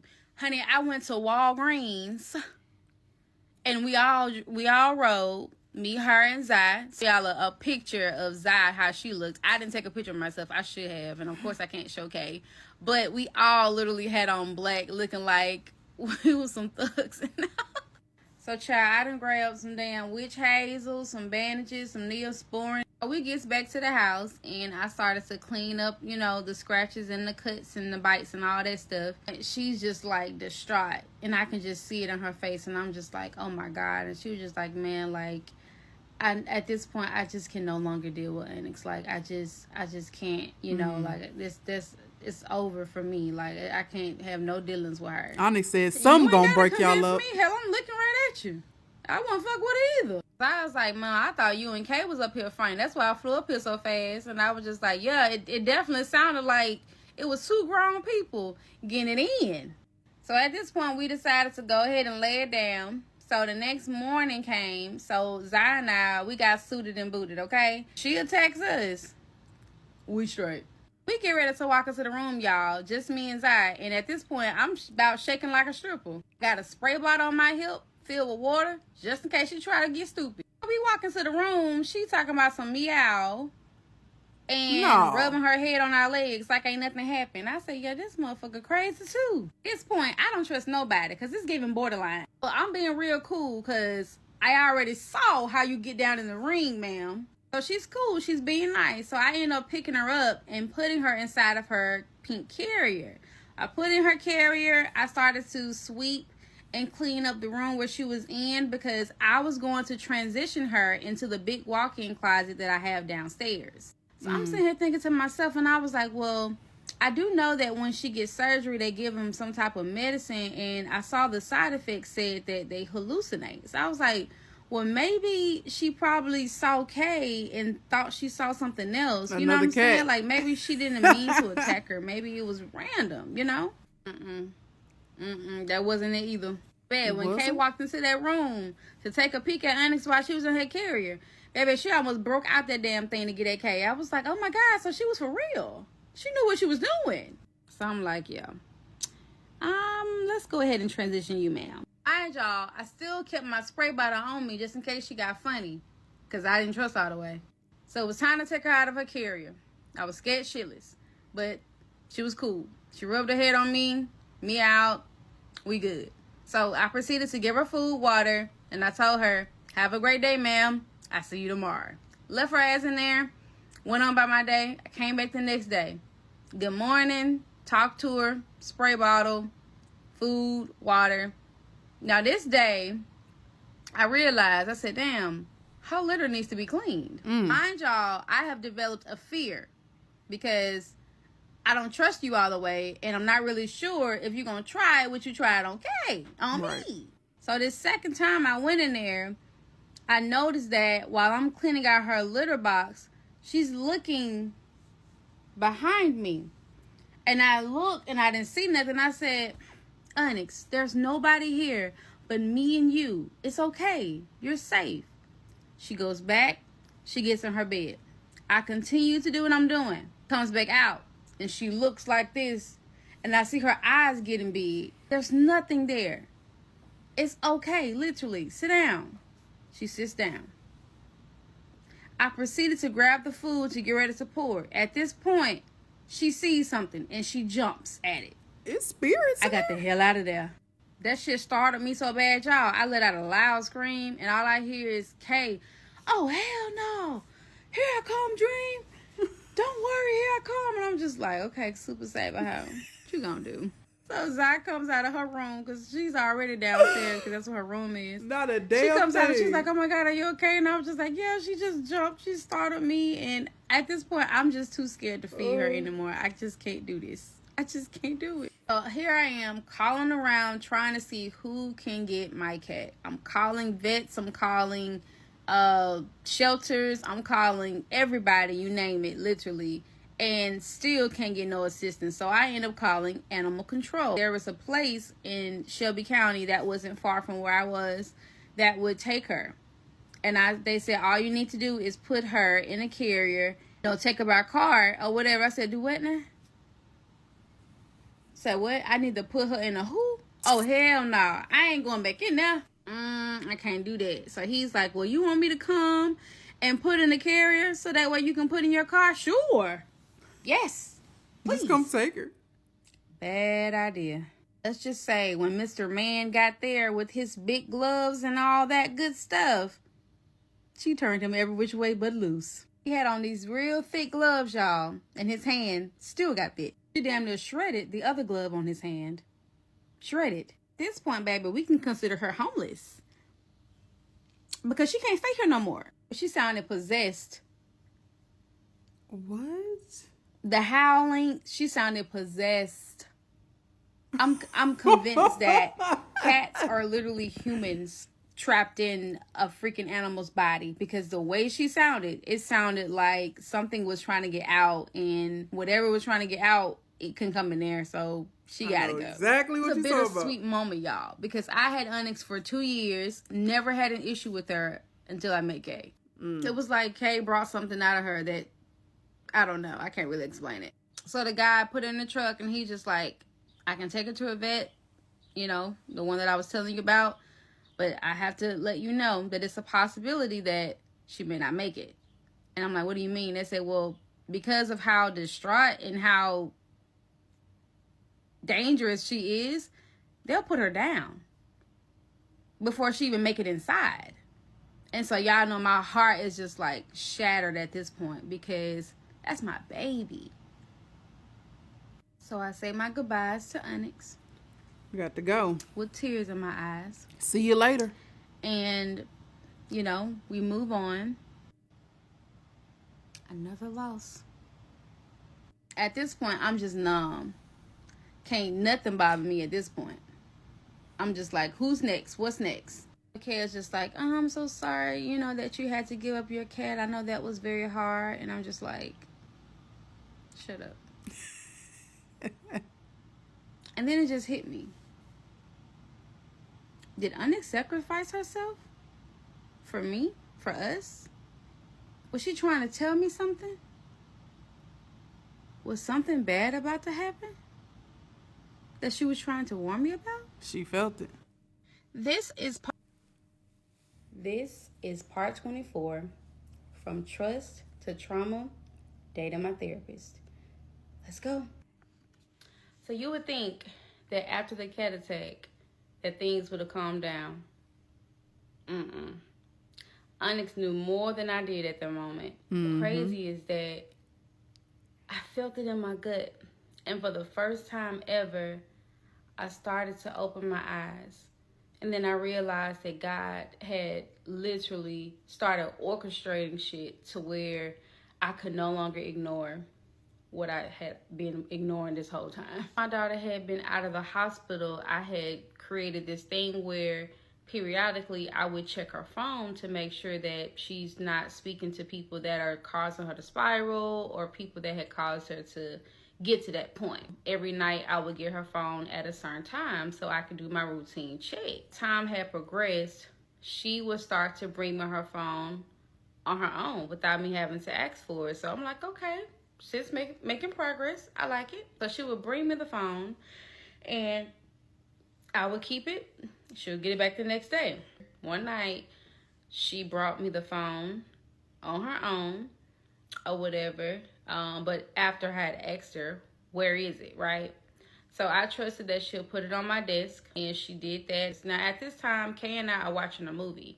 So something in my gut is like, go in your office and get that phone. So I go in the office. It's not a phone. It's a case. She tried to put a fast one on me. Okay.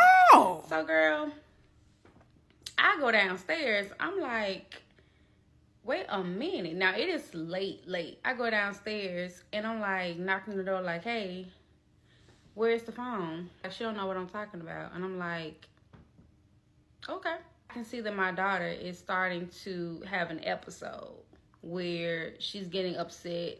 In an attempt to grab her phone, she basically tried to tug on it, like, keep it. And so we're just kind of tugging on it to where we're tussling. Kay comes downstairs trying to break it up or whatever. And so at this point, I'm like, okay, this has gone too far. You're spiraling. The next day, I started to make arrangements so that way she can go with her other parent. The expectation has been set that she's going to go with her dad for a little while until things cool off. It's been about a week or so since I has been with her dad. So I'm checking in with her daily, making sure she's okay, making sure she's eating, how's school going, products, different things like that. So Kay makes comments like, well, why do you have to check in with her to see if she needs those things? Her dad is right there. He can get those things. First of all, man, because I'm her motherfucking mama. That's why. Because I'm her mama. If he wanted to check in and make sure she was good while she was with me, I would have no problem with it. See, let me shut up. I'm gonna hit one of these. I'm gonna forever do my part. And I don't need you to comment on anything that I'm doing as a parent. You're not a parent, so stay in your place. She would literally get so mad, shut down, and just be like, oh, so my input only matters when my car is involved or when my money is involved or if my support is involved. You're making this all about you, and it's not about you. Where I'm just like, and once she's done with being over there for her punishment, she's going to come back here and she's going to be fine. She's just like, what you mean she coming back? I said, what you mean? I can't come back here. I said, say what now? Who? Can't do what? I'm sorry. Wait a minute. Hold on. She's like, yeah, like, Zai can't come back here. Like, I don't feel safe. I already had dealt with the cat attack, and now I had to witness, you know what I'm saying, you and your daughter tussling over phone. I don't feel like she needs to be here because it's just been a lot of drama since she's been gone. It's been peaceful. Y'all, at this point, that was the last skin, baby. I'm turning red. That was the last straw, right? Your ass in like 3 seconds.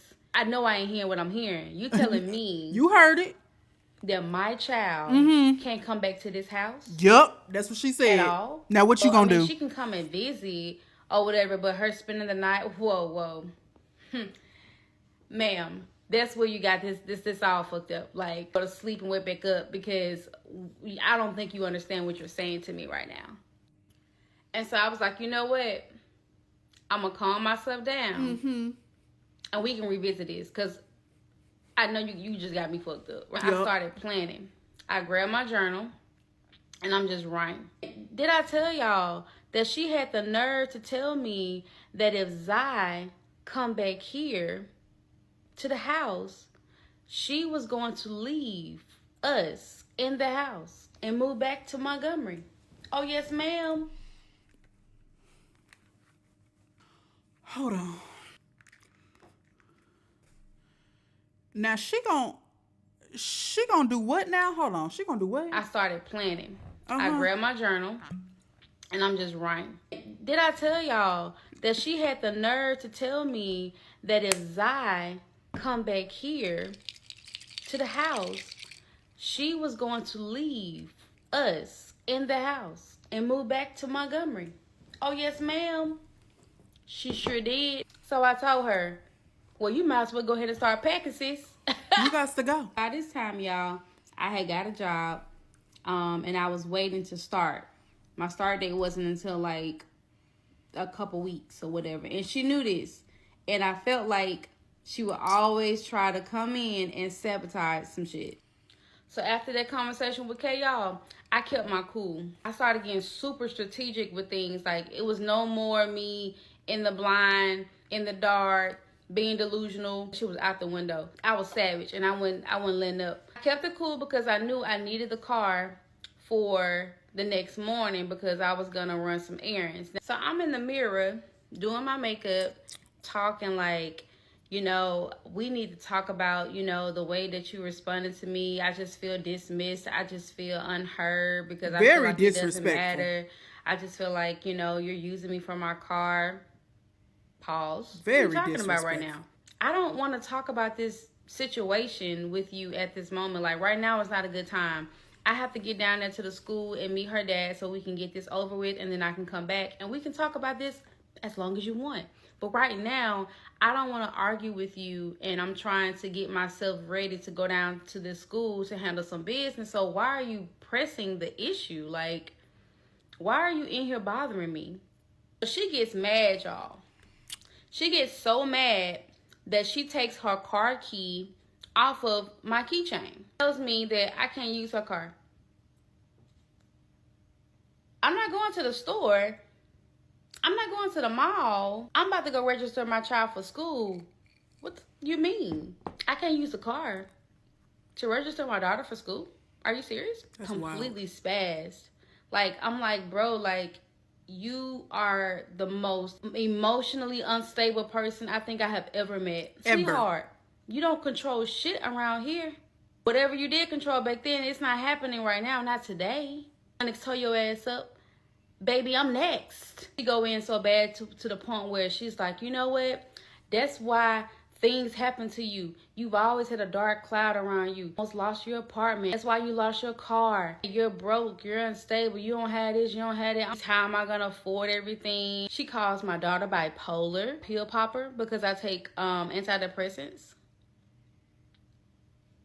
Now, mind you, this is my therapist now that knows all this information about me. She just threw it back in my face. This is the part that really traumatized me, because everything, every hardship, failure, obstacle thrown back at me. Things that I have shared with you in private. It's my therapist, a safe space. But I'm a demon, destined to fail. So I heard something say to me, y'all. Dream. Breathe. I took a deep breath. I called an Uber. I got her registered. My daughter's dad, they took me to my mom's house. So I'm at my mom. I don't even want to look at it. I'm telling my mom about the situation. I'm going to just listen. And so my mom was just like, keep your cool. We'll play the game. My mom, she lets me get her car. And I had driving school on that Saturday, the next day. So that morning, I'm getting ready for Saturday school or whatever. I put on my cute little outfit, and I'm about to head out. So she's like, oh, you got to wait to Saturday school? I do. Oh, you look cute. Thank you. And she's like, okay. She was like, well, you know, I hope you have a good day or whatever. I'll see you later. And I was like, yeah, you too. This is what's really weird to me, because you just clowned me and called me everything under the sun. You're completely calm, like nothing ever happened. It's giving Onyx. The way Onyx was acting, how she was calm and cool before you know how the calm before the storm. The way Onyx was acting, Kay was acting. Oh my God. Y'all, like, I'm getting chills right now. My cat had showed me everything that I needed to know. I'm on my way to Saturday school. They let us out 4 hours early. When I got back to my motherfucking house, you won't believe what I discovered.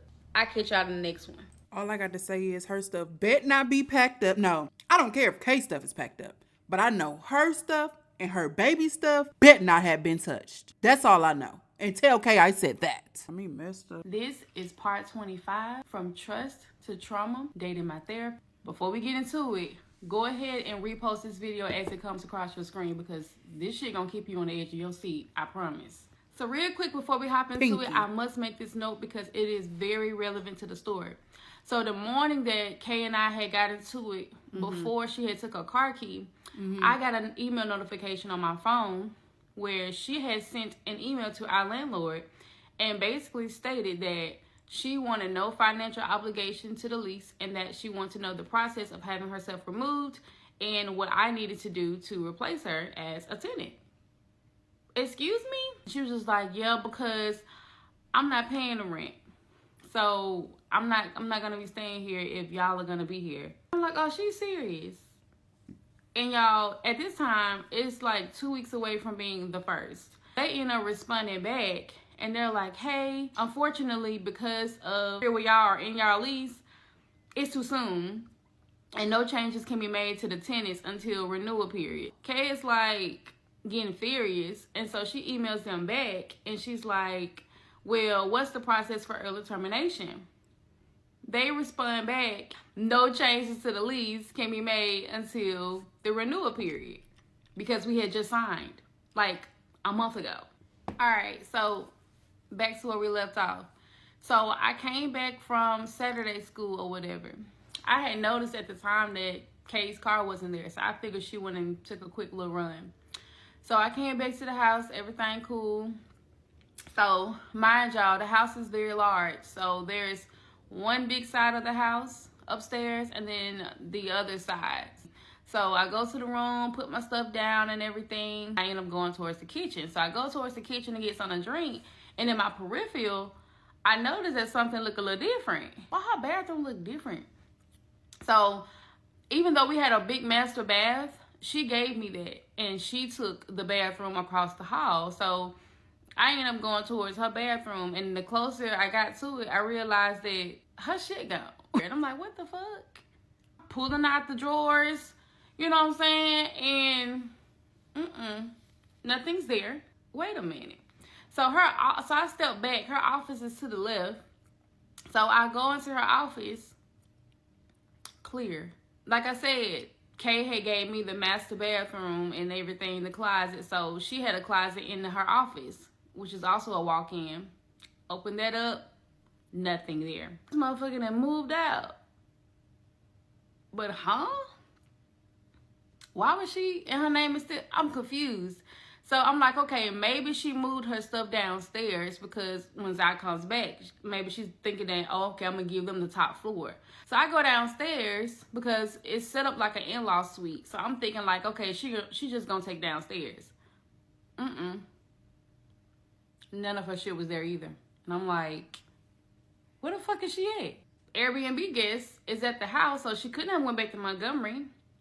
Her lease has ended at the apartment down. Did this motherfucker really just move out? Is she gone? Child, so I text her and I'm like, did you just pack all your stuff up and leave? Like, are you gone? I'm so confused. No response. So I'm like, so she playing games or whatever. And she's like, good, she gone? And I was like, She was like, what? And took all her stuff and she ain't saying nothing. I said, this is crazy. I wonder where she went. Where you think she went, Tony? I have no clue. Where this girl could went. Hey, let me think like, hey, she got the Airbnb guest at the house. She ain't there. The apartment that she had, she don't have that no more, so she couldn't have gone there. Maybe she went and got her like an Airbnb for the weekend or something, and she just trying to scare me. You know what I'm saying? Like, to run up behind her, and I'm not. So my mom is like, she's so damn low down. She know you don't start working until like 2 weeks. And I was like, yeah, that's why she did all this. We can't just up and just terminate the lease or make changes to the lease. So we stuck in this motherfucker. Well, LaTony, just think about it. Having her ass enough for the rest of the lease, that shit was gonna drive you insane. You was gonna end up killing that girl. Hell, you and Zai. And I was just like, you're probably right. But the next day, Kay responds after going ghost the day before. So she sent a text the next day and was just like, I never wanted to end like this. Based on our last conversation, I saw that you were really done, so I just wanted to respect it. And I couldn't believe that one argument would have led to us splitting. One argument? One argument.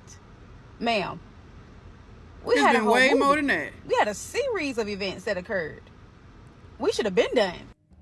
So she's like, I won't have the full amount of the rent by the 1st, so I'm going to send you 80% of the rent in 2 weeks when I get paid, and you can just come up with the rest. So I respond and say, okay, thank you. And then she says, well, there's 2 utilities that's in my name. I cut those off, so you're going to have to reconnect services and set it up in your name. No problem. I called, set those services up, paid my little deposit, and those were good to go. Then she tells me, oh, by the way, you're going to have to set up renter's insurance as well. I responded and said, done. Because at this point, you're trying to hurt me. You're trying to fuck with me. So you want me to sit up in the dark? You want me to not have hot water? But your name on the lease.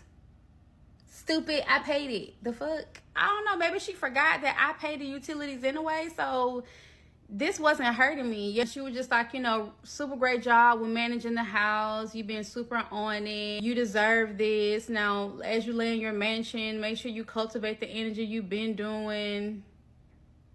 Who is this? This can't be the same person. In the comments, can y'all drop who this is? Because this ain't Kay. Girl, what's so crazy is that the night before she actually packed up and left, like, I literally visualized her leaving and then getting her last glimpse of the house before she drove away. Lie to you not. And lo and behold, this motherfucker was gone. At least I thought. So the agreement initially was that she was going to cover the rent until I start working, and we were going to split everything 50-50. So a couple days later, she reaches out and says, hey, I'm coming by to get some mail or whatever out the mailbox. I'm just letting you know. No problem. I did not see her. She came, she got the mail, she was gone by her business. So she then reached out again or whatever and was like, hey, I got the mail, and in the mail, it was a letter from the IRS saying that I needed to pay a certain amount by a certain time. And so that means that I won't have, you guessed it, yeah, I won't be able to give you 80%. I can give you 50%. So if you've been following this story like you're supposed to been following this story, we already know where this is going. But Big Dream, it's not crazy this time. So she's like, I know this is unexpected or whatever. I'm so sorry. Maybe you can consider getting you an apartment or whatever nearby. Yeah, she's telling me that the amount that she's going to give me, she want me to take that and go and get me an apartment and just abandon the house. Just when I thought the advice that you be given, this is not given, Kate. This doesn't make any sense. She said, you can go and get you a nice apartment with a 3-bedroom, a sunroom for your plants. You'll definitely qualify. I know, I qualify for this house too. The fuck? I'm not feeding into anything that this girl is saying. I just said, okay, thank you for the advice. Always a pleasure. So, a couple days later, I get a call from Kay. I answer. I say hello. And girl, she's like, I need to talk to you about something. When will you be free? I said, never. Probably later on today. What is it? I'll just tell you about it when I call. I'm like, okay. We hang up. She calls again. hey, do you think it'd be best if we like see each other in person instead of talking on the phone? I just want to make sure, you know. And I'm just like, in person is not necessary, honey. We can talk on the phone. She said, okay. She hangs up. Then she proceeds to call again. And she's like, I think what I'm needing to talk to you about, it requires a in-face conversation. And I was just like, well, that's not going to happen today. So maybe some other time. She calls again. At this point, I don't even say hello. I just held the phone. Because, bitch, you finna piss me off. So she's like, never mind. I said, okay. 2 minutes later, she texts me and says, I'll be at the house at 8. Excuse me?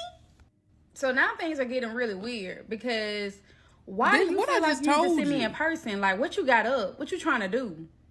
Because I'm already ready to clock you in your fucking head. Like, ma'am, you might want to just stay away for your safety. For real, for real. So I'm like, well, I'm not going to be there.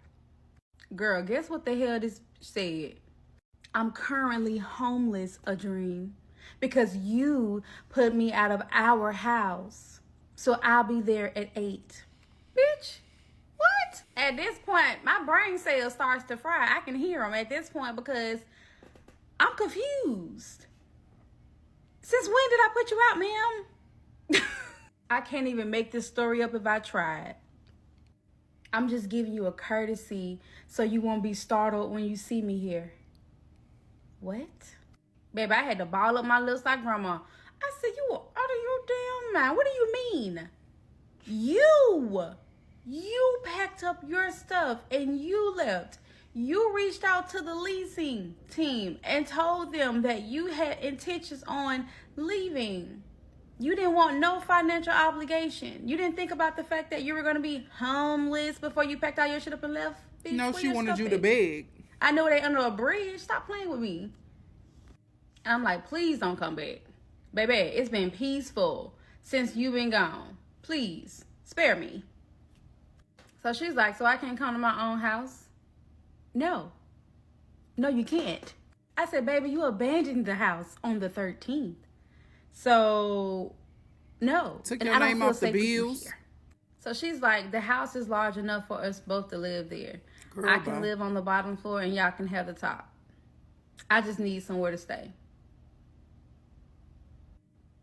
So let me get this straight.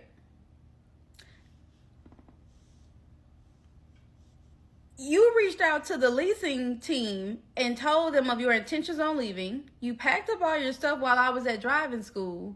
I don't know where the hell you took them. But that's where you need to be staying. Wherever your stuff is. What are you talking about? You goddamn turned off the utilities that was in your name. You done gave me this whole spiel about, oh, you deserve to lay in your mansion, cultivate the energy. Now you cultivating fucking different personalities. I'll fucking hit you. You handed over the keys and the garage remote. You laid them on the table, honey. Did you not? Oh, so that wasn't Kay. Who was it? Lay? I don't get it. You ain't gonna believe what the hell this girl texted me back and said. She said, and I quote, you threatened to kill me the night before.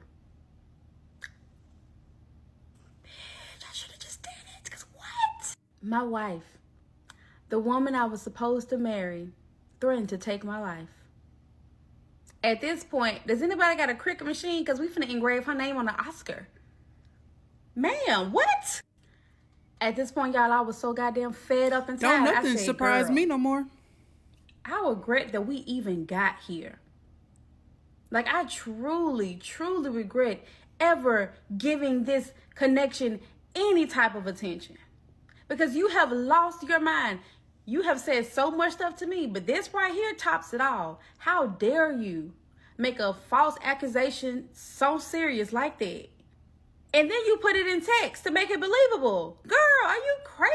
I have rehomed my cat. My daughter is not here in the home. I don't talk to my friends that much. I have lost my job, my car. I've been put out of your home. Been traumatized, me Twice. And my child. Girl, at this point, you're the fucking problem. And I said, and you have the nerve to say that I put you out of the house? Do you even know what it's like to be put out of a home with you and your child with nowhere to go? Do you know what that's even like? Nope. I love you, Adrian. I'm on my way home. So since it was a weekend, Zai was at the house, and I told Zai, come on. I grabbed my keys, my purse, let's go. Shout out to my mom for letting me drive her car. Whew. Like, where we going? We finna go ride. We finna go to grandma's house. We finna just get out the house. Because I didn't really want to, you know what I'm saying, communicate what just happened, because I didn't want her anxiety to be through the roof. So I gets to my mom, and my mom is like, girl, KS is not coming all the way from Montgomery to that house. How she gonna get in? She is not finna do all that. She just messing with y'all. She's really trying to get in your head. I said, Mom, you don't know Kay. So after all that big boss talk that Kay was talking, do y'all think she really showed up? Nope. Or was she just trying to get in my head again? Get in your head. Let's find out in the next part. This is part 26, from trust to trauma, dating my therapist. Come on in here, baby. It's 8 o'clock. No K. So I'm like, okay, well, maybe she was just talking shit. You know what I'm saying? Maybe she's not coming for real. I still wasn't going to head back to the house because I just had a feeling that she possibly could still try it. At 8:55, my Ring camera goes off. What do you know? Kay pulls up, and I see her car headlights, and I'm like, oh my God, she's at the house. So my mom was sitting next to me, and she was just looking at her like, what is she doing? Like, now at this time, she has no keys. I have keypad locks, so you know you can change the pin or whatever. All of those had been reset, honey. She had no access to that. I did all that. This motherfucker then drove from Montgomery to take the risk to come here. So, you know, I'm all in the camera looking to see if she gonna get out with some stuff. Well, I don't see any clothes, shoes, furniture, desk, computer, laptop, nothing. It's just her. And I'm like, so you fucking with me? I'm watching her on the camera, right? So an hour passed. She's still out there. And I get a text message from her. And she's like, a dream, you changed the code, which you can see below here. Yep, because I come with receipts, period. She's like, a dream, you changed the code. Yeah, I did, for my safety, because I don't trust you. You can't do that, yada, yada, yada. I'm on the lease, all that good stuff. I don't give a fuck about none of that. Because, see, last I checked, you had a gun. Now, you never threatened me and you never became violent, but that's all I know in my mind. I know you have one. You may not have it on you, but I know you have one. So at this point, I don't know what your motive is. You know what I'm saying? Like, why are you popping up? This is weird and scary. So at this point, it's been over an hour, and she's still out there. Still can't get in. So next thing I know, I see 4 cop cars on my camera. And I'm like, is that the police? They got the bright lights on. And I'm thinking in my mind, like, this is just too much damn attention, and I just moved there. Like, I don't want nobody in my business or thinking that, like, I have issues or I'm going to be that type of neighbor. So I'm just like, oh, my God, this is so embarrassing. So I'm like, did a neighbor call him on her? Because, I mean, she is looking a little sus out there wandering around or whatever. So next thing I know, I see her going over there to the cops. So I'm like, did this fool call him? Because what exactly did you think that was going to get you? Nowhere, honey. So I end up getting a call from her number. So I answer, and I'm just like, girl, can you please stop harassing me? I see you. And so I hear, this is police officer, da da da da. And I'm just like, well, I be fucking damn. He's like, can you tell me what's going on here? So I explained the situation to him, and he was just like, oh my God, that is a lot. I'm so sorry. And I'm just like, yeah. So he was like, okay, well, I'm gonna go ahead and speak back to her or whatever. Okay. So long story short, they end up leaving. So, of course, you know, they wasn't able to do much, like the fuck I thought. Now, it has been 2 hours since she has been out there. So, next thing I know, I hear my garage door lift. And I was just like, I know you fucking lying. I know like hell this girl did not break into the house. And I just hear my garage going up. And then next thing I know, I see her get in her car and pull her car into the damn garage. I said, this motherfucker's so goddamn crazy. I'm telling my mom, and I was like, bro, I'm about to get in the car and I'm finna go up there because She's like, no. Like, no, chill out. Just relax. Don't do that. Don't get yourself in nothing with Kay. Don't do that.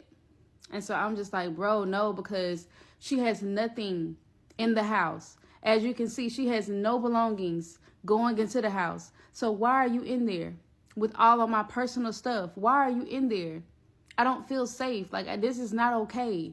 You're invading my privacy. Like, this is not okay. Next thing I know, I get an email where I'm CC'd on it, and the property manager, and I can see where she initially had asked him to give her access to the house or whatever.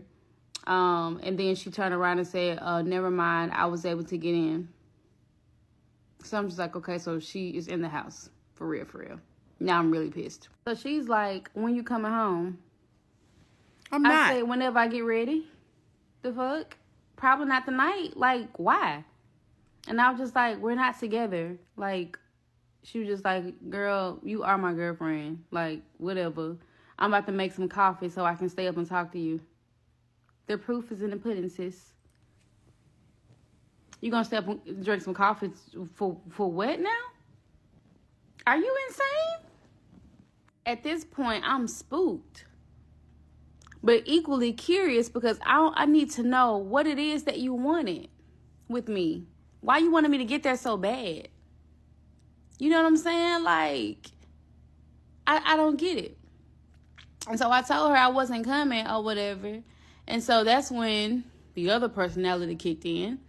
And she just like, oh, you just financially used me for a whole year. This was revenge. This was premeditated. What was premeditated, baby?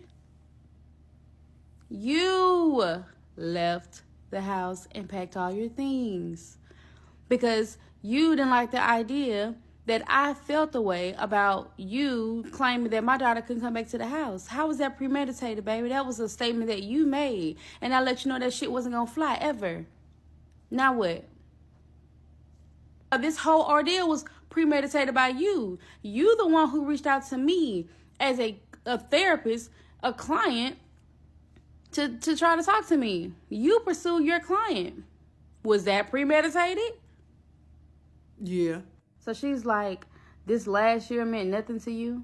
What about the last 6 months? I created this whole opportunity for us. If your plan was to just get a house from me, then that's all you had to say. Like, is that what it was? And then she started sending me pictures of me and her. Like, girl, stop it.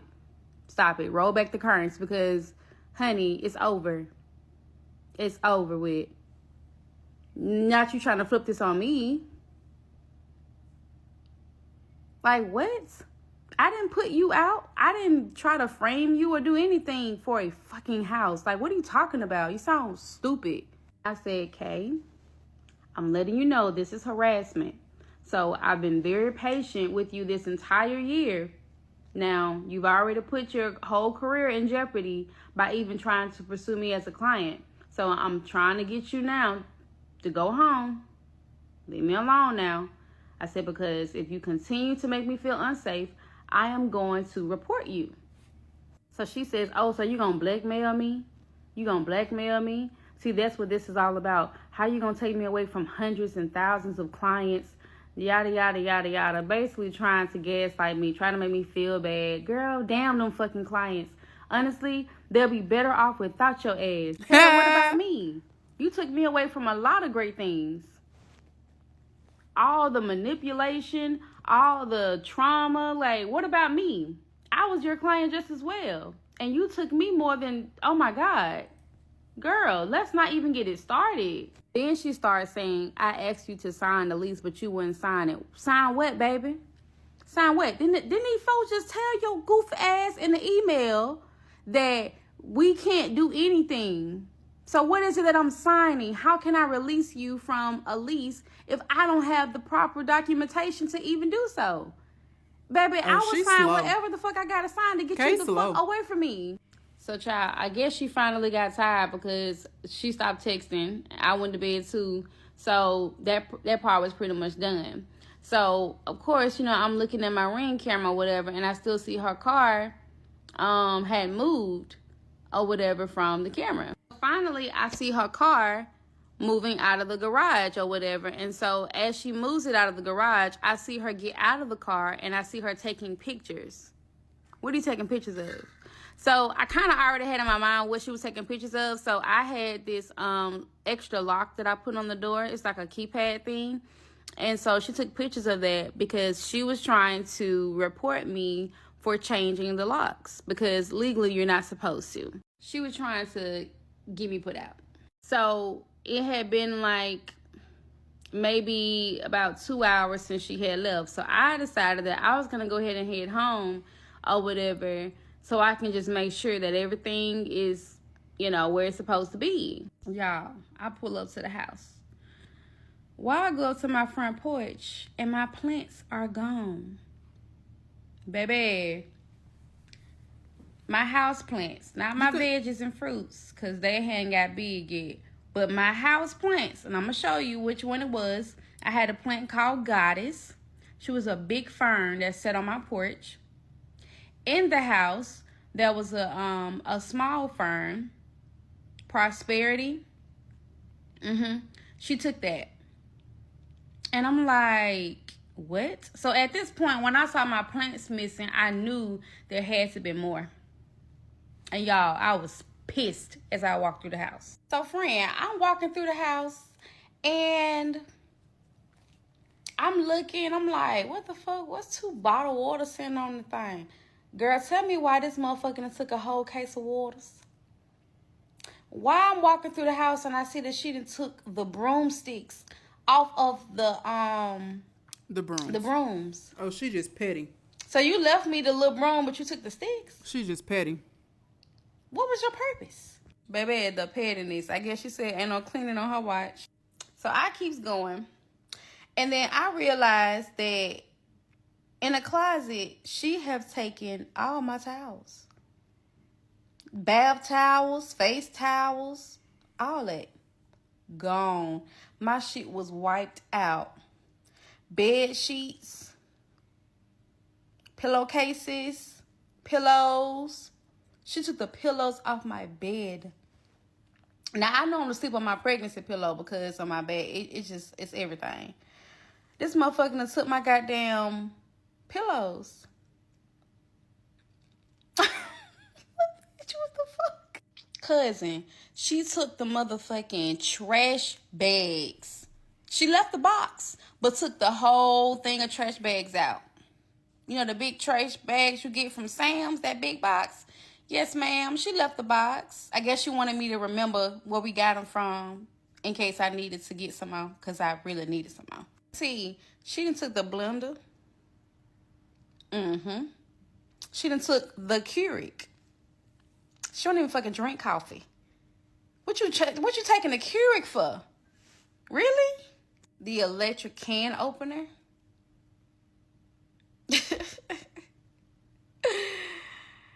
She can't even fucking cook. Ooh, girl, I just can't. She took the fruit out my fridge. Baby, go get healthy on your own dime. Why are you taking my food, ma'am? She ain't got no money. At this point, I'm weak, but I'm equally mad because, like, you went too far. So that same day, I went and replenished everything. I went and got pillows. I done got tissue. Oh, yeah, she took the whole thing of tissue. I forgot to tell y'all that. She did. I had to buy tissue. I had to buy towels, y'all. When I tell y'all, I was so freaking annoyed. I'm having to buy new things when I didn't have to. Those were not yours. I bought that stuff. And to make it even more petty, she took my plugins. Yeah. In the wall, Febreze. But yes, she allegedly don't even have a place to take this stuff to. I guess she said no smelling good in here either. Yeah. So I had to go and rebuy those. Like, y'all, when I tell y'all, I have literally spent so much money trying to get my space back, like, you know, together. But you homeless, though. You don't have nowhere to go, though. So what was your motive? You didn't bring anything here. You're still taking things out. I'm so confused. Crazy. Oh, and it don't end here, cousin. Auntie, it don't end here. Listen up. So some said, go into your office. I go in my office. Why did she return the picture that I gave her? She has a lit candle on the floor and a lit incense on the floor next to the picture that Onyx had peed on.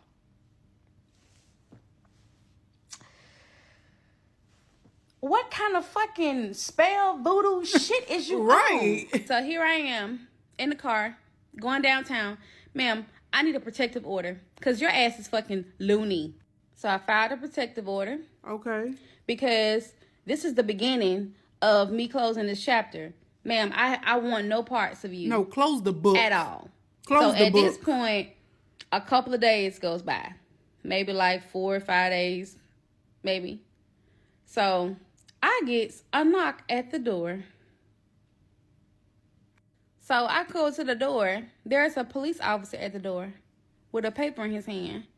So I'm like, She got one against you? He's like, hey, I got this for you, whatever. So I was just like, I was like, you bringing me the copy of my protective order?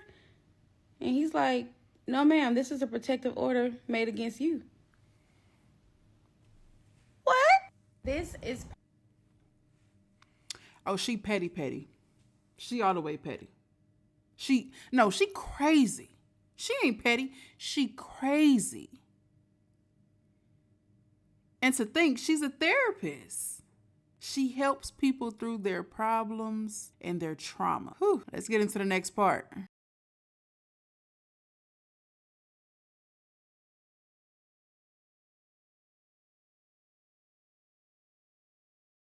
Now, this is mute because of the music, but follow me to hear about what happens next. Y'all got restraining orders against each other. I'm going to let this roll a couple of times because y'all got restraining orders against each other.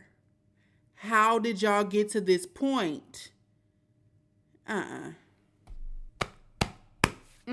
no way. This is part 27, From Trust to Trauma. Dating my therapist.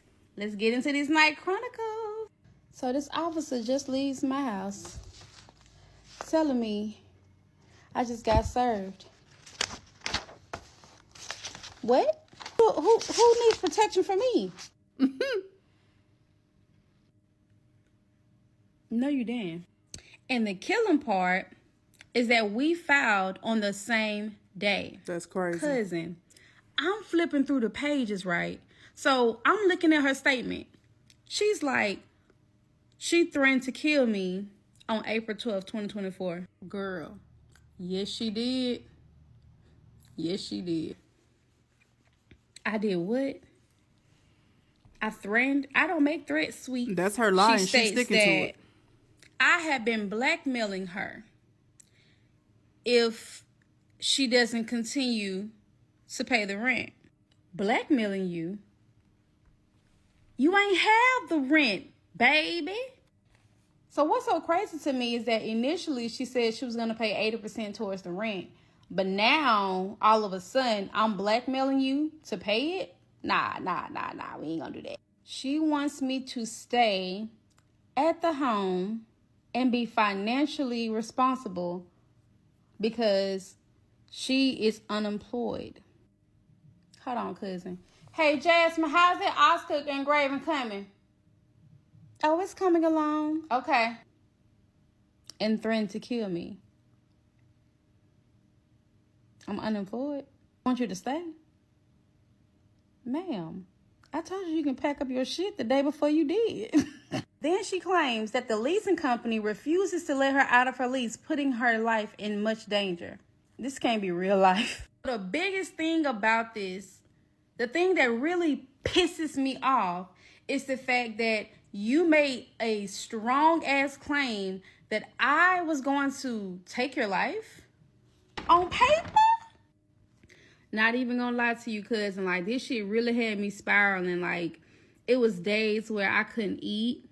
I couldn't sleep. And, like, when I read the whole paper, y'all, I just sat on my couch. in silence. I didn't even know what to say, what to do, because for the first time, like in a long time, I felt so defeated. I felt so defeated. I was just like, this is a never-ending cycle, and I've never been in any type of legal situation like this. So for me to even have the courage to go down here to protect myself, this is what you do? Wow. So something just, came over me, and it was just like, Dream, you got everything you need, baby, to change your circumstance. Don't give up now. Keep it going. Use it. So I remember I took a picture of what she had left at the house, that lit counter on the floor, your cousin, that lit counter and that incense next to that object. I sent it over to the landlord, and I told him, listen, I'm a mother of a 14-year-old, and we are afraid for our safety. We were living with someone who we trust, and she has now become someone who we are afraid of. I have a protective order against her. She has left a lit candle in the floor to put our lives in risk of danger of a fire, which is very dangerous to the property. I'm sure you wouldn't want somebody like that in your home. Oh, yeah, I went there. So he responded back, and he said that he was going to do an out-of-policy exception for me. He was going to send a request up to the leasing team to have her removed from the lease. They sent out a signature to the both of us. I signed, and I got a notification that she signed, which I was actually kind of shocked about, but she did. Released. Cousin, I got that thing off my lease, baby. They said you are now the only person that is on this thing. Thank you. Next time you pull up, you leaving with them officers, ma'am. For a little while, cousin, things had got quiet. I hadn't heard from her. I'm trying to see why this is not the last part. So I ended up getting an email of her telling me that she was in town because she had to go to an eye doctor's appointment. So? And that she was going to replace my plants that she stole. No. Yeah. No. So she went to Home Depot and she replaced my plants. I wasn't at home at the time, but she did drop them off on my porch, where she stole them from originally. And then she cashed out me $100, $111 to be exact, to replace the things that she stole from the house. Yeah. Then she ordered me a new coffee Keurig machine. That's what I about to say. That ain't even gonna and cover sent the it to the Keurig. house. Yeah. Now, y'all already know that 1K, that was late, so y'all stay with me now. And guess what else, cousin? She dismissed the case. If I'm lying, I'm flying, bitch. Yes, she did. Yes, she did. She dismissed the case. And I'm like, I kind of knew that was going to happen because, ma'am, you was finna get embarrassed in the courtroom, honey. I was coming with a briefcase, portfolio, all that. That's when I thought that the chapter was about to close. So she tells me why she even filed in the first place. Yeah, she did. She told me that the reason why she had called me that day, those 3 times, is because she wanted to propose something to me, but she didn't trust me fully. Something. So instead of her telling me over the phone, she wanted to tell me in person. And that's why she pulled up, because she thought that was going to convince me to actually talk to her. But listen up, that's what she said. So I'm listening, I'm like, okay. And she's like, well, I filed a protective order because I knew that that was going to get me off of the lease. I wanted to scare you, so that way you would then file a protective order against me as well, so we can look as if basically we're not a good fit to live with one another. Bitch, I was born January 3rd, 1994. Not today. So now I'm trying to put all this shit behind me so I can move on with my life, right? So I start to seek out a new therapist. I'm already suffering with PTSD from even talking to anybody new. So I end up matching with one, and she's an older lady. I'm like, oh my God, thank you. We have our first session, everything cool. And then, you know, she asked me what I want to focus on and everything, you know. And so I tell her briefly about the story. So she's like, I can tell, I can just listen to the background. It sounds like she lifting up in her seat. Like, you said your therapist. Ooh, hallelujah. She's like, and when was this? Really? Oh, we need to report this. Have you considered reporting this to the board? This is not okay. And I was like, yeah, you know, I thought about it, you know. And she's just like, well, we need to work on that. Let's set up a game plan to where we can, you know, get this in motion, basically, right?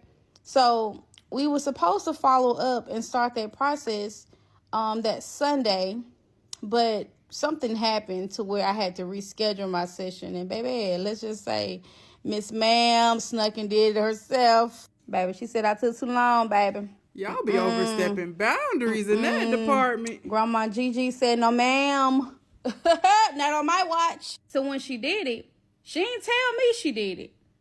But And I that's found where she out went wrong. from guess who?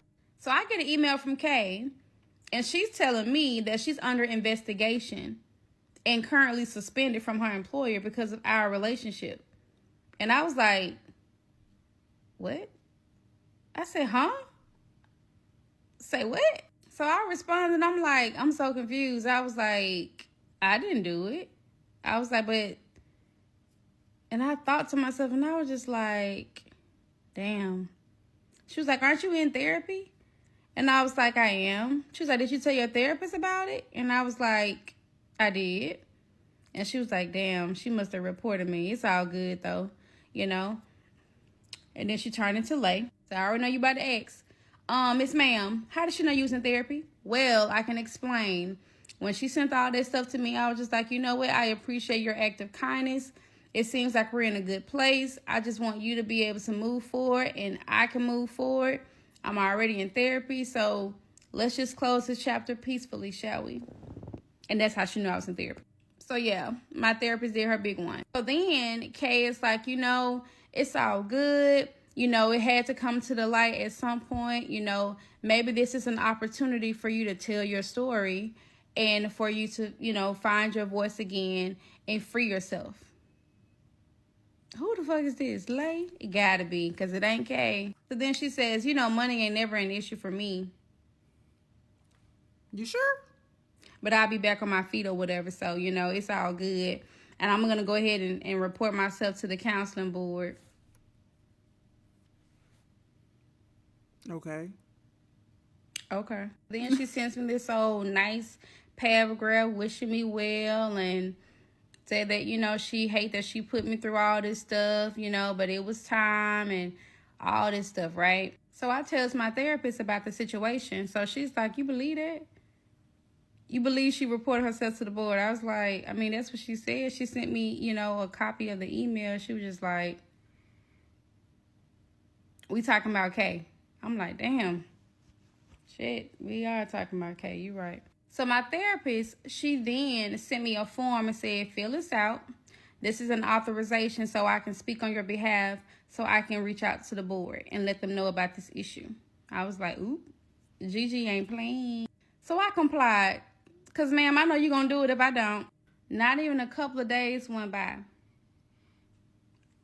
Why did Kay hack into my email, saw the form, and reached out to my therapist? Now my therapist has disappeared on me. This is part... What the hell she did to the therapist? What y'all think she did to the therapist? This is part 28. From trust to trauma. Dating my therapist. Get into the story time. So before I tell y'all about Gigi, tell me why I'm at work, because I work from home. Tell me why I see my notification going off on my Ring camera. I know you fucking lying. So I see Kay's car, and both of her car doors are open. So I log out of my computer, and I'm going outside because, ma'am, what you trying to do?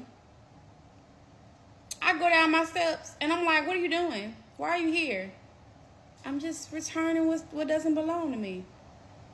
Y'all, while I looked around the fucking corner and this motherfucker got the first big fern by my garage door. Goddess. Yes, ma'am. She brought it back. And Prosperity, the other one.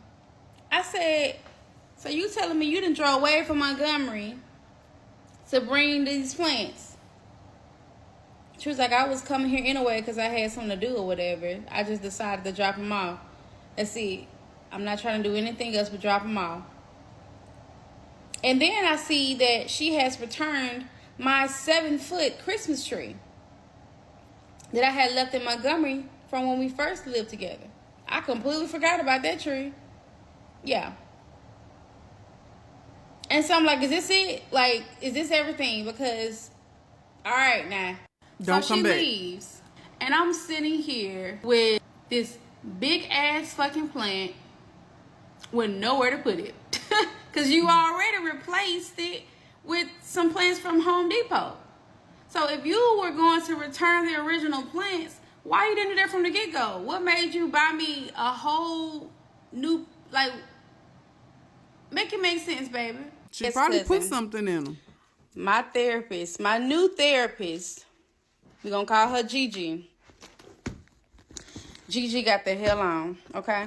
I'm going to put some lotion on my hands because y'all know I love talking with my hands. And I'm going to tell y'all why I think she got the hell on. About to go in the kitchen. Cousin, we finna get this thing popping. So go ahead and get your little beverage, honey, and let's get back to it because I got to tell y'all about Gigi. Come on. I remember I told y'all that my therapist, my new therapist, when she heard about the story with Kay, she hopped right into reporting her, which she should have. But my whole reason for even starting therapy was completely put to the side, and the whole focus was on Kay. See? That was a red flag. Number 2, we had agreed that we would revisit the situation after I have, you know what I'm saying, gave her the opportunity to know about me and what I needed. But she took it upon herself to report Kay on my behalf as if I'm not capable, or she didn't believe that I was going to move forward with it. Number 2, Gigi and I had agreed that I would get off of the platform that I met her and Kay on, and she had a private practice or whatever where she offered virtual sessions and she accepted my insurance, so it was perfect, right? We had a consultation. She had me sign some paperwork, verify my insurance, all that good stuff, right? Kay had sent an email. Now, let me explain the email situation, okay? Once again, see who, I don't know what this platform is. Please, can you let us know what this platform is? Because I don't never want to run into it. Okay. I hope it's not the same platform that I use. I don't think it is, but I hope it's not. Okay. Isn't that a violation also? And I don't know. Maybe this platform will let you, you know, sell your services to the clients that sign up on their platform, which sounds like a no. But why does everybody want to take things off the platform? You know, the platform is here for a reason. I signed up through this program to talk to you through the program. And now you're saying, okay, let's get you off this program and let's do this private. I got my own little private practice. I'm sure that's a violation. I'm sure. And I know that these are 2 different fields of work, but that's just like if you're an in-home caregiver and you're working with a family and the family say, oh, okay, I know you're working through this company, but we're no longer going to work through the company because we don't like the owner of the company. We're just going to get somebody personal and we want you to work for us personally. You can quit your job and go work for them personally, but I'm sure it's against the contract. That client is bringing that company money and then they're paying you. That company doesn't want you to offer your special services. If it's not going through the company loses money. So yeah, red flag. Yeah, I don't like the new therapist either. Okay. So remember, she had me fill out a form giving her permission to speak on my behalf to the counseling board. My therapist, right? Not Kay, my therapist. So I filled out the form and I sent it over to the platform where my therapist and Kay worked at, so that way they could, see that, hey, I'm giving her permission. I did that. Kay hacked into my email because she emailed the platform where she worked at, and she CC'd my therapist. Yeah, she CC'd my therapist, like, yeah, bitch, I see you, and I know who you are, and I know what you did. Stating that she was assisting me and that I was giving her permission to speak with my therapist. Oh, yeah.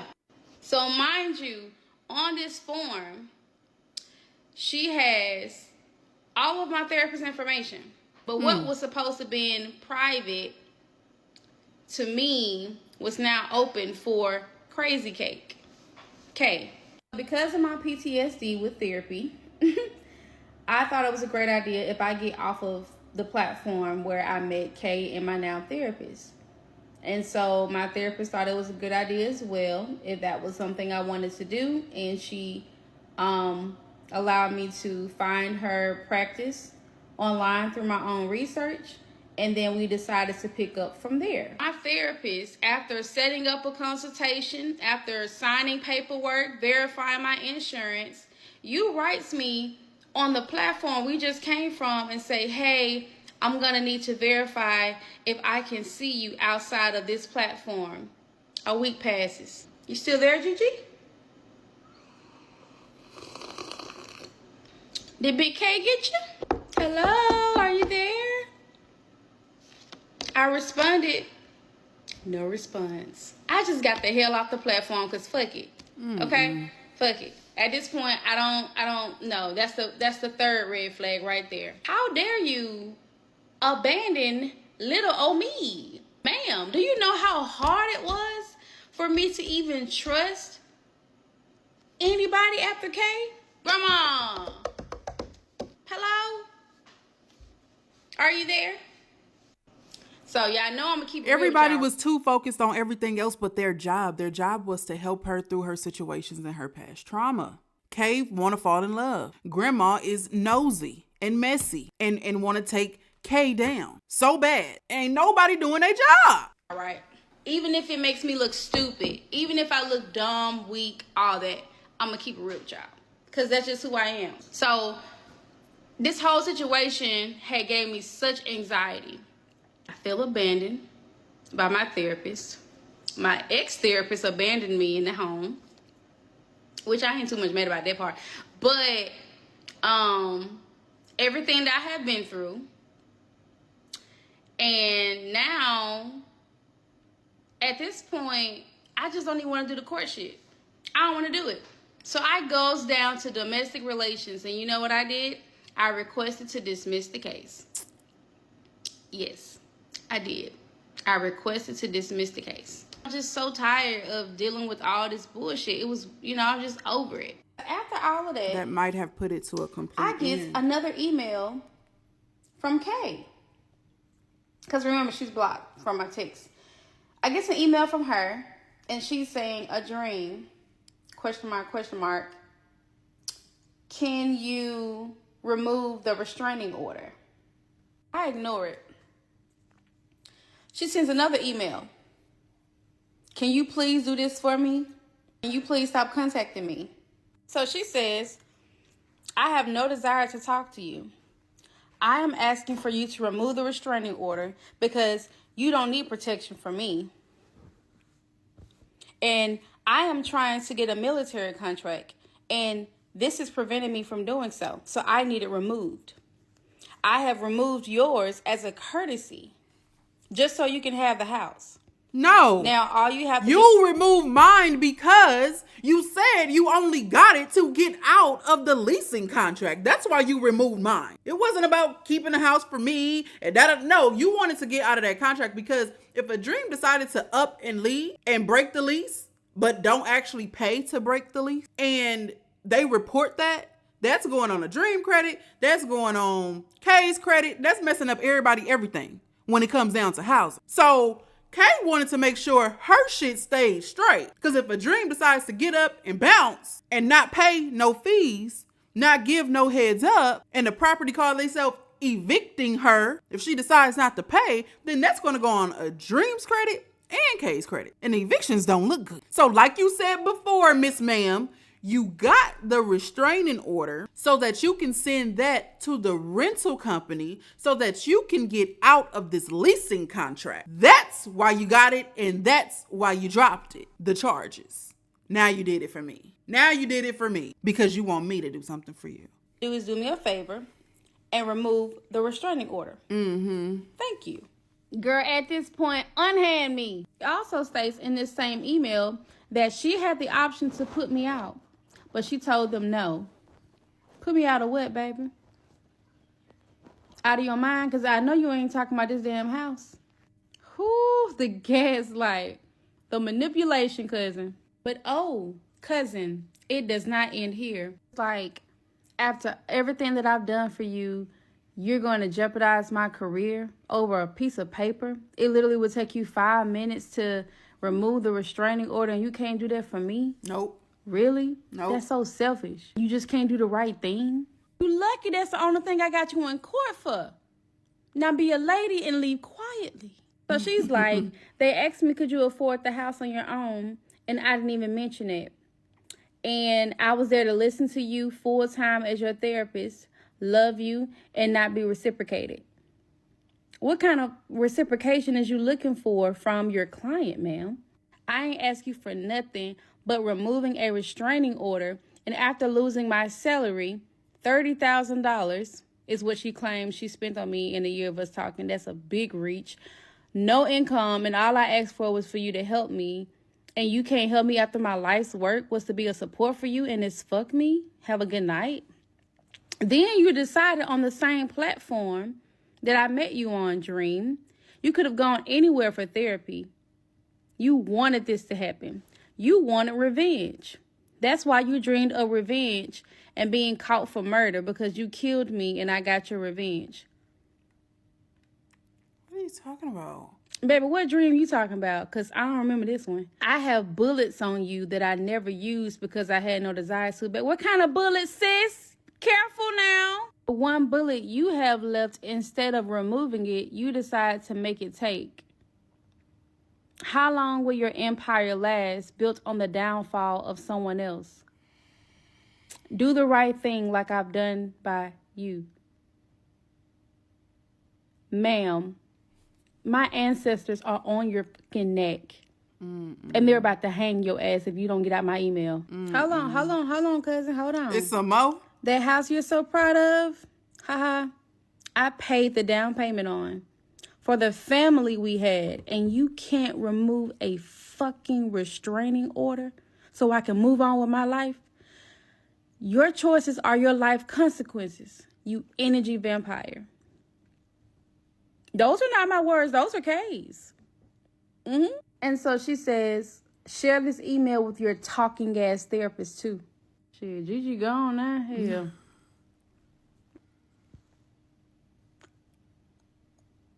I responded. I was just like, okay. Now at this point, I am highly regretting going down there to dismiss this fucking protective order. This is part 28. Because whole time you're doing all this talking, it's Trust. already dropped. Bookie. This is part 29, from trust to trauma, dating my therapist. Let's go. In this video, I am going to be reflecting on the relationship that Kay and I had. I will be covering some things that I had not mentioned, just to give you guys a little bit of an insider prior to the last episode. The last episode will tell you about where we ended and where we go from there. I will also be going live to let you guys have an opportunity to ask me any questions, just so we can reflect all together, because y'all my cousins now. So cousin, I know I left off telling you about how my current therapist went Casper. But before I do that, I'm going to catch you up on the investigation involving Kay. So I'm just in the kitchen minding my business. I get an email and it says, hey, Your provider is no longer on the platform. And I'm like, I just know my therapist ain't just ditched me. What? I opens up the email, and to my surprise, I see Kay's name. Oh, wow. This is real. I won't lie. For a hot millisecond, I felt bad. No. Hold on. Hold it. I felt bad for a millisecond. Only because I never really wanted revenge. I just wanted to peacefully move on, and for her to move on and hope to God that life teaches her a lesson. I didn't want all this extra shit. I just wanted peace. But you had a nosy But at the ass same new time, therapist that wanted it. I was relieved because nobody, and I mean nobody, I don't care what the situation is, deserves to be manipulated like that. I met Kay when I was at my lowest. I hadn't always been broke and confused and lost. I've always been up. And just like everybody else, I'm no different. I had a hardship. And just like most people do, they talk to somebody about it. Whether you talk to a friend, a family member, or a professional mental health therapist. I did what I thought was best for me at the time. And she took advantage of that. So yes, I am completely thrilled that she can no longer manipulate anybody else. So shortly after that, cousin, Kay sends me an email. Now I know you're wondering, like, why the f did you still get emails? I can explain. Please. You know, there's something about a woman that keeps receipts for special occasions in case I need to take something back. Like my power, because don't ever play with me. So she told me that she had got let go while in the middle of a session with a client. And then that's when she followed up with all the kudos and I'm going to report myself to the board, all that stuff. So this is what's trippy. Kay had a therapist the entire time. Oh, yeah. She would tell her therapist about everything that we had going on, the good, the bad, the ugly, all that. But that wasn't the problem, right? No, what the problem was is that when things went left, she would tell me that her therapist said that I was wrong, she wasn't, and that she needed to leave me alone. So I wondered,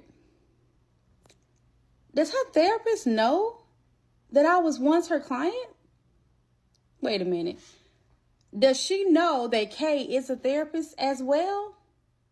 Does she know that she pursued me as a client and that we're living together? Does she know all of this? Ain't no way. Can't be. Before all the craziness had happened once we moved into the house, I asked her. I said, does your therapist know that I was your client? And she said, hell no. She don't even know I'm a therapist. What the hell I look like telling on myself? I never tell on myself. Things that make you go, So, cousin, when we got into it at the house, I said, you need to get you a new therapist because this ain't working. You wasting her time and yours. And she was like, I don't have a therapist anymore. I stopped seeing her. Why? I said, what you mean? What happened? Not you stop seeing that lady. And this is what she said. Well, I thought about what you said and I told her the truth. And she told me that I needed to report myself. And I stopped going. Because I ain't no way in hell I'm about to report myself. I ain't telling on myself. Hell no. But you was willing to tell on yourself when you got laid off, though. The math is not mathing. No, cousin, this shit is already stressful. So let's go ahead and get back to Gigi. Now, mind you, cousin, I knew nothing about her hacking into my email and emailing my therapist. The way that I found out is from my therapist. So she reached out to me and said, hey, how you been? What's going on? You know, I hadn't heard, anything from you on an update on the situation or whatever. Did you have your former therapist reach out to me? Say what? Our former therapist? No, why would I do that? I don't talk to her. Oh, I had thought that you guys may have gone back together because... No, ma'am, you didn't think that. No, ma'am. Because she sent an email and she was just like, do you think if she has access to your email? And so I'm looking at my email, I'm looking at the sent folder. I said, I don't see any messages that were sent. I was like, was it from me? Was she posing like me? She's like, oh no, it's definitely her. She emailed me from her email. Good as batshit crazy. This is fucking nut. So one of my cousins was in the comments and was like, was she still, practicing while y'all was together? And the answer is absolutely yes. The entire relationship, she was still being a therapist and seeing hundreds of clients. Now, there were quite a few that were odd, but there was one that I remember vividly that I could never forget. And the client was on speaker. I was in the kitchen cooking and loading some dishes in the dishwasher. And the client was like, yeah, I'm just having so much trouble with making friends, and it's just been so hard in my area. I just don't know what to do. Okay, proceeds to say, sometimes you may just have to close up shop and pack up your things and move to a new city. Bitch, I almost went in there and brought her ass and shut her ass up in the damn dishwasher because who you talking to, me or her? What's up with the subliminal, honey? Because you know how I feel about my shop. Just held my breath and kept going because I didn't want to overreact. But equally, I felt the shade. So, cousin, because you have gotten this far into this video, into this whole series, I want to give you a glimpse of what manipulation, real manipulation, sounds like. And girl, bye. How you've been in my life, you have had issues. Girl, bye. And you haven't. You fucking delusional. You have been evicted. You want to keep recording? Really? No, go ahead. You have been evicted. Your car has been repossessed. And you throwing this all up because of what is irrelevant. No, I'm telling you, you're a cycle of chaos. Okay. You are chaos. And that's okay. You attract chaos in your life. Okay. Your life is chaotic. And that's fine. She's schizophrenic as fuck. Don't you hear voices, you stupid bitch? Don't you call me a stupid bitch? I did. Yeah, a voice that tell me to leave you the fuck alone. Well, bye. You hear voices. I'm not going anywhere. You are. You have auditory schizophrenia. You don't know what you're talking about. Depression. You don't know what you're talking about. You take medication every day. You pop pills every day, but you won't see a therapist because one platform didn't work out because you don't want help a dream. And it took everything in me not to go to prison that day. Woo! Who was ready for the voice? Who was ready for the voice proof? The audio proof? Who was ready for that? I didn't know that was coming. That is wild.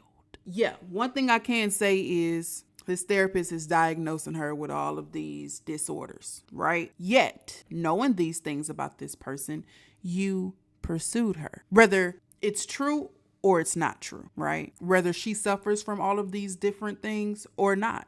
Kay feels in her heart that a dream suffers from those disorders, and she still pursued her. She still played on her emotion. She knows what a dream told her in those sessions. She knew what would light a dream up, what will make a dream feel special. She knew her way of confusing a dream. She knew how to manipulate it. She knew what to say, what to do, like most abusers do. One thing I have learned is that abusers do not abuse on the first date. Nah. And a lot of women that you hear that are in these situations or similar situations, sometimes worse situations, a lot of the time you will hear, well, he didn't used to be like that, or she didn't used to be like that. And that is mainly because of one or two things, in my opinion. I am not a doctor by all means, but in my opinion, one, something traumatic happened in that abuser's life that flipped the switch while you guys were in a relationship. Or two, something happened to that abuser way deep down in the past. And when he met you, he studied you. He learned everything about you, or she. It ain't all about he or she.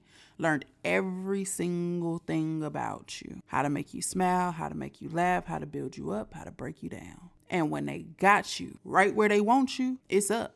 It's up for them. They can drop you and pick you up like a bad habit easily. Any day of the week, any time of the year. You can move on with somebody else for 2 years and they know exactly what to say to you and exactly what to do for you to make you leave the person you with. So we got one more part and it's supposed to be the finale. I feel like we've heard everything we needed to hear, but let's see if there's anything new we can figure out.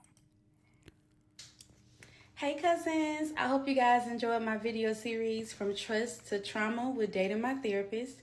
I will be going live on July 21st, this Sunday at 8 p.m. Central Standard Time. Let's meet up, let's talk, let's chat, and let's toast to new beginnings and healing.